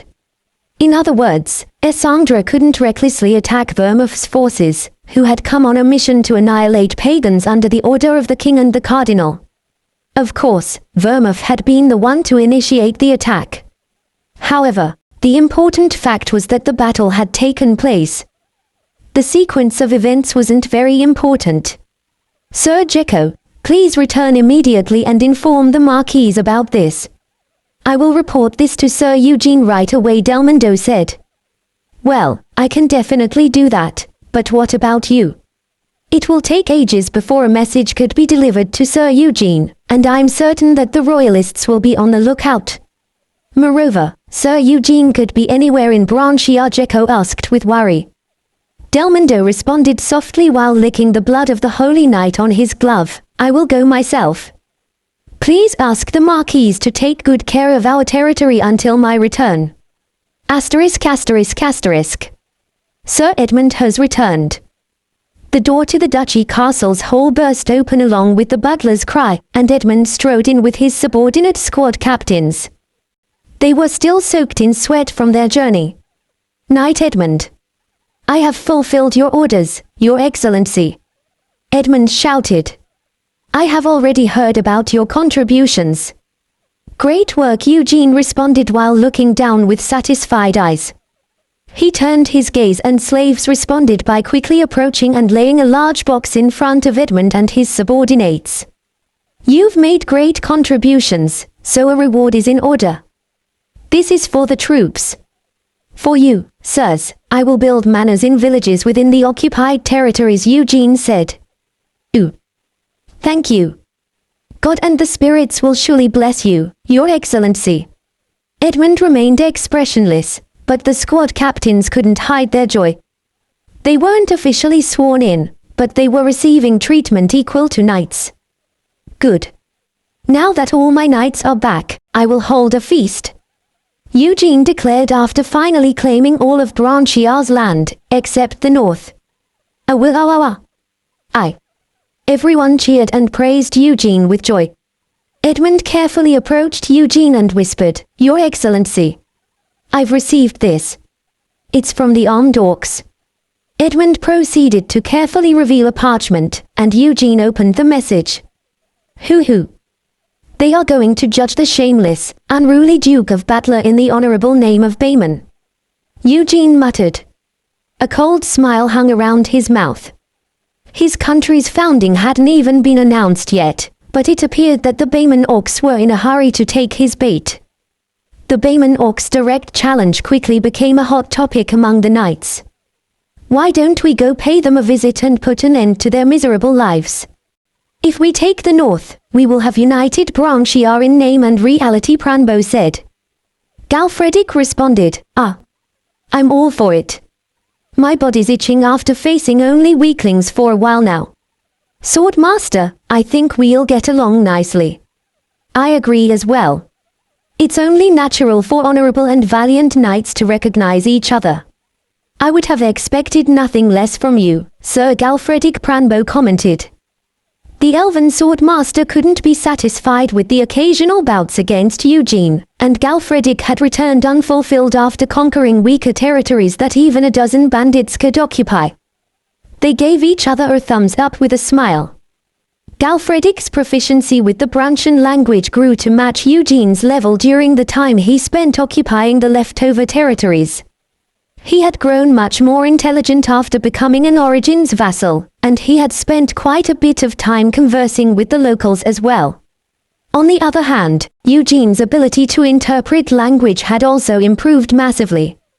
His proficiency in the Branchian language had become almost indistinguishable from the natives. Shouldn't we declare the founding of our nation first?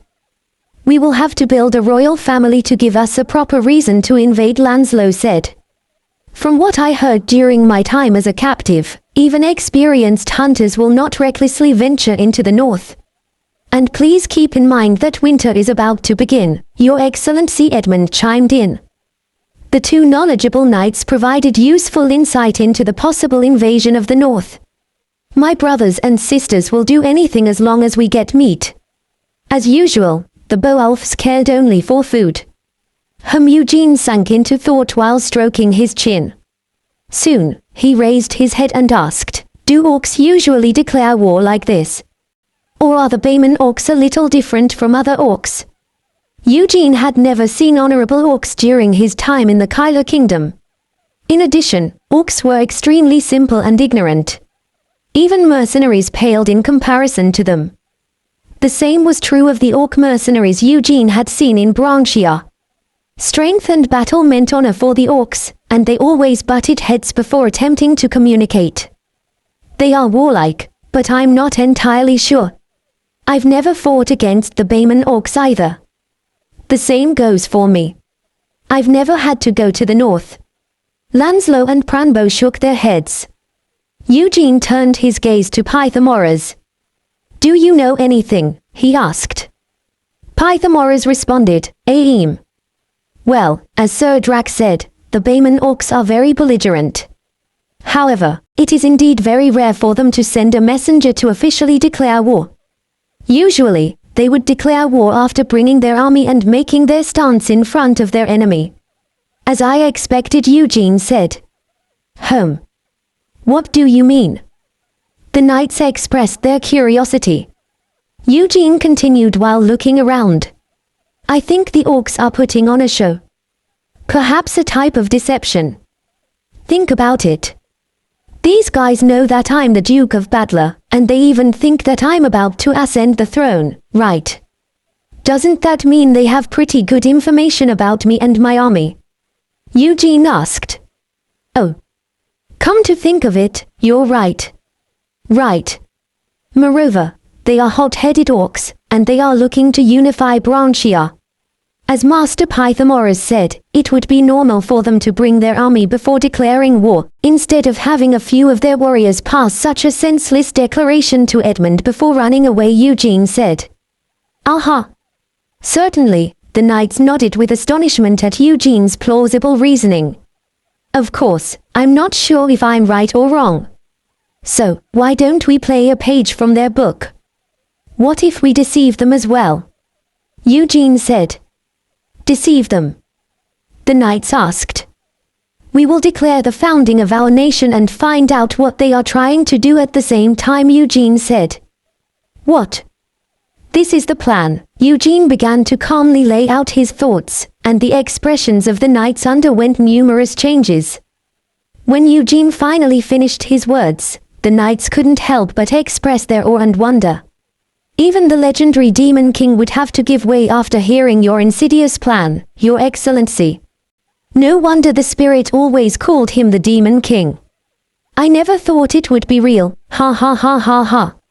Notify the nobles to prepare for the announcement of our country. Eugene turned a deaf ear to their comments. He couldn't tell if they were complimenting or cursing him. Asterisk asterisk asterisk. The specific plans regarding the founding of their new country were drawn up by the elders of the Battler Duchy. They were unrivaled when it came to the matter of traditions and customs. Eugene considered such things trivial and useless, but the elders quickly plowed through their work. There were also fierce debates between the nobles of Cruel Marine, who were thrilled that their lord would become king, and the elders of the Battler Duchy. However, with Eugene holding the fort, neither side ever crossed the line. Aim. Your Excellency, Pythagoras called out after sneaking up to Eugene. He had been watching the discussions of the nobles with bored eyes. He continued. Who are you planning to send up north? Why? Does the druid want to go there? Eugene asked. It goes without saying. Moreover, if you want to deal with the orc sorcerers, even you will need my knowledge, Your Excellency, Pythagoras answered. Maybe so. But wouldn't you agree that your presence is paramount to a royal family that's just starting to lay down its foundation? Rather than spending hours waiting for incompetent, stubborn people to make decisions, shouldn't the wise druid lend his wisdom and lead them down the right path? For the sake of the king, Eugene countered. He was basically shoving all of the difficult, troublesome work to the druid. Were you really a demon king in your past life? Pythagoras asked with a serious face. Eugene responded while turning his gaze and gesturing with his chin. I don't know about that. First, teach him everything you know about the Bayman orcs and the orc sorcerers. Ha! To your wizard. You're going to take her. Pythagoras frowned as he turned his gaze to Rai. The wizard was currently interrogating the greedy spirit, who appeared quite annoyed, with countless questions in a shady corner. The wizard and the druid had greeted each other. Due to their conflicting identities, they were quite awkward and cold toward each other. Eugene whispered, no matter what anyone says, she is my wizard. And you are the druid of the Branchen King. He was certain that Rai would have been touched to hear his words. And I have heard that druids are not stingy in bestowing their knowledge upon others. If you do me the favor, I will tell my aide, no, the king, to actively support your research, Eugene suggested. Pythagoras narrowed his brows with a serious expression. It was a promise made by the king's guardian. It wasn't necessarily a dilemma to lose sleep on, and as such, he came to a decision. Well, let's do that. However, you must keep your promise, Pythagoras said. Naturally, Eugene responded. Pythagoras swaggered over to Rai after receiving a definitive answer. The two figures conversed for a brief moment, then Rai rushed over to Eugene with a pale expression. Sir Eugene, Sir Eugene. You're taking me up north, she asked. Yes. What? Why me? Rai asked. Would you rather return to Mungard and resume purifying mana stones? Eugene said. Rai immediately had a change in attitude. Come to think of it, I really love snow and ice. Moreover, seeing and experiencing the ecology of the orc tribes, there will be a great help to my research. A good wizard must experience many things. Eugene nodded with satisfaction after hearing her answer. Asterisk asterisk asterisk. A few days later, many nobles of the Cruel Marine County and the Battler Duchy left with dozens of envoys as messengers to various parts of Branchia. They were escorted by mercenaries, and their goal was to inform and threaten the nobles of Branchia of the coronation and founding ceremony that would take place in a month.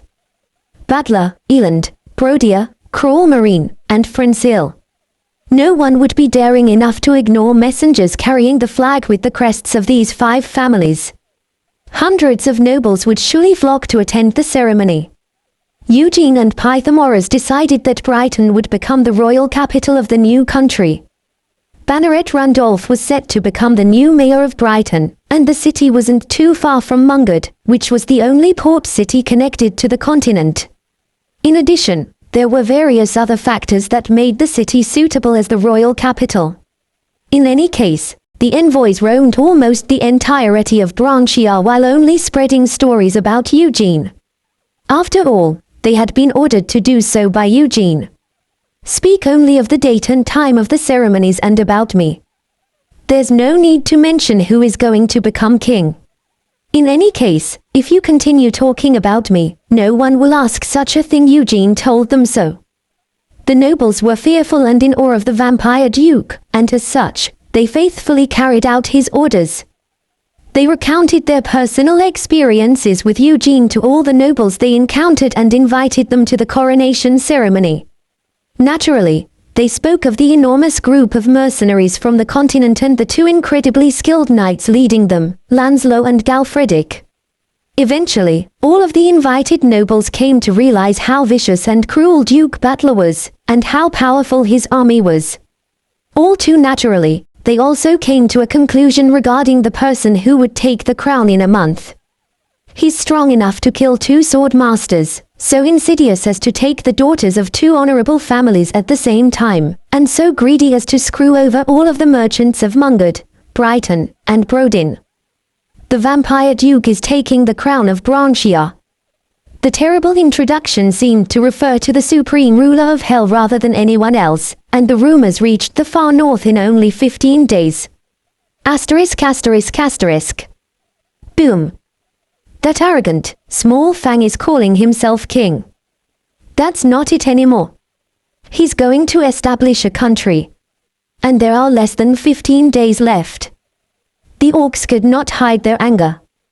They wore clothes made of animal fur and had dyed their long molars in various colors. They were the Bayman orcs, 7 orc tribes gathered under the name of Bayman, the greatest orc warrior, and the first orc king. We must gather the warriors right now and attack that arrogant duke. Tolo is for it. That little Fang killed the final blood relative of Tolo's last king. If it weren't for him, we would have already united Branchia under our true kin. Stop your rambling. All I hear is the sound of kobolds crawling out of a goblin's ass. What did you say? He was just one of many candidates imitating a sword master. Moreover, he was a half, right? Even if he had entered the race, he would have been the first one to fail. You're just an old man with mold growing on your dick. Are you done with your yammering?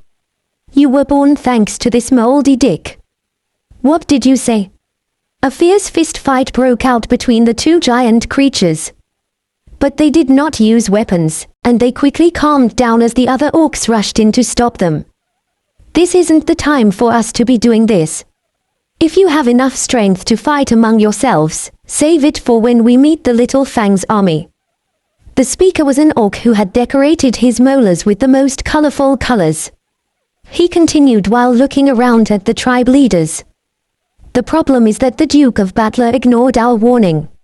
Even worse, we haven't established our king just yet. We can't bring our warriors together like this. The Bayman orcs was a union of several tribes. As a result, they were quite slow and inefficient in handling various issues. This continued for a long time, and it had become almost a tradition. As such, the orcs weren't complaining anymore. However, their perception of war was quite different. Every orc was a warrior, and a warrior wouldn't listen to anyone weaker than them. In addition, in an army where numerous warriors gathered, the commander had to be unconditionally acknowledged by all orcs as the strongest. In other words, the king was a being who led and represented the warriors in the Bayman orc society. However, they had been without a king for nearly a year now. Although it wouldn't have posed a problem in regular times, the tribal leaders were starting to be in a rush since a vampire was about to become the king of Branchia. However, if we cannot bring the warriors together, couldn't we simply attack separately? Astolo will take the lead, so everyone else can just follow behind. It's tradition for the king's tribe to stand at the vanguard, you stupid orc. The last king was a member of the Cayman family, so we should stand at the front. Oh, the guy who got squashed by a troll. What did you say, punk? The sense of crisis was one thing, but the pride of each tribe was another matter. Therefore, the Bayman orcs thought of giving themselves more time to make a decision by sending a declaration of war over to the vampire duke. However, they failed to make any progress afterward. They had never imagined in their wildest dreams that the vampire duke had already entered the northern lands. Woo. Gosh. Those wolf bastards never give it a rest, do they? A hunter muttered while adding more wood to his fireplace. He lived in a small hut in a village located near a snowy mountain. Wolves of the snowy mountains were strong and persistent enough to cross 3 or 4 mountain peaks even in the middle of winter. However, even they weren't expected to be found in the wild on harsh days like these. After all, a blizzard had been persisting over the last few days. It has already been 3 days, so the wolves must be getting frustrated about being stuck in their caves. Anyway, when do you think the weather will improve? It should be fine by tomorrow morning, sir, the hunter answered while groveling at a young man wrapped in a cloak made from animal fur. He wasn't acting timid because he was afraid of the skinny half-orc. The hunter was certain he would not lose out to anyone when it came to a battle of strength, though he wasn't confident in his swordsmanship. Rather, it was because of the mercenaries glaring at him. Just what I would expect from a noble. He must be completely out of his mind. He came here at a time like this to hunt monsters. The young half-orc was the son of a prestigious family, and he was visiting the snowy mountains to improve his reputation. This place was the most famous and was considered the most rugged in the north, and the half-orc was here, accompanied by mercenaries, to complete his quest to knighthood. However, just like the majority of young knights who visited the snowy mountains for the same reason, the half-orc rushed in recklessly without any consideration for the ever-changing weather and the rough environment of the mountains. As such, they had been doing nothing but resting and eating in the hunter's cabin for the last 3 days. Well, I have nothing to lose anyway. I've already received the advance payment. He'll get tired and leave on his own if I work him for half a day tomorrow. The hunter was inwardly grinning as he stole a glance at the mercenaries. Such an immature knight was an easy pick, a great source of income for the hunter at this time of the year. Woo. The hunter gave his thoughts a rest and raised his head as the wolf's cry resonated once again. Home. Oi, hunter. Don't you think that sounded a little louder than before? One of the mercenaries commented. Ah, right. No, that can't be right. The hunter expressed his confusion. The mercenaries had been drinking to overcome the cold. They shouted ferociously with dissatisfied expressions. We have ears too, you crook. See crook? The hunter asked, astonished. You said that even monsters don't move around in this weather, right? So what's up with that cry? One of the mercenaries asked. Well, that's. The mercenaries snorted at the frightened hunter, then turned toward the half-orc. Sir Markson, it seems as though the wolves have descended nearby. Why don't we have this swindler lead us and go out to get him? Home, shall we? The half-orc mumbled. Is there a need to waste our time? There's a bit of a blizzard, but we still have a long way to go before the sun sets. We'll have plenty of time to kill them, one of the other mercenaries commented. Sir Markson. We must get at least a few roamers to join the army against Duke Battler. What if Tolo's warriors are left to stand at the army's vanguard tomorrow? You must join the vanguard for your family's honor. It will be an honorable crusade against the evil vampire king. You must join the vanguard and show off your skills. The mercenaries implored. Home. All of you are right. Markson stroked his blunt molars for a while, then burst from his seat with a valiant shout. The mercenaries were overjoyed. The southern parts of the country were richer than the north, and if they could join the army's vanguard along with a member of the Tolo family, they could certainly gain both wealth and fame. Bang! Bang! Excuse me. Can I come in? Suddenly, a voice was heard along with a knock from outside the door. The mercenaries simultaneously drew their weapons. Who is it? The hunter stuttered. I came to hunt in the mountains and lost my way. If you open the door for me, I will share some of the game I caught. I'm only asking for some alcohol and warmth, the voice continued. The hunter stole a glance at the mercenaries. Markson gave a nod, and the hunter opened the door. Squeak! Thank you. 6 figures rushed into the cabin, leaving behind the bite of the icy wind. Markson and the mercenaries held onto their weapons as they carefully observed the guests. Their eyes became filled with surprise, however, when they laid their eyes on the 2 large corpses of wolves the figures brought in. So there were others. Nice to meet you, friends. The first figure to enter through the door gave his greetings while taking off his wet hood. His face was covered nose down with a hood, but otherwise, he appeared to be an impressive young man with pale skin and ruby-red eyes. However, Markson and the mercenaries were unable to take their eyes off the 2 large wolves that the man's colleagues had placed on the floor. Oh, yes, nice to meet you. Did you catch that? That's right. Hey, give one to these people as we promised, the pale-skinned man commanded. Got it, Dark L, Tooth, one of the other figures answered. Dark Tooth? Markson asked. My molars were quite black when I was younger. That's why my family's servants still make mistakes every now and then, the pale man answered. Aha! I see. So, which family are you from? I am from the Markson family. My name is Volker Tolo Markson, Markson said. In the north, nobles traveling with servants and possessing nicknames related to their molars always belonged to families closely related to the 7 great orc families. As such, Markson made sure to emphasize the Tolo in his introduction while asking in a friendly voice. Ah, so it was Sir Markson. It's nice to meet you. The pale man appeared to be a little surprised as he answered. He continued after lowering the hood that covered his mouth. I am Eugene from the Jan family. Eugene Tolo January. Eugene grinned after giving an impromptu alias and an improvised nickname. Asterisk asterisk asterisk. Aha. So you embarked on your quest to knighthood in this weather, Eugene said. That's right. Anyway, it seems you and I are on the same boat, Sir Darktooth Eugene. Although my side is a bit closer to the Tolo lineage. Ha ha ha. Markson laughed boisterously while clinking his glass with Eugene. It was as if he was meeting an old friend. However, it seemed only natural, since the two had quite a few things in common. First, both men were from distant branches of the Tolo family, and both their families were in rather poor states. It was up to the two of them to lead their families to success.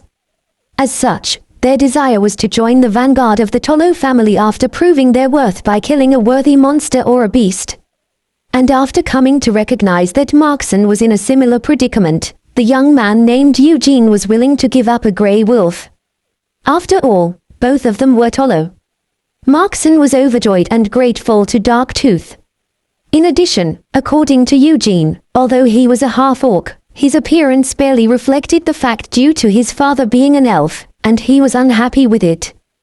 The Tolo family was very picky when it came to matters with their lineage, so they didn't treat Eugene, a half-elf, as a warrior.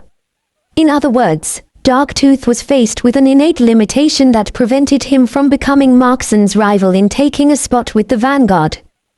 We're stuck in similar situations, so we should help each other out, right? Come on, drink up, Sir Markson Ewan said. Ha ha ha. Let's do that. Markson answered. He loved how the half-elf could laugh so stupidly without knowing the gravity of his own situation. No need to be self-conscious. Drink as much as you want. We will all be colleagues soon anyway, right? Eugene said. Ooh. Thank you, Sir Darktooth. I will remember the Honorable Eugene family. "You ha ha ha." Markson's hired mercenaries grinned with red faces. The servants drinking with them hurriedly spoke while stealing a gaze at Sir Darktooth. "Hey, our lord doesn't like his childhood nickname very much. Call him by his official title." "Why?" "Darktooth. It's very catchy, ha ha."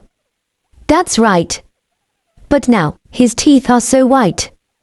The mercenaries started to become more vulgar with their jokes as they continued to drink.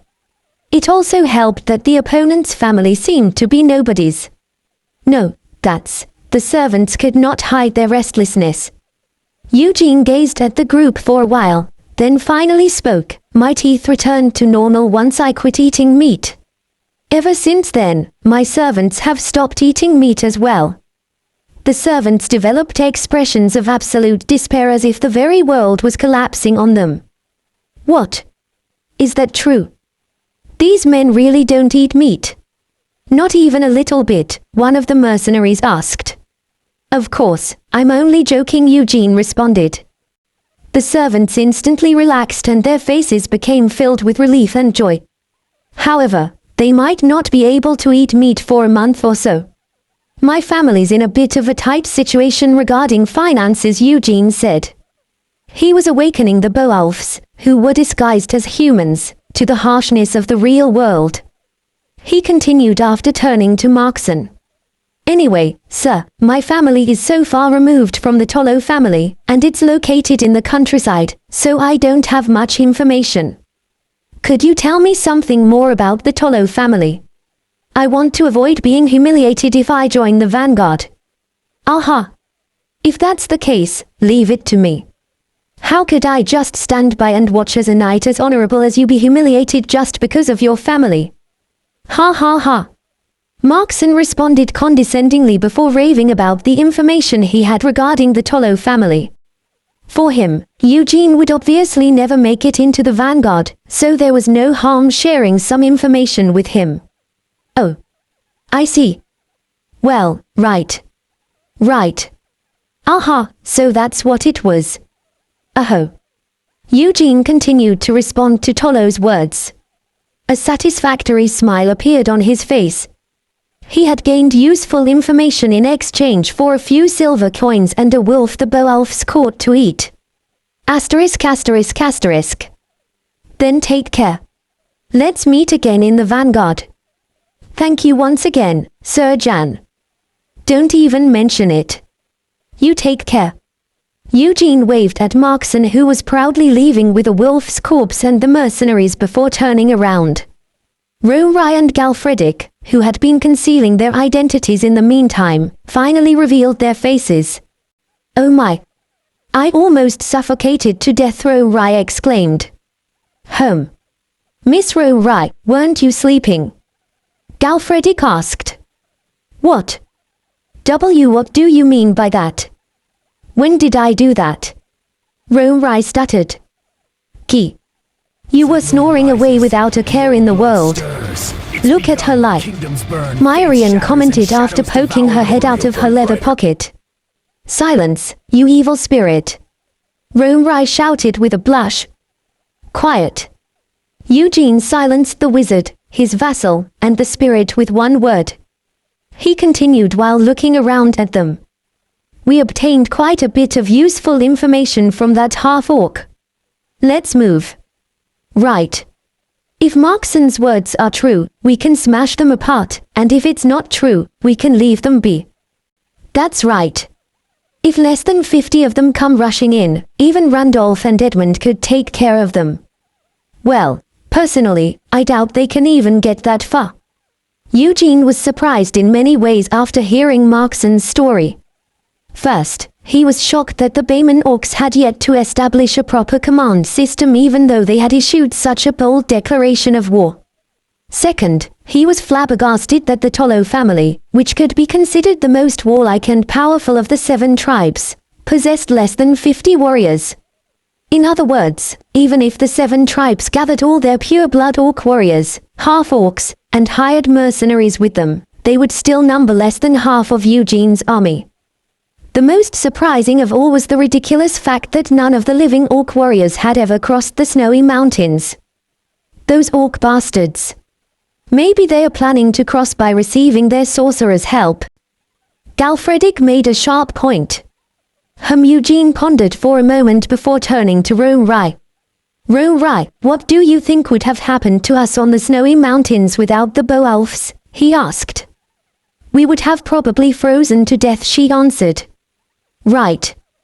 But what if you used magic? He asked.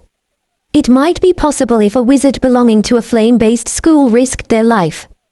Of course, assuming they were only responsible for keeping themselves safe, Ro-Rai answered. Then. Yes. It's nearly impossible for anyone to cross. It was only possible because Sir Eugene and Sir Galfredic can't feel cold as vampires. You would need fur coats about the size of Beowulfs to keep your body warm in this environment, Ro-Rai explained.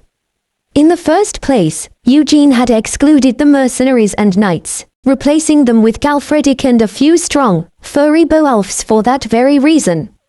In addition, he had barely passed through a particular path mapped by an experienced hunter's family through several generations by paying the man a few gold coins to show Eugene the way. However, even the hunter who led them through the path stated that it would be impossible for anyone to cross the snowy mountain in this weather. In other words, it was currently impossible for anyone to even attempt to cross the mountain unless they were an undead like a vampire, or a powerful, cold-acclimated creature like a Beowulf. Those orcs are going to freeze to death while crossing the mountain. Eugene could almost see how the orcs were going to meet their ridiculous ends. Ki-eek. Frozen pig. Come to think of it, one of my seniors said frozen pork belly is a delicacy. Myrian exclaimed. Frozen, what? What kind of a place do spirits live in? Well, pork is definitely the way to go. But orc meat is a bit. But it was even more ridiculous that some creatures could only think about food even in this situation. Oi, Hunter, Eugene called out. Why yes, the hunter answered while hurrying forward. As soon as the idiot half-orc left, Eugene and the others revealed their true colors. How long have you lived here? Eugene asked. It has been a little over 10 years, the hunter answered. Were you always a hunter? You don't look like you're from this area, Eugene asked. It seemed a little odd that a man who appeared to be over 30 had only lived here for a little over 10 years. Why yes. My father was a hunter for Sir Rotan.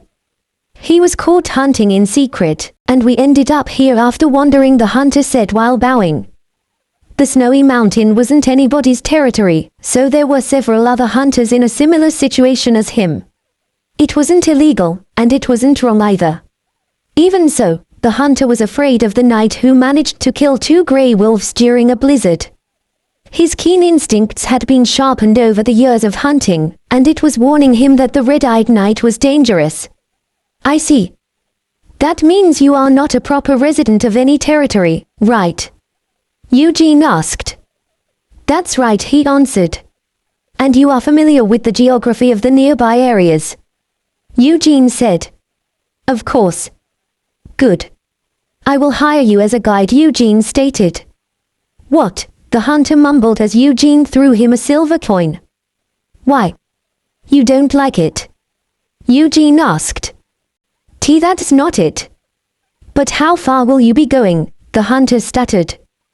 The largest town closest to here with a lord or an administrator, Eugene responded. What? But aren't you a distant relative of the Tolo family? If it's the biggest town in the vicinity, it's naturally, the hunter asked with confusion. How could someone related to the Tolo family be ignorant about it? So what? You don't want to do it? Eugene asked while jerking his icy eyes toward the hunter. He had been preparing to depart while straightening his collar. The hunter froze over.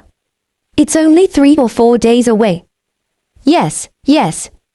I will get ready right away. Please leave it to me, the hunter could only agree before rushing to pack his luggage. Somehow, Eugene's eyes felt much more daunting compared to true orc warriors. ****.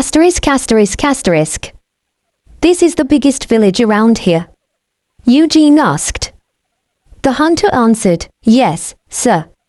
Sir Kundarima, a direct descendant of the Tolo family, serves as the administrator here. He had long realized that Eugene wasn't from the region. The village, which they reached after 3 days, was so large that it even contained a market. It was considered an extremely important location, important enough for the Tolo family to send the eldest son of the tribal leader to manage it. However, the look on Eugene's face as he looked around the village was, is he disappointed? Even if he was a distant relative of the Tolo family and wasn't from the area, how could he act so indifferent after seeing such a large village? The hunter simply couldn't understand, but it was only natural for Eugene. "Sir, is this really big? Isn't it similar to the village where you sold the wolf hides?" Myrian whispered after sticking her head out of Eugene's cloak. Eugene silently agreed with her. There were only unshapen, muddy roads in the village along with orcs, humans, and half-orcs dressed in rags. It was quite similar to a village belonging to the Taiwan territory. It was unbelievable since it was considered a large, strategic location by the Tolo family, known to be the strongest among the orc tribes. Eugene couldn't believe his eyes. He couldn't help but ask, "Hunter, how many of such villages does the Tolo family have in its possession?" I'm not sure, but I know there aren't more than 3 or 4, the hunter answered. "And they call themselves a royal family." "That's ridiculous," Eugene muttered. "What? It's nothing." Eugene brushed off the hunter's word. He felt both disappointed and relieved. The Tolo family was considered the greatest of the 7 tribes, and if an important village belonging to them was only this much, the other tribes had to be even worse. The Bayman orcs were known as the ruler of the north. But it turned out that they were less powerful than even a great noble of the Kyla kingdom. "I think I know why the orcs united. They must have joined forces since they knew the grim truth of their reality." "Oi, you there?" A few burly orc knights called out while tramping toward Eugene's group. Rings decorated their large fangs, and they wore leather armor roughly woven from animal and monster skins. "Are you mercenaries? Why are you here? Is that a sword? Do you know how to fight?" The group quickly surrounded Eugene's party before bombarding them with questions. The orc warriors possessed fierce, rugged appearances. It was even difficult to tell whether they were males or females. TSK, did they find out? How unlucky. Eugene couldn't believe his good luck had disappeared at a time like this. He pondered luring the warriors to a secluded place outside the village. However, why aren't you answering? Did you come here because you want to be in the vanguard? That wolf, you guys killed it, right? You and that big friend look like you're pretty good fighters, an orc warrior said while gesturing at Galfredic wearing his hood and a wolf corpse in tow before pointing at Eugene. Eugene immediately grasped the situation. "Indeed, we killed it. We're here to dispose of it. I was also thinking of figuring out the current situation and joining the war," Eugene said. "Oh. But even so, although our pockets are running a little light, I can't side with just anyone, right? Since it's a war, it'll be better for me to serve under a rich, talented, generous lord, right?" Eugene said while recalling the actions of the talented mercenaries he had seen so far. He was taking a slightly flippant, confident attitude. The orc warriors were delighted to hear Eugene's words. His acting had been so perfect that even Partik would have applauded and mistaken Eugene as the perfect mercenary. "Hey, where's the need for that? Why don't you just come and serve under the administrator, Sir Kundarima?" "Ah, my name is Gatudo, and I serve Sir Kundarima. A total of 7 people, is that right? One looks quite small, so a servant." "No, a slave." "Anyway, I'll make sure you're treated right," one of the orcs said. "So I wasn't unlucky after all." Eugene was here with a plan to evaluate the current situation of the Bayman orcs. He had never imagined that someone would try to actively recruit him. Hey, Sir Kundarima is generous to humans, too. If you fight well, he won't discriminate between big fangs and small fangs. Well, since you're not a big fang, you won't be able to command any troops, but you will definitely get your share of the spoil, Gatudo explained. Is that so? That's quite tempting. Eugene pretended to contemplate. The orcs became convinced that they were on the brink of convincing Eugene, so they took an even friendlier attitude. Of course, of course. The other tribes haven't even decided on their captain yet. On the other hand, we've already formed a vanguard around Sir Kundarima. Oh, yes, in addition, Sir Kundarima even recruited a druid from the snowy mountain. Gatudo exclaimed. A druid? Eugene asked with astonishment. The orc warriors boasted with even more pride. That's right. His spells are amazing. Apparently, he's even read the fortune, and the results came out great. Hoo-hoo. What were the results? Eugene asked. Romrai slowly snacked to Eugene's side with interest. He said that a red flower would bloom at the end of the White Fang Mountain. What do you think? Isn't it a good sign? It means that we are going to cross the mountain and kill all the little fangs. It's not every day you hear such a great fortune, Gatudo explained. Eugene wasn't entirely sure what the fortune meant, but the orc's reasoning sounded plausible. But that's not good for me, is it? Mercenaries were very vulnerable to magic, sorcery, and superstition regardless of whether they were orcs or humans. If a druid had truly made such a prediction, the morale of the vanguard would shoot through the sky. If that's the case. Eugene came to a quick decision and spoke while looking around at the orc warriors. Good. Since even a druid had said so, then there's no need to worry any further.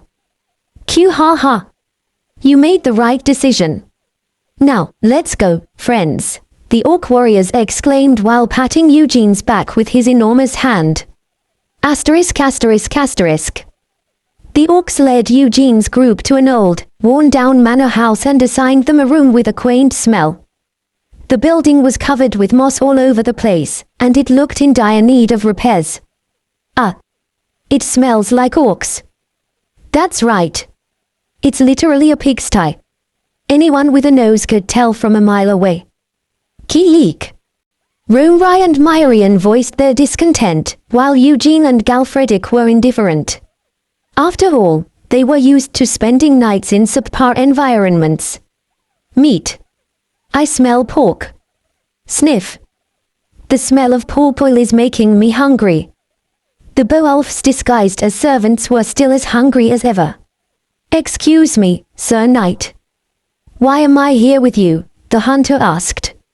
He had unexpectedly accompanied Eugene to the building. Eugene remained silent and handed over a shiny gold coin. I will be with you until the end, sir. The hunter immediately bowed and declared. Good. Eugene patted the hunter's shoulder. He could still use the hunter. Romrai, Eugene called out. Yes. Romrai answered while approaching. She was pinching her nose to prevent the stink from assaulting her nose. Can wizards tell the future? Eugene asked. Not everyone can. But it's possible for wizards who are specialized in the field. I'm not too sure about the druids here, but even if they can, they'll try to avoid it as much as possible. It's quite taxing on the mind, after all, Romrai responded. I see, Eugene said, nodding. Are you worried about what you heard earlier? Romrai asked. Eugene couldn't deny it. I'm sure you don't have to worry too much about that. Even wizards aren't always accurate in their divination. If that were true, then all nobles would have long scrambled to win over a wizard or a sorcerer, Romrai explained. And that's also the reason why wizards and sorcerers avoid completely subordinating themselves to nobles. They are always asking for ridiculous things like divination, and those people would even throw tantrums if it happens to be wrong, Romrai added. So, I don't have to worry too much about it? Eugene asked. Yes. Eugene was convinced. Romrai was generally unreliable, but she was quite competent when it came to magic. About 10 minutes later, the orc warriors returned. Eugene and his group followed them to meet the village administrator, Kundarima. The manor's restaurant, which wasn't very spacious, was crowded with mercenaries and warriors. Loud shouts could be heard from all over the place, and even several fistfights were taking place. It's a mess. Even the administrator, the direct descendant of the Tolo family, was intoxicated and was groping a hole even in broad daylight. No one was attempting to take control of the situation. Eugene felt a little strange because most of the warriors were orcs, as well as the administrator and the whore, but on the other hand, he could clearly see that this land was ruled by orcs. He was simply unaccustomed to being in the presence of so many orcs. Sir Kundarima. These are the mercenaries I brought. They are skilled enough to kill a grey wolf, Gatudo said. Oh Tilda, is that so? The orc noble responded while turning his gaze toward Eugene. His fangs, which were the size of a human finger, were dyed black. Eugene slightly bowed his head. It's an honor to be able to fight under your command. Kukul. How reliable. Are you not from the area by chance? Your accent is a bit strong, Kundarima asked. Although Eugene's proficiency in the Branchian language had vastly improved, his way of speech was a little different. Yes. My family is from the central part of the country. We crossed over in my grandfather's time, but we still speak the dialect at home, Eugene explained. Hoo. I see. Kundarima believed Eugene's excuse. It was only natural since the current generation of orcs had never crossed the snowy mountain. So, you killed a grey wolf. Did you happen to catch it in the White Fang Mountain? Kundarima asked. Yes, sir. My family is located there, Eugene answered. I see. Then do you know a path to cross the mountain? Kundarima asked. Unfortunately, I don't, Eugene answered. TSK Kundarima clicked his tongue.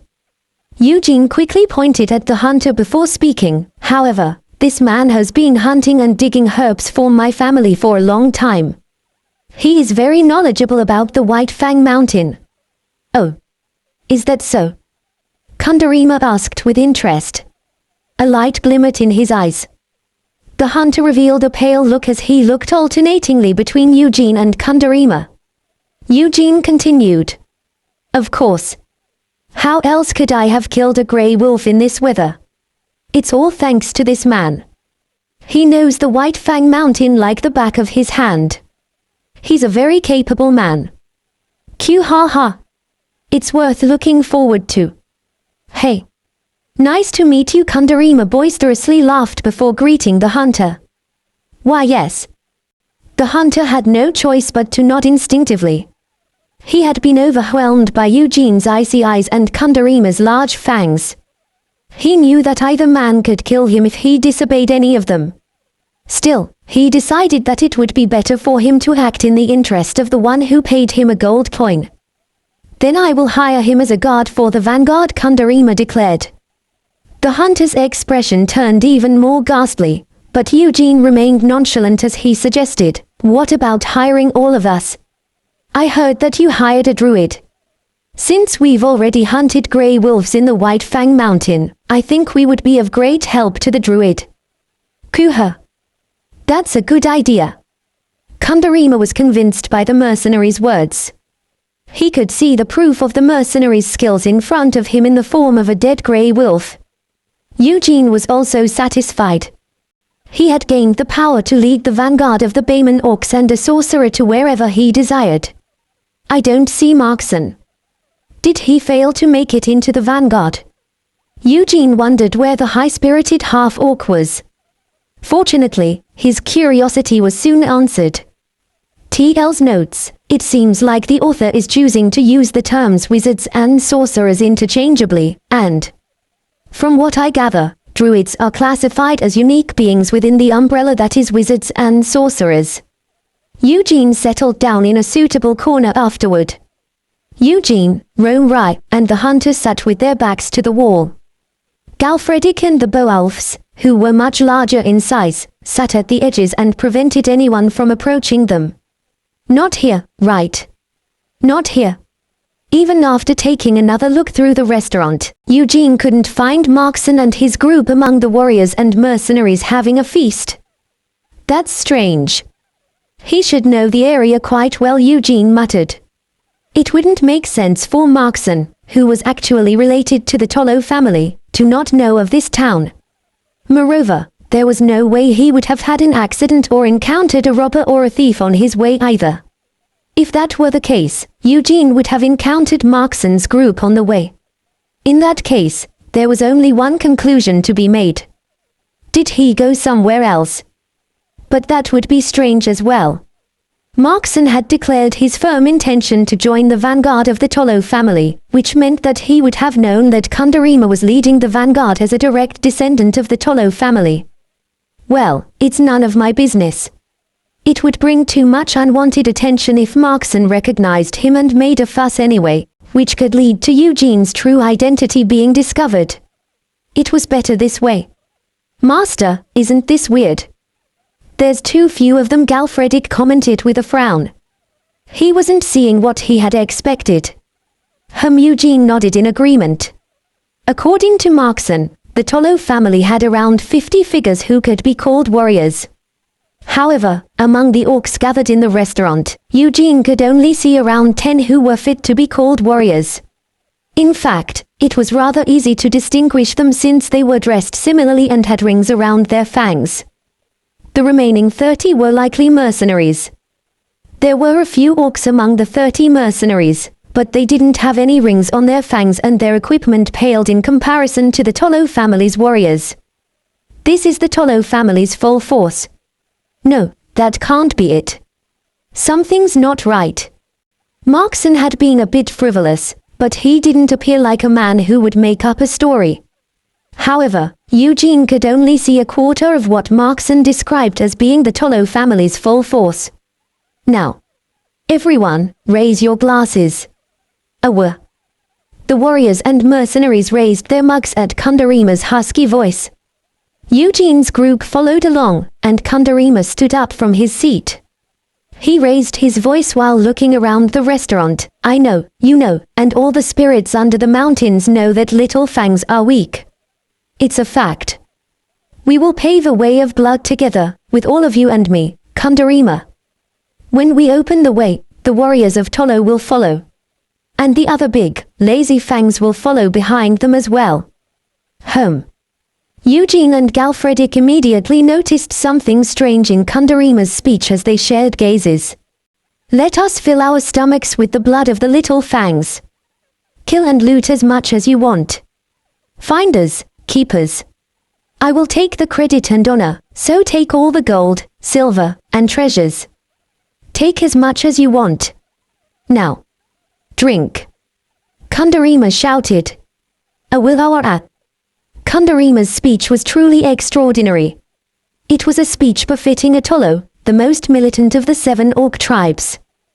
The warriors and mercenaries took a hearty gulp of alcohol at his husky shouts while cheering. Even the Beowulf warriors, who wouldn't lose to anyone when it came to being belligerent, roared with bloodshot eyes. However, Eugene and Galfredic were completely unaffected by the traces of orc fear contained in Kundarima's words. They nodded while looking at each other. That Kundarima. He's as greedy as he looks. It became evident that Kundarima had been impatient. It appeared he had been blinded by his desire to make contributions that he formed a vanguard without consulting his family. The reason why Markson couldn't be found anywhere was that the half-orc had gone elsewhere to join the Tollo family's main army. I'm glad the orcs are so ignorant. Anyway, where's the sorcerer? Eugene couldn't find anyone who looked like a sorcerer among the disheveled, unorganized bunch. Rai. Do you see anyone who could be a sorcerer? Eugene asked. I don't see anyone.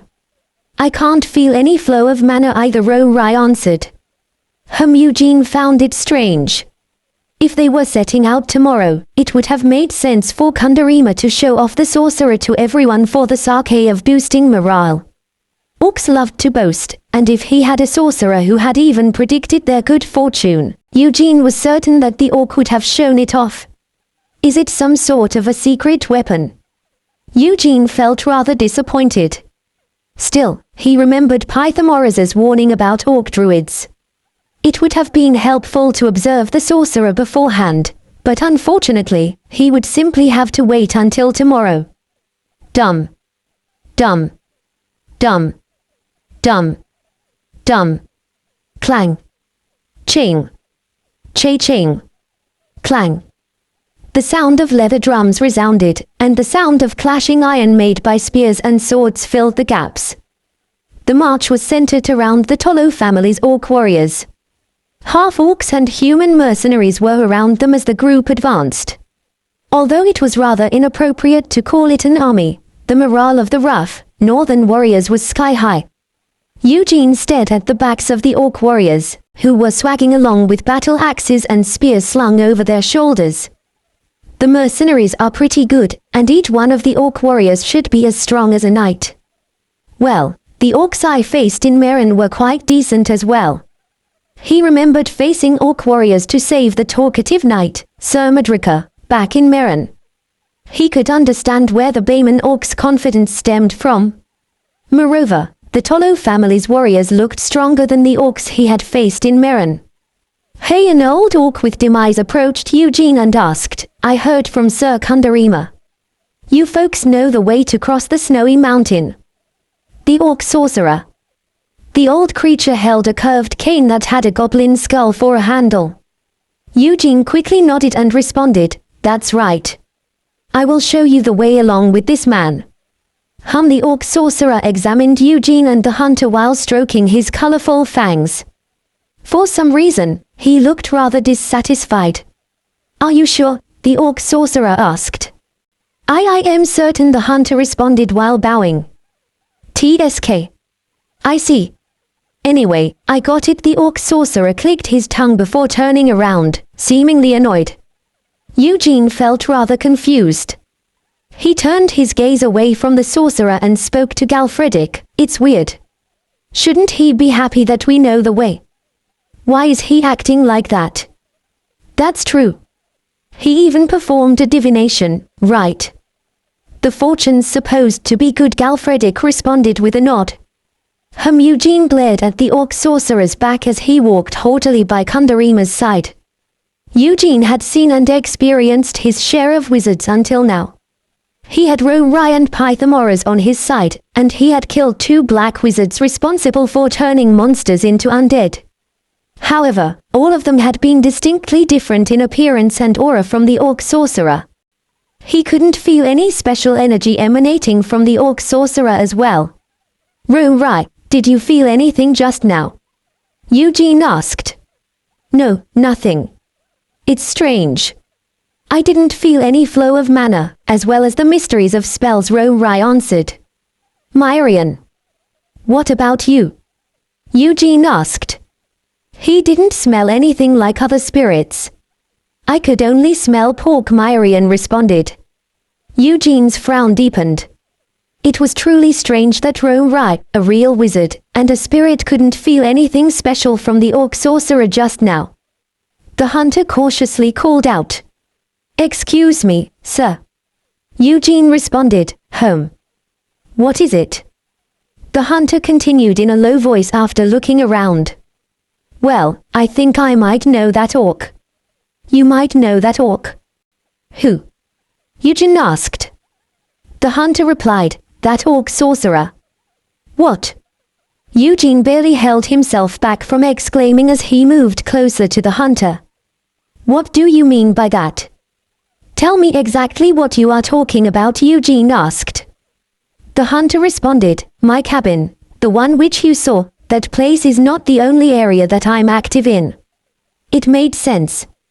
A hunter's area of activity would be very wide, and even more so in a mountain full of wild animals and monsters. So? Eugene asked. I often cross about 2 peaks and stop by a small village located at the foot of the snowy mountain. I think I might have. No, I'm certain I've seen that orc in that village, the hunter explained. Hoo-hoo. Continue, Eugene said while pressing a gold coin into the hunter's palm. The hunter explained, yes. Well, so. He was thoroughly touched and impressed by the knight who had always awarded him with gold coins instead of useless compliments. As such, he was excited to spill everything he knew. Key. Gold coins truly work on everybody. Humans, vampires, orcs, everybody, Myrian commented. It was certainly true since money was capable of bewitching even spirits. Asterisk. 3 days later, Kundarima's forces came to rest their eyes on the snowy mountain, which stood erect in front of them like a giant barrier. Oi, little Fang! Kundarima called out. Yes, Eugene stepped forward with his group in response. He took the lead without hesitation as if he really knew the way through the mountain. In truth, the hunter was walking a couple of steps ahead of him, but no one was vigilant enough to notice the small anomaly. The warriors were much too excited to cross the mountain. Oh. As expected, you have to leave these things to a professional guide. The weather is nice, too. The spirits of the mountains must be watching over us. Indeed, the weather was clear. The mercenaries and warriors followed behind Eugene without any doubt. They themselves had been here several times in the past to hunt monsters and beasts. However, they had only visited areas where the hunters operated, so they had no idea about the snowy mountain's true appearance. They had never imagined even in their wildest dreams that a white hell would be awaiting them near the summit of the mountain, even though the sky was incredibly blue and clear. They had never imagined that a terrible blizzard was waiting past one peak, which would render them near blind to anything past 10 meters.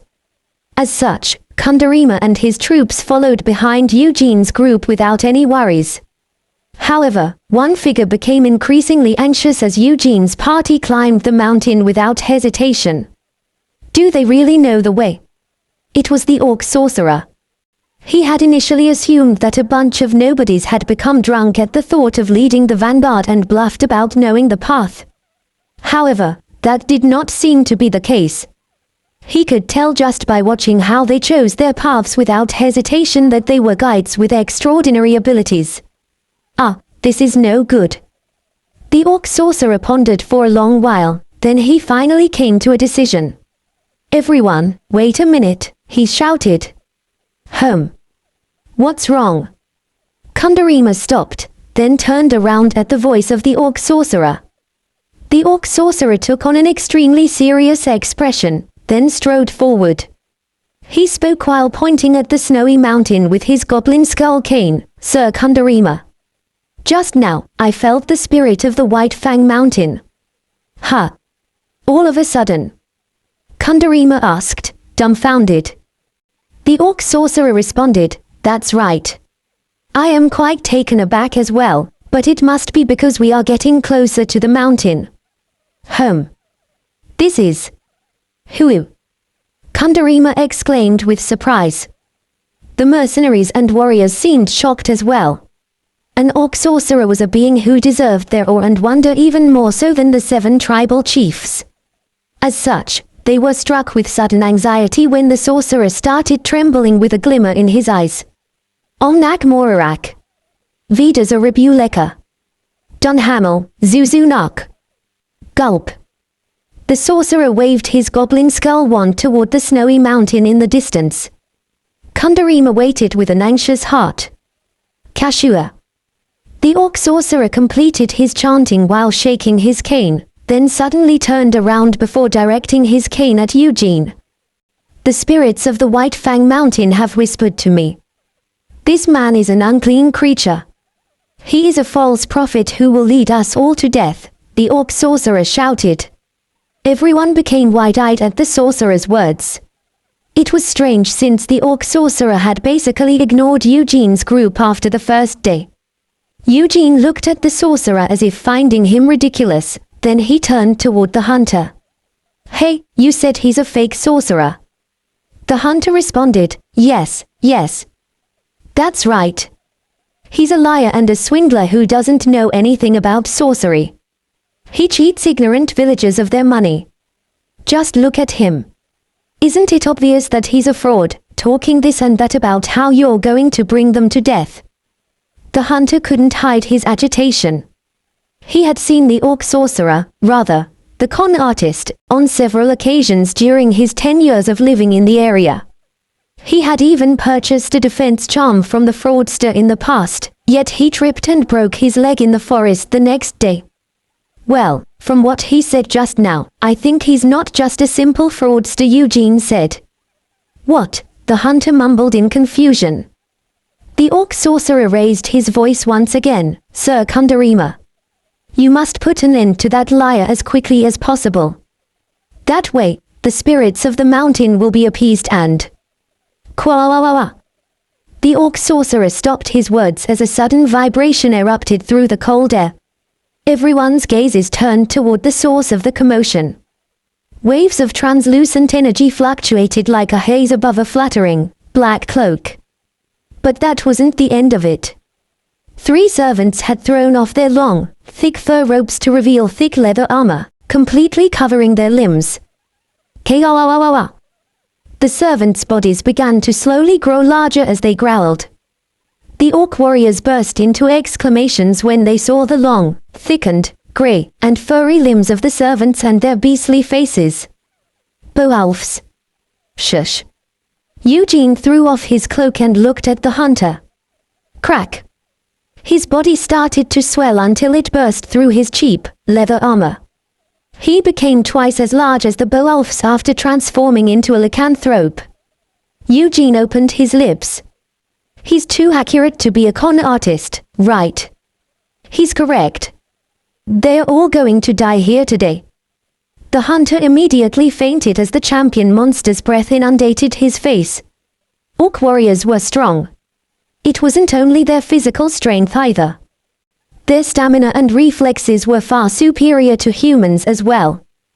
They could achieve the same level of power by simply breathing and eating, while human knights had to train their bodies day and night with tremendous hard work. Unfortunately, their natural talents and physical abilities made orcs extremely arrogant. Furthermore, they hadn't faced any real knights in a long time, since the knights from the continent failed to make it over the snowy mountains before losing. And now, the orc warriors of the Tolo tribe were facing a real knight for the first time in their lives. Moreover, he was a vampire knight with weapons and armor unparalleled from those made in Branchia. Clang. Q ha ha ha ha ha. Galfredic burst out laughing after bashing the head of an orc warrior with his mace. The mercenaries shuddered when they saw his blood-stained eyes colored with madness. However, they had no time to hesitate. The big knight had defeated 3 orc warriors in less than 10 seconds. However, he wasn't their only opponent. Kuvualua. Clow. The Beowulf warriors roared while slashing at random with their long claws. They could truly be called a disaster. Branchia's level of civilization could be considered lower than that of the continental kingdoms. However, the northern part of the country was even more primitive compared to the rest of Branchia. Even though the mercenaries wielded metal spears, swords, and axes, their weapons were quite crude. In addition, most of them only wore simple leather or cloth armor. This was because it was impossible to produce metal armor, which required highly precise, meticulous work, with the smelting and crafting technology that the orcs possessed. It was impossible for such shabby armor to block the claws and fangs of the Beowulf warriors, which could even easily slice through chainmail. Meanwhile, the Beowulf warriors were equipped with specially made plate coats. Their armor would prove effective even against the fearsome attacks of knights. As such, it was only natural that the mercenaries couldn't even leave a scratch on the Beowulfs with their crude weapons. All in all, it resulted in a one-sided slaughter. But the most terrifying of all was Eugene, who had transformed into the champion monster, Lycanthrope King. Kuvualuayuhaf. Several orc warriors were forced to their knees when they were met with an overwhelming roar. Although orcs were courageous, it was impossible for them to stand up to an origin sphere. The orc warriors were instantly crushed by Eugene's roar. They trembled in place while the large claws of the lycanthrope king sliced toward them, tearing them into pieces. Retreat. We're retreating. Queef. Kundarima shouted with a squeal. He felt utter desperation and absolute shock at the current situation. His ambition was to first lead the vanguard of his tribe to establish great achievements, then to go on to become the king of the Bayman orcs. However, his hopes and dreams were completely torn to shreds. In fact, Kundarima was a tough, ferocious, strong warrior. He had defeated several monsters in evil lands, and famous warriors of other tribes had their fangs broken by the blade of his axe. However, neither the pride he had as a member of the royal family nor the courage he had as a pure-blooded warrior could be found in face of the origin, who had transformed into the lycanthrope king. Wait. Please wait for me. Kuwet. The orc sorcerer, or rather, the con-orc, shouted desperately while hurriedly running after Kundarima. However, he tripped and fell on the spot. Kuwet. Kui, he crawled backward while leaving a trail of yellow on the white field of snow. The horrors of a massacre filled his eyes with fear. The white of the snow became spoiled with the orc warriors and mercenaries' blood, looking as if red flowers were in full bloom. He recalled the phony prophecy he had made earlier. Red flowers will bloom near the foot of the White Fang Mountain. I've never accurately predicted the future before, so how could I get the last one right, one he felt wronged? These were his final words before the swindler's upper body was separated into two. Kuwet. Kuwet. Kundarima breathed heavily while running away. He did not care whether the fraudster and the warriors died or not. However, even though he possessed good stamina, running fast in such deep snow was impossible. Meanwhile, a lycanthrope could run on all four to quickly cross the snowy field. As such, Eugene caught up with Kundarima in no time. Whoosh! Thud! Kuweg! Eugene caused a flurry of snow as he landed near Kundarima. The orc warrior's eyes filled with shock, but he reflexively grabbed the handle of his axe. His battle axe had split the heads of numerous warriors with its white blade until now, and Kundarima was very proud of his weapon. However, each of the lycanthrope king's claws were as long as the blade of his axe, which was longer than 2 palms. For the first time in his life, Kundarima found his battle axe, an unappealing weapon in his eyes.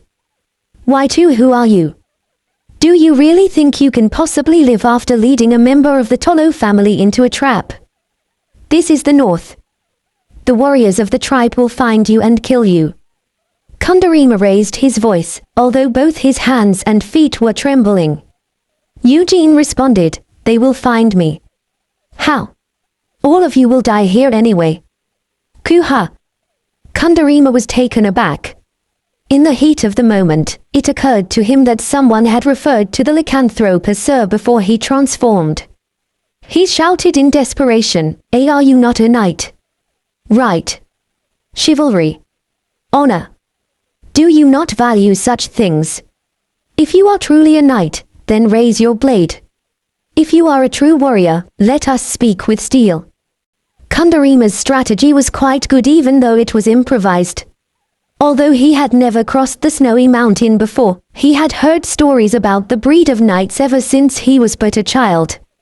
He knew exactly the type of people they were.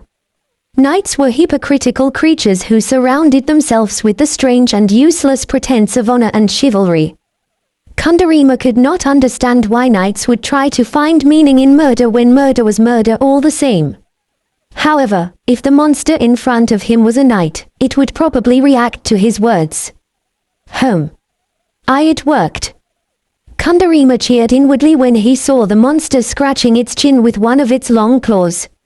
If he could fight a duel in the monster's original form, then he could. Why should I treat an ignorant little orc as a knight? The lycanthrope king asked. You said that you would slaughter everyone once you crossed the mountain, regardless of whether they were nobles or knights, right? You said you would moisten your throat with their blood and chew on their hearts, Eugene stated. No, that wasn't. Unfortunately, Kundarima was an ignorant orc, and he couldn't explain himself because he couldn't remember the word idiom. Eugene smiled while revealing fangs much longer and larger than an orc's. Besides, you said you would kill me in a single blow, right?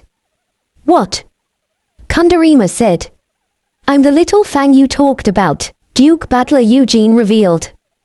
Kundarima's eyes filled with shock, and a snowstorm appeared before his eyes. Thuck. His words came to fruition, as a single blow laid him to rest.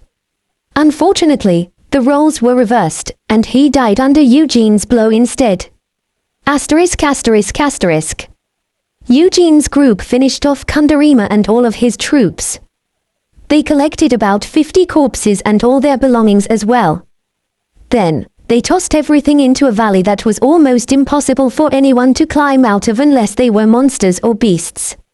Knowing that the rest would be handled by the wild animals and monsters of the snowy mountains, Eugene and his group returned from where they had come. Eugene entered the hunter's cabin, then smacked his cheek to wake him up. Hyuk. The hunter opened his eyes with a strange squeal, then looked around before making eye contact with Eugene. Thuck. He started begging for his life, but he reflexively caught the gold coin that Eugene had tossed at him. He immediately lay flat on his face before changing his words. My greatest achievement in life is to have met someone as generous as you, sir. Yeah. I've never seen a hunter who is as quick on their feet as you, Eugene responded. Well, that's. It's fine. I didn't give you that money to shut you up, Eugene declared. What? Then, the hunter responded. You'll help me with a task, Eugene said.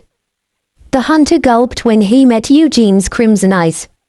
Asterisk asterisk asterisk. What? What did Kundarima do? Yes. 5 days ago, he led the warriors and the mercenaries to Balmund. I ought to pull all of his fangs out, the chief of the Tolo tribe exclaimed in fury as he jumped from his throne, laden with an ogre's hide. No matter how blinded he is by his desire for achievements, there are things you shouldn't do. How dare he crawl out of here without my permission? Chief, please calm down. Sir Kundarima must have been overcome by the heat of his youth. That's right. Now that Raiwad's half-fang is dead, Sir Kundarima is the one most suitable to represent our tribe as a candidate to become king. He must have been a little impatient to take the lead in the competition by making accomplishments. Moreover, I hear he's got the support of a sorcerer and a seasoned guide. Just think of it as if you sent him ahead as the vanguard. The elders of the tribe provided reasonable arguments to appease his anger, and the chief could only return to his seat. His expression remained dissatisfied. He was unhappy with the fact that Kundarima had taken as many as 50 soldiers of the tribe without permission. Although Sir Kundarima is a bit short-tempered, he is not a warrior who would recklessly rush into things. If he does cross the mountains safely, then we will be procuring a safe passageway. We won't have to sail on boats like the other tribes, one of the elders said. The chief nodded while stroking his fang. Unlike other races, orcs could not swim at all. As such, they were very afraid of deep rivers, lakes, and seas. This was why traveling by boat was a life-threatening gamble for orcs. In addition, orcs weren't in possession of any fancy boats. They only had small galleys which required 20 to 30 people to row. However, since orcs were inexperienced seamen, they were easily frightened by slightly taller waves and other small changes while sailing. Nevertheless, some of the 7 tribes had decided to travel south by boat. It was due to their desire to invade the south before the Tolo family. But what if that disobedient fang really does open up a path? The other tribes would take at least 15 days, but if everything went according to plan, the Tolo family would get there much faster than them. Good. Once we have gathered all the soldiers, we'll depart for the village that Kundarima was in charge of. Chief. A group of warriors rushed in and interrupted the chief's command. What's the matter? The chief asked with a frown. The messenger is here. Sir Kundarima has sent a message, the soldiers continued. What? Oh. The tribal chief and the elders reacted with delight. It's this man. An orc standing among the warriors quickly rushed out and bowed deeply. I greet the magnificent Fang of Tolo. I am but a humble orc who had been hunting near Barmund. I was hired by Sir Kundarima as a guide a few days ago, the orc said. Who? So you are the experienced guide my eldest son hired, the chief asked. Yes. My humble self and a few companions guided Sir Kundarima safely over the White Fang Mountain. So, the hunter recited the words he memorized.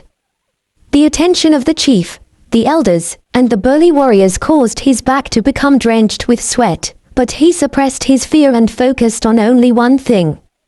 Gold coins. Think about gold coins.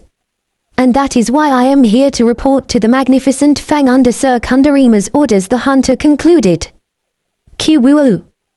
The orcs of Tolo appeared delighted at the hunter's words. However, the chief glared at the hunter with suspicious eyes before asking, It has only been 5 days since my son departed. Are you sure you're a messenger from Kundarima? Quawara. A fierce fear erupted from the chief's eyes. Gold coins. Gold. The hunter thought of the ecstatic glow of gold coins and desperately suppressed his fears. He kowtowed before shouting, It's true.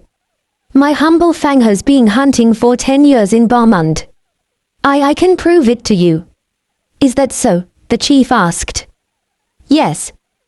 There must be a half-blooded sir named Sir Markson here. He knows me.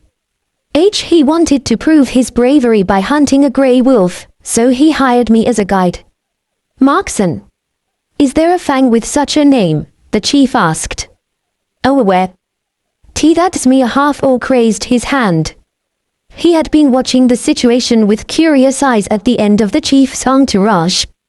Is that right? Do you know this orc? The chief asked. Markson felt embarrassed to have suddenly become the center of attention. He answered while bowing, Why yes. I do know him. As expected, he really is Sir Kundarima's messenger.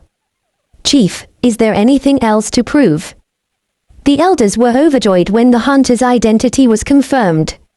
However, the chief looked rather dissatisfied as he looked alternatingly between the hunter and Markson before asking, So you killed a grey wolf with the help of this man? Is that true? That's... Markson flinched before meeting the hunter's gaze.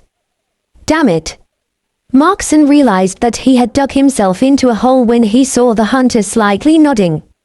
If he denied the hunter's words, he would be questioned about how he caught the grey wolf.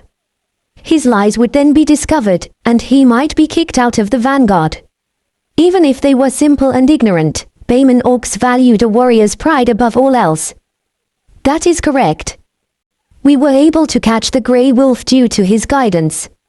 He is a very capable orc who knows his way around the White Fang Mountain. Oh, magnificent Fang. In the end, Markson was forced to cover up the truth to retain his position in the vanguard. As expected, Sir Red Eyes had a plan. The hunter was finally relieved. He had recalled Eugene's order to sell out Markson if anyone from the Tolo family didn't believe him. I see. Good. Then go ahead, the chief said, nodding. Yes. Sir Kundarima. The hunter was fully armed with faith in Eugene's gold coins and his words. He sold out Kundarima with confidence and without hesitation. All the Tolo orcs, including the chief, had no choice but to take his words at face value. Asterisk. Rumors are gathering. Eugene asked. That's right. I think it must be because of the corpses of those orcs, one of the Beowulfs responded. They were giving their report after returning from scouting. Eugene frowned. He had deliberately disposed of the body in an accessible place, but he had never imagined that it would actually cause problems. Will the orcs avoid this place if there are a lot of monsters? Eugene asked. I think so. It's already a difficult mountain to cross, so they will have no choice but to avoid it if monsters are flocking to the mountain. I think we might need to take care of them. Do you want me to head over and get it done? Galfredic asked. Eugene started to nod. A few Beowulf warriors and Galfredic would be more than sufficient to take care of some rumors. However, he stopped midway. No, wait a minute. A thought crossed his mind, so Eugene stopped Galfredic and the Beowulf warriors from standing up. Let's leave them alone for now, he said. But even more of them are going to gather since there are so many bodies. It could get annoying real fast with both orcs and roamers to worry about, Galfredic responded with a frown. Their plan was to lure the orcs of the Tolo family by sending the hunter. However, their plan was in danger of being disrupted if roamers gathered due to the corpses. Probably. And although there are only weaker ones now, the larger monsters will make their appearance later, Eugene responded. Isn't that even more of a problem? What if the orcs won't come here? Galfredic asked. I have a plan. For now, let's go to the place where we dumped the bodies, Eugene replied. Galfredic and the Beowulf stood from their seats despite their confusion. Hey, wizard. Yes. Eugene called out just as he was about to leave the cabin, and Rory flinched before turning her head. Why aren't you following? Eugene asked. What? Me. Why? Rory said. What do you mean why? Because there's something for you to do. Come here quick, Eugene responded. Yes, the cold hater wizard eventually put on a thick, fur robe before following along. Eugene's group left the cabin and headed for the valley where they tossed the bodies.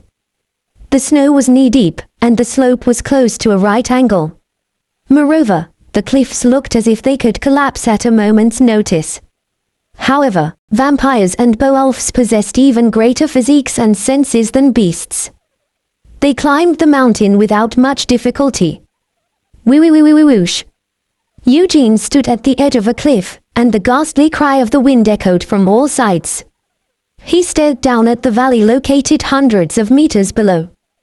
The visibility was poor due to strong winds and snowstorms, but Eugene had no issues penetrating through the whiteness with his excellent vision.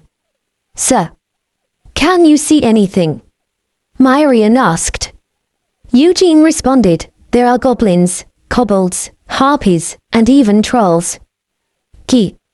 Are you saying all of them are gathered together? Myrian asked. It must be because they are starving. Similar to how herbivores and carnivores gather around pools and drink water together when there's a drought, Rory answered. As a wizard, Rory was quite knowledgeable, and Myrian was fascinated by her answer. Key. Well, I've seen similar things in my pond. Sometimes, this guy, that guy, dogs, cows, boys, and girls would come to drink water. Wow. Raccoon, you're so smart. Myrian exclaimed. He. Rory grinned, although Eugene wasn't sure why she was so happy receiving a compliment from a freeloader spirit. She turned toward Eugene before speaking, but that will only be for a short while. They are content for now since there are so many bodies, but once more monsters gather, it'll quickly turn into a mess. Monsters covered slaughter by nature, and sooner or later, it'll show. I suppose so. Besides, bigger monsters will be coming soon as well, Eugene commented. Bigger ones? By that, do you mean? There must be a master of the mountain, right? It would be weird if none of the monsters here played house. For example, an ogre, Eugene said. Eugene's words startled everyone. However, he had a point. Even in a little forest, beasts and monsters engaged in fierce competition. The snowy mountain, which served as Branchiar's northern border, would be no exception. Moreover, human presence was rare in the snowy mountains. Although the terrible weather would have forced even roamers to hide deep in the mountains, in normal times, it would literally be a paradise for roamers. An ogre, which could be called the king of all monsters, would definitely not leave such an oasis without a master. Wizard. Is it possible to control monsters at this distance? Eugene asked. Maybe. Why are you asking? Controlling a few monsters won't be useful, and it won't work for a powerful monster like an ogre, Rai responded. I'm not asking you to do it right now, and I'm not asking you to control an ogre either, Eugene answered before observing the valley for a few more moments before turning around and speaking. We're going back. Take turns watching over this place. If anything happens, come report it right away. Don't grill any meat. Got it, the Beowulfs answered with an awkward smile, and Eugene proceeded to descend the cliff. After a while, Eugene arrived at the forest where he had slaughtered Kundarima and his troops. Eugene turned to Galfredic. Galfredic. Find a suitable place and hide. Once you see the hunter bringing Tolo's army here, come to me immediately. Galfredic responded, well, I'll do as I'm told, but the orcs have a good nose. I'm afraid they'll discover me right away. Besides, they might have a real sorcerer if it's their main army, right? Eugene turned his gaze when Galfredic asked. What is it? Why are you looking at me? Rai flinched and asked nervously as soon as she met Eugene's gaze. Eugene replied, you stay here with Galfredic. What? Me? Why? Eugene felt a strange sense of déjà vu at Rai's response. He spoke with a frown. You're quite chatty today. You know how to use magic to conceal your presence, right? If the orcs appear suspicious, use your magic and stay hidden. Both of you. And when the orcs are passing by. The bags under Rai's eyes appeared to grow even darker as Eugene continued explaining the plan. By the time he was done, she looked as if her soul had been taken out of her. Ah ha ha ha ha. I don't know how long we will have to stay here, but let's get hot and get along, Miss Rai. Galfredic patted Rai's shoulder with a grin. She backed away in horror while screeching, gee, get hot. Get what hot? Hot. What do you mean by that? She trembled while clasping her robe tightly around her body. Galfredic responded with confusion, huh? You don't like being in the cold, do you? I'm just saying we should stay warm together. You know it gets extremely cold when the sun sets, right? Phew. I thought you were. We'll keep warm by rubbing our bodies together. Hayek. Rai jumped back, sliding backward on the snow. Galfredic burst into laughter upon seeing her reaction. Stop talking nonsense and make sure you do your job properly, Eugene said, interrupting them. That's right. Do your job properly. Myrian chimed in. You stay here with them, Eugene suddenly declared. Key. Why me? Myrian squealed with panic.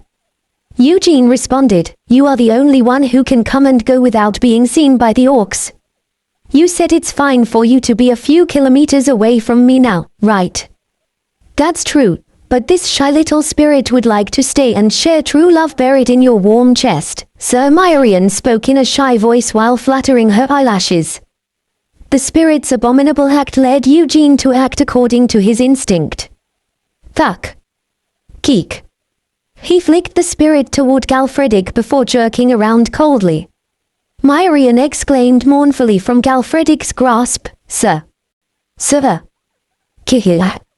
Evil spirit, you're going to spend a hot time with me, too, Galfredic said with an insidious laugh. Ki. Now. Let us overcome this cold with our hot companionship. Galfredic declared. No, wait. Wait a minute. Ki. The vassal grabbed the spirit and the wizard with a sleek smile before slowly moving toward the foot of the mountain. Asterisk asterisk asterisk. The main army of the Tolo family moved at high speeds, befitting their nickname of Stormfen. In just 3 days, they arrived at Barmund, which could be called the entrance to the snowy mountain. Their group consisted of 40 orc warriors and 300 mercenaries. They gathered supplies from nearby villages and hamlets and wrapped themselves with thick, furry clothes and snowshoes before setting out first thing in the morning. Naturally, the hunter was the one leading the army. Gold coins. Only gold coins. The hunter knew that he would be torn apart to shreds by angry warriors if anything went wrong. As such, he inwardly chanted for his soul grace and continued leading the burly warriors. After a couple of hours, the Tolo family's army arrived near the site of Kundarima's miserable death. Sniff, sniff. It smells like blood. The hunter stiffened at the comment of the warrior following right behind him. It was standard for orcs to place warriors with the best eyesight and nose at the front of their army. The one who recognized the smell of blood was an orc warrior capable of distinguishing types of monsters from the smell of their feces, and he seemed to have picked up on the remnants of the slaughter. It's not just one or two types of blood either. Fangs, mixed bloods, sniff. Is he for real? The hunter was proud of his sense of smell, as his work heavily relied on his senses. However, even he was at a loss faced with the orc warrior's frightening sense of smell. I'm going to go report this to the chief. Wait here, the orc warrior spoke. Ah, I understand, the hunter responded. Got it. Hurry up, huh? The orc warrior with the best eyesight suddenly frowned as his comrade turned around to leave. What is it? Do you see something? His comrade asked. Over there. Halfway up the cliff. There's something there, the orc warrior responded. What is it? His comrade asked. It's big. It just moved. The warrior with the excellent vision hesitated, then his eyes widened before shouting, it's a griffin. There's a griffin. Kuh. The dark green faces of the orc warriors turned crimson. Among flying monsters, griffins were known to enjoy all types of meat, especially horse meat. And although griffins weren't fond of meat belonging to two-legged creatures, orcs were the sole exception. Orcs tasted quite similar to pigs for griffins. Coo-wee. It's a griffin, the orc warrior exclaimed after spotting the orc's natural enemy. Of course, he wasn't afraid. It was all because orcs hated griffins because far more of their brethren had been killed by those flying creatures compared to other monsters, like trolls or ogres. What? A griffin, the chief shouted in shock. Chief. We must kill that devilish white beak immediately. We must take revenge for the other fangs. Hatred aimed at the griffin immediately spread throughout the entire army. Amidst the intense anger etched into their very blood and soul, the orc warriors and mercenaries roared while waving their weapons. They looked as if they were ready to bolt up the mountain. Coo-wee-wee-wee-wee-wee-woo. The fears of the orc warriors bloomed like wildfire. Griffins were high-ranking monsters with excellent eyesight and senses befitting their status. They would naturally detect the hostility coming from these orcs. But for some reason, the griffin continued flapping its wings near the middle of the snowy mountain. It didn't run away, and it neither revealed any hostility nor was it preparing to attack. The reason for the creature's abnormal behavior was soon made evident. Tilda. An overwhelming roar threatened to collapse the high peaks and the boulders of the mountains. The orcs stiffened at the roar as a grey creature climbed onto a boulder while holding the griffin's leg. The snow ogre, which was also known as the Yeti in the north, turned its red eyes to the invaders who dared to enter its territory. Geek. It really exists. Myrian exclaimed. Right. But doesn't he look more like a monkey than an ogre? Galfredic remarked. It's different from a regular ogre. Different. It's known as a snow ogre, but its official name is Yeti. It's also known as the snowman, and it's an ice-type high-ranking monster. They're quite rare, Rai explained. The spirit, vampire, and wizard whispered while huddled together in a makeshift cover made from putting branches together. They were stationed at the foot of the mountain, and their position overlooked the forest. Really? Is it stronger than an ogre? Galfredic asked. He felt his blood boil with excitement at the appearance of a brand new monster. It would be a great achievement for him as a knight to kill the monster. They are probably similar in strength, but I think a yeti is much stronger in a cold environment since the source of its life is the cold itself. That's why it's said to be difficult to even approach a yeti. Its breath will cause metal to get frosty and all living creatures to slow down, Rai responded. Hoo. That's amazing, Galfredic exclaimed. Contrary to his words, however, his eyes shone with fighting spirit as he glared at the yeti. All of a sudden, the yeti threw the griffin against a large cliff, then thumped its chest with its long arms while roaring. Kuvualuaa. Kuvualuaa. Ki-yeek. Hayek. Myrian and Rai shriveled at the monster's roar. This yeti was the reigning king of the snowy mountains, and its roar contained a powerful fear that could even affect a spirit and a wizard. Understandably, it was much worse for the orc warriors and mercenaries as they faced the full brunt of the fear-containing roar. Almost all the troops, except a handful of skilled warriors, fell on their asses or dropped to their knees, while those who managed to remain standing were shaking in fear. Both of you, get it together, Galfredic said. He was the only one mostly unaffected by the yeti's fear. The two came to their senses. Geek. He's coming down. Myrian yelled. The yeti was over 3 meters tall, but it began to run down the steep slope at breakneck speeds unbefitting its stature. Although the three figures were quite distant from the yeti, they could see how the boulders and rocks standing in the monster's way were easily demolished. The yeti's momentum was overwhelming. Coo-wee! Everyone, prepare for battle, the chief orc shouted. The orc warriors of the Tolo family finally managed to overcome the fear and hurriedly began moving into formations while raising their weapons. Simultaneously, the mercenaries unsheathed their own weapons and formed a semicircular formation. Evil spirit, you go tell the master what's going on, Galfredic ordered. Got it. Myrian saluted before quickly flapping away. Miss Rai. You and I will go to those dogs, Galfredic said. Ah, yes. Huh. What are you doing? Rai freaked out when she saw Galfredic squatting like a duck with his back toward her. Galfredic replied, What do you mean? Aren't you going to climb on? What? Me? Why, she asked. How else are you going to get there? Will you be fine running up by yourself? Galfredic asked with a frown. Rai gazed at the sheer slope, then she eventually climbed on Galfredic's wide back. Hold on tight to my neck, Galfredic advised. Yes, Rai answered. However, she only barely grasped Galfredic's cape. She had no experience with the opposite sex, and she had absolutely no intention of giving her first hug to a vampire who kept on teasing her every day. However, she immediately regretted her actions. Pa. Galfredic unleashed all of his vampiric power and started dashing through the snow. Hueek! A strange scream broke through Rai's lips. However, the roar of the yeti and the shouts of the Tolo warriors buried her scream. Boom! Boom! Boom! Boom! The yeti quickly arrived in front of the Tolo warriors after running down at a formidable speed. Fuck!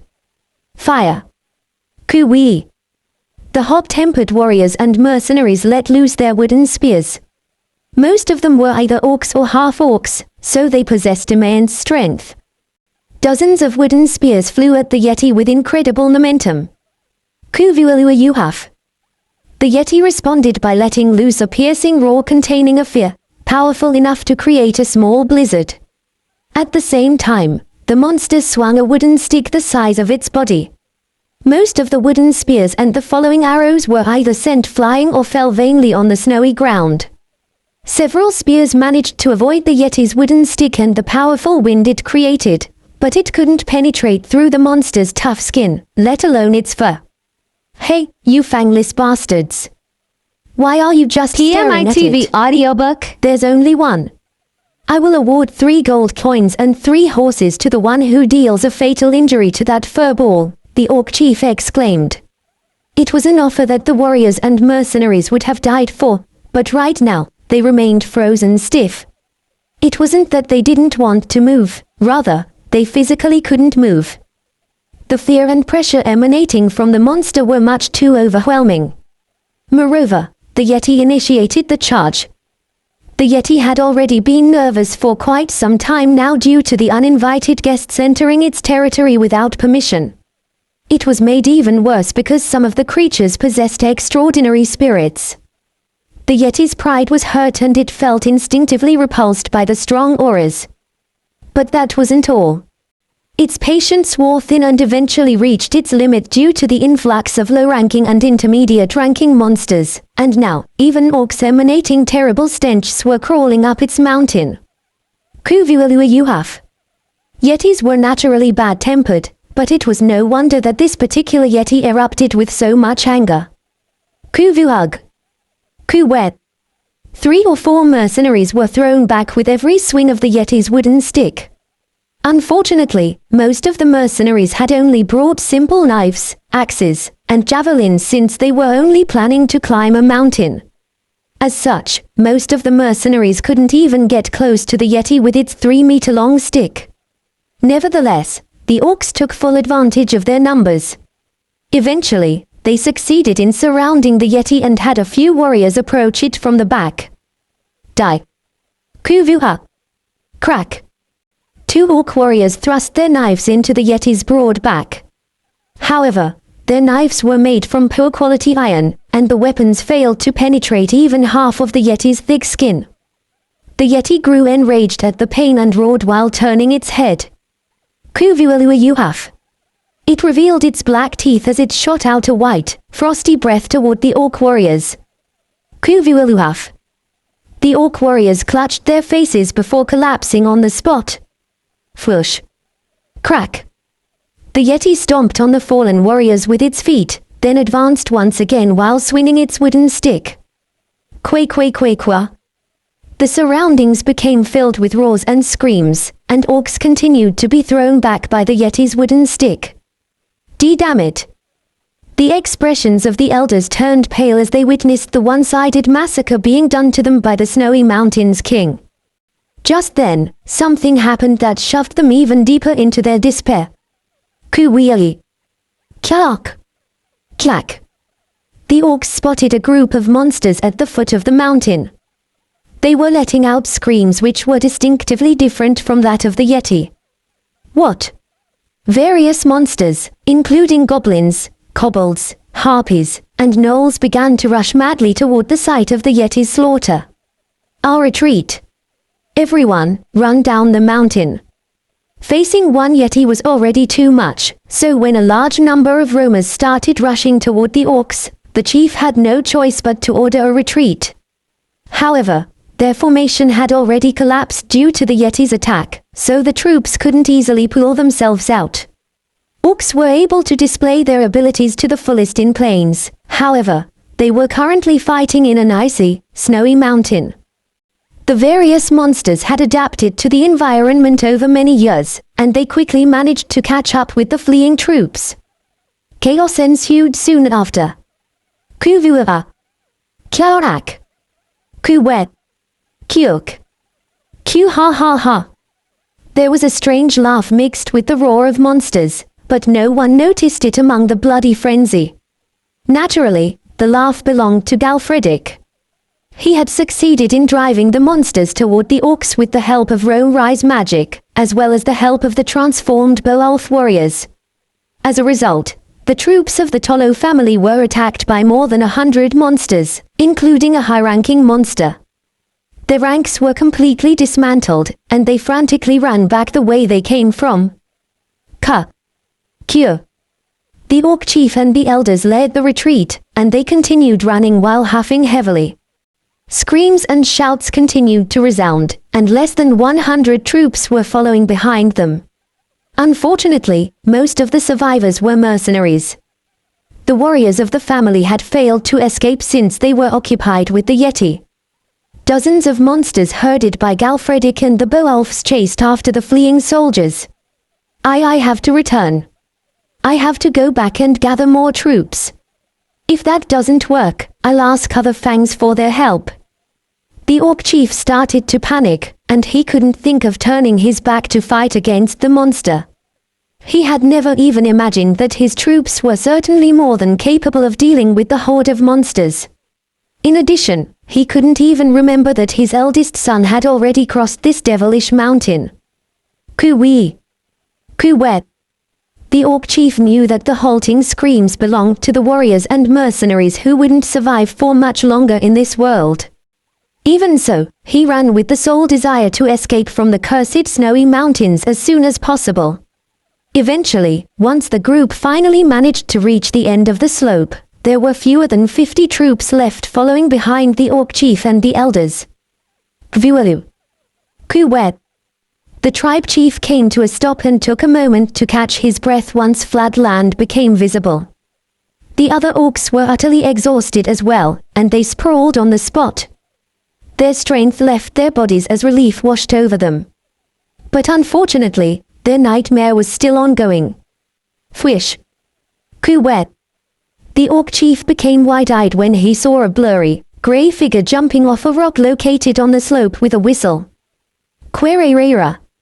A sound similar to a trembling rattlesnake resounded, and the grey figure suddenly changed color to glossy black. The unidentified creature was covered from head to toe in jet black scales. Only a pair of eyes as red as lava identified the creature as a human being. WW, who is it? Kuwet. The orcs jumped off the ground in shock. Eugene removed only the black scales covering the lower half of his face before responding with a chilling grin. Duke Battler. Kuwet.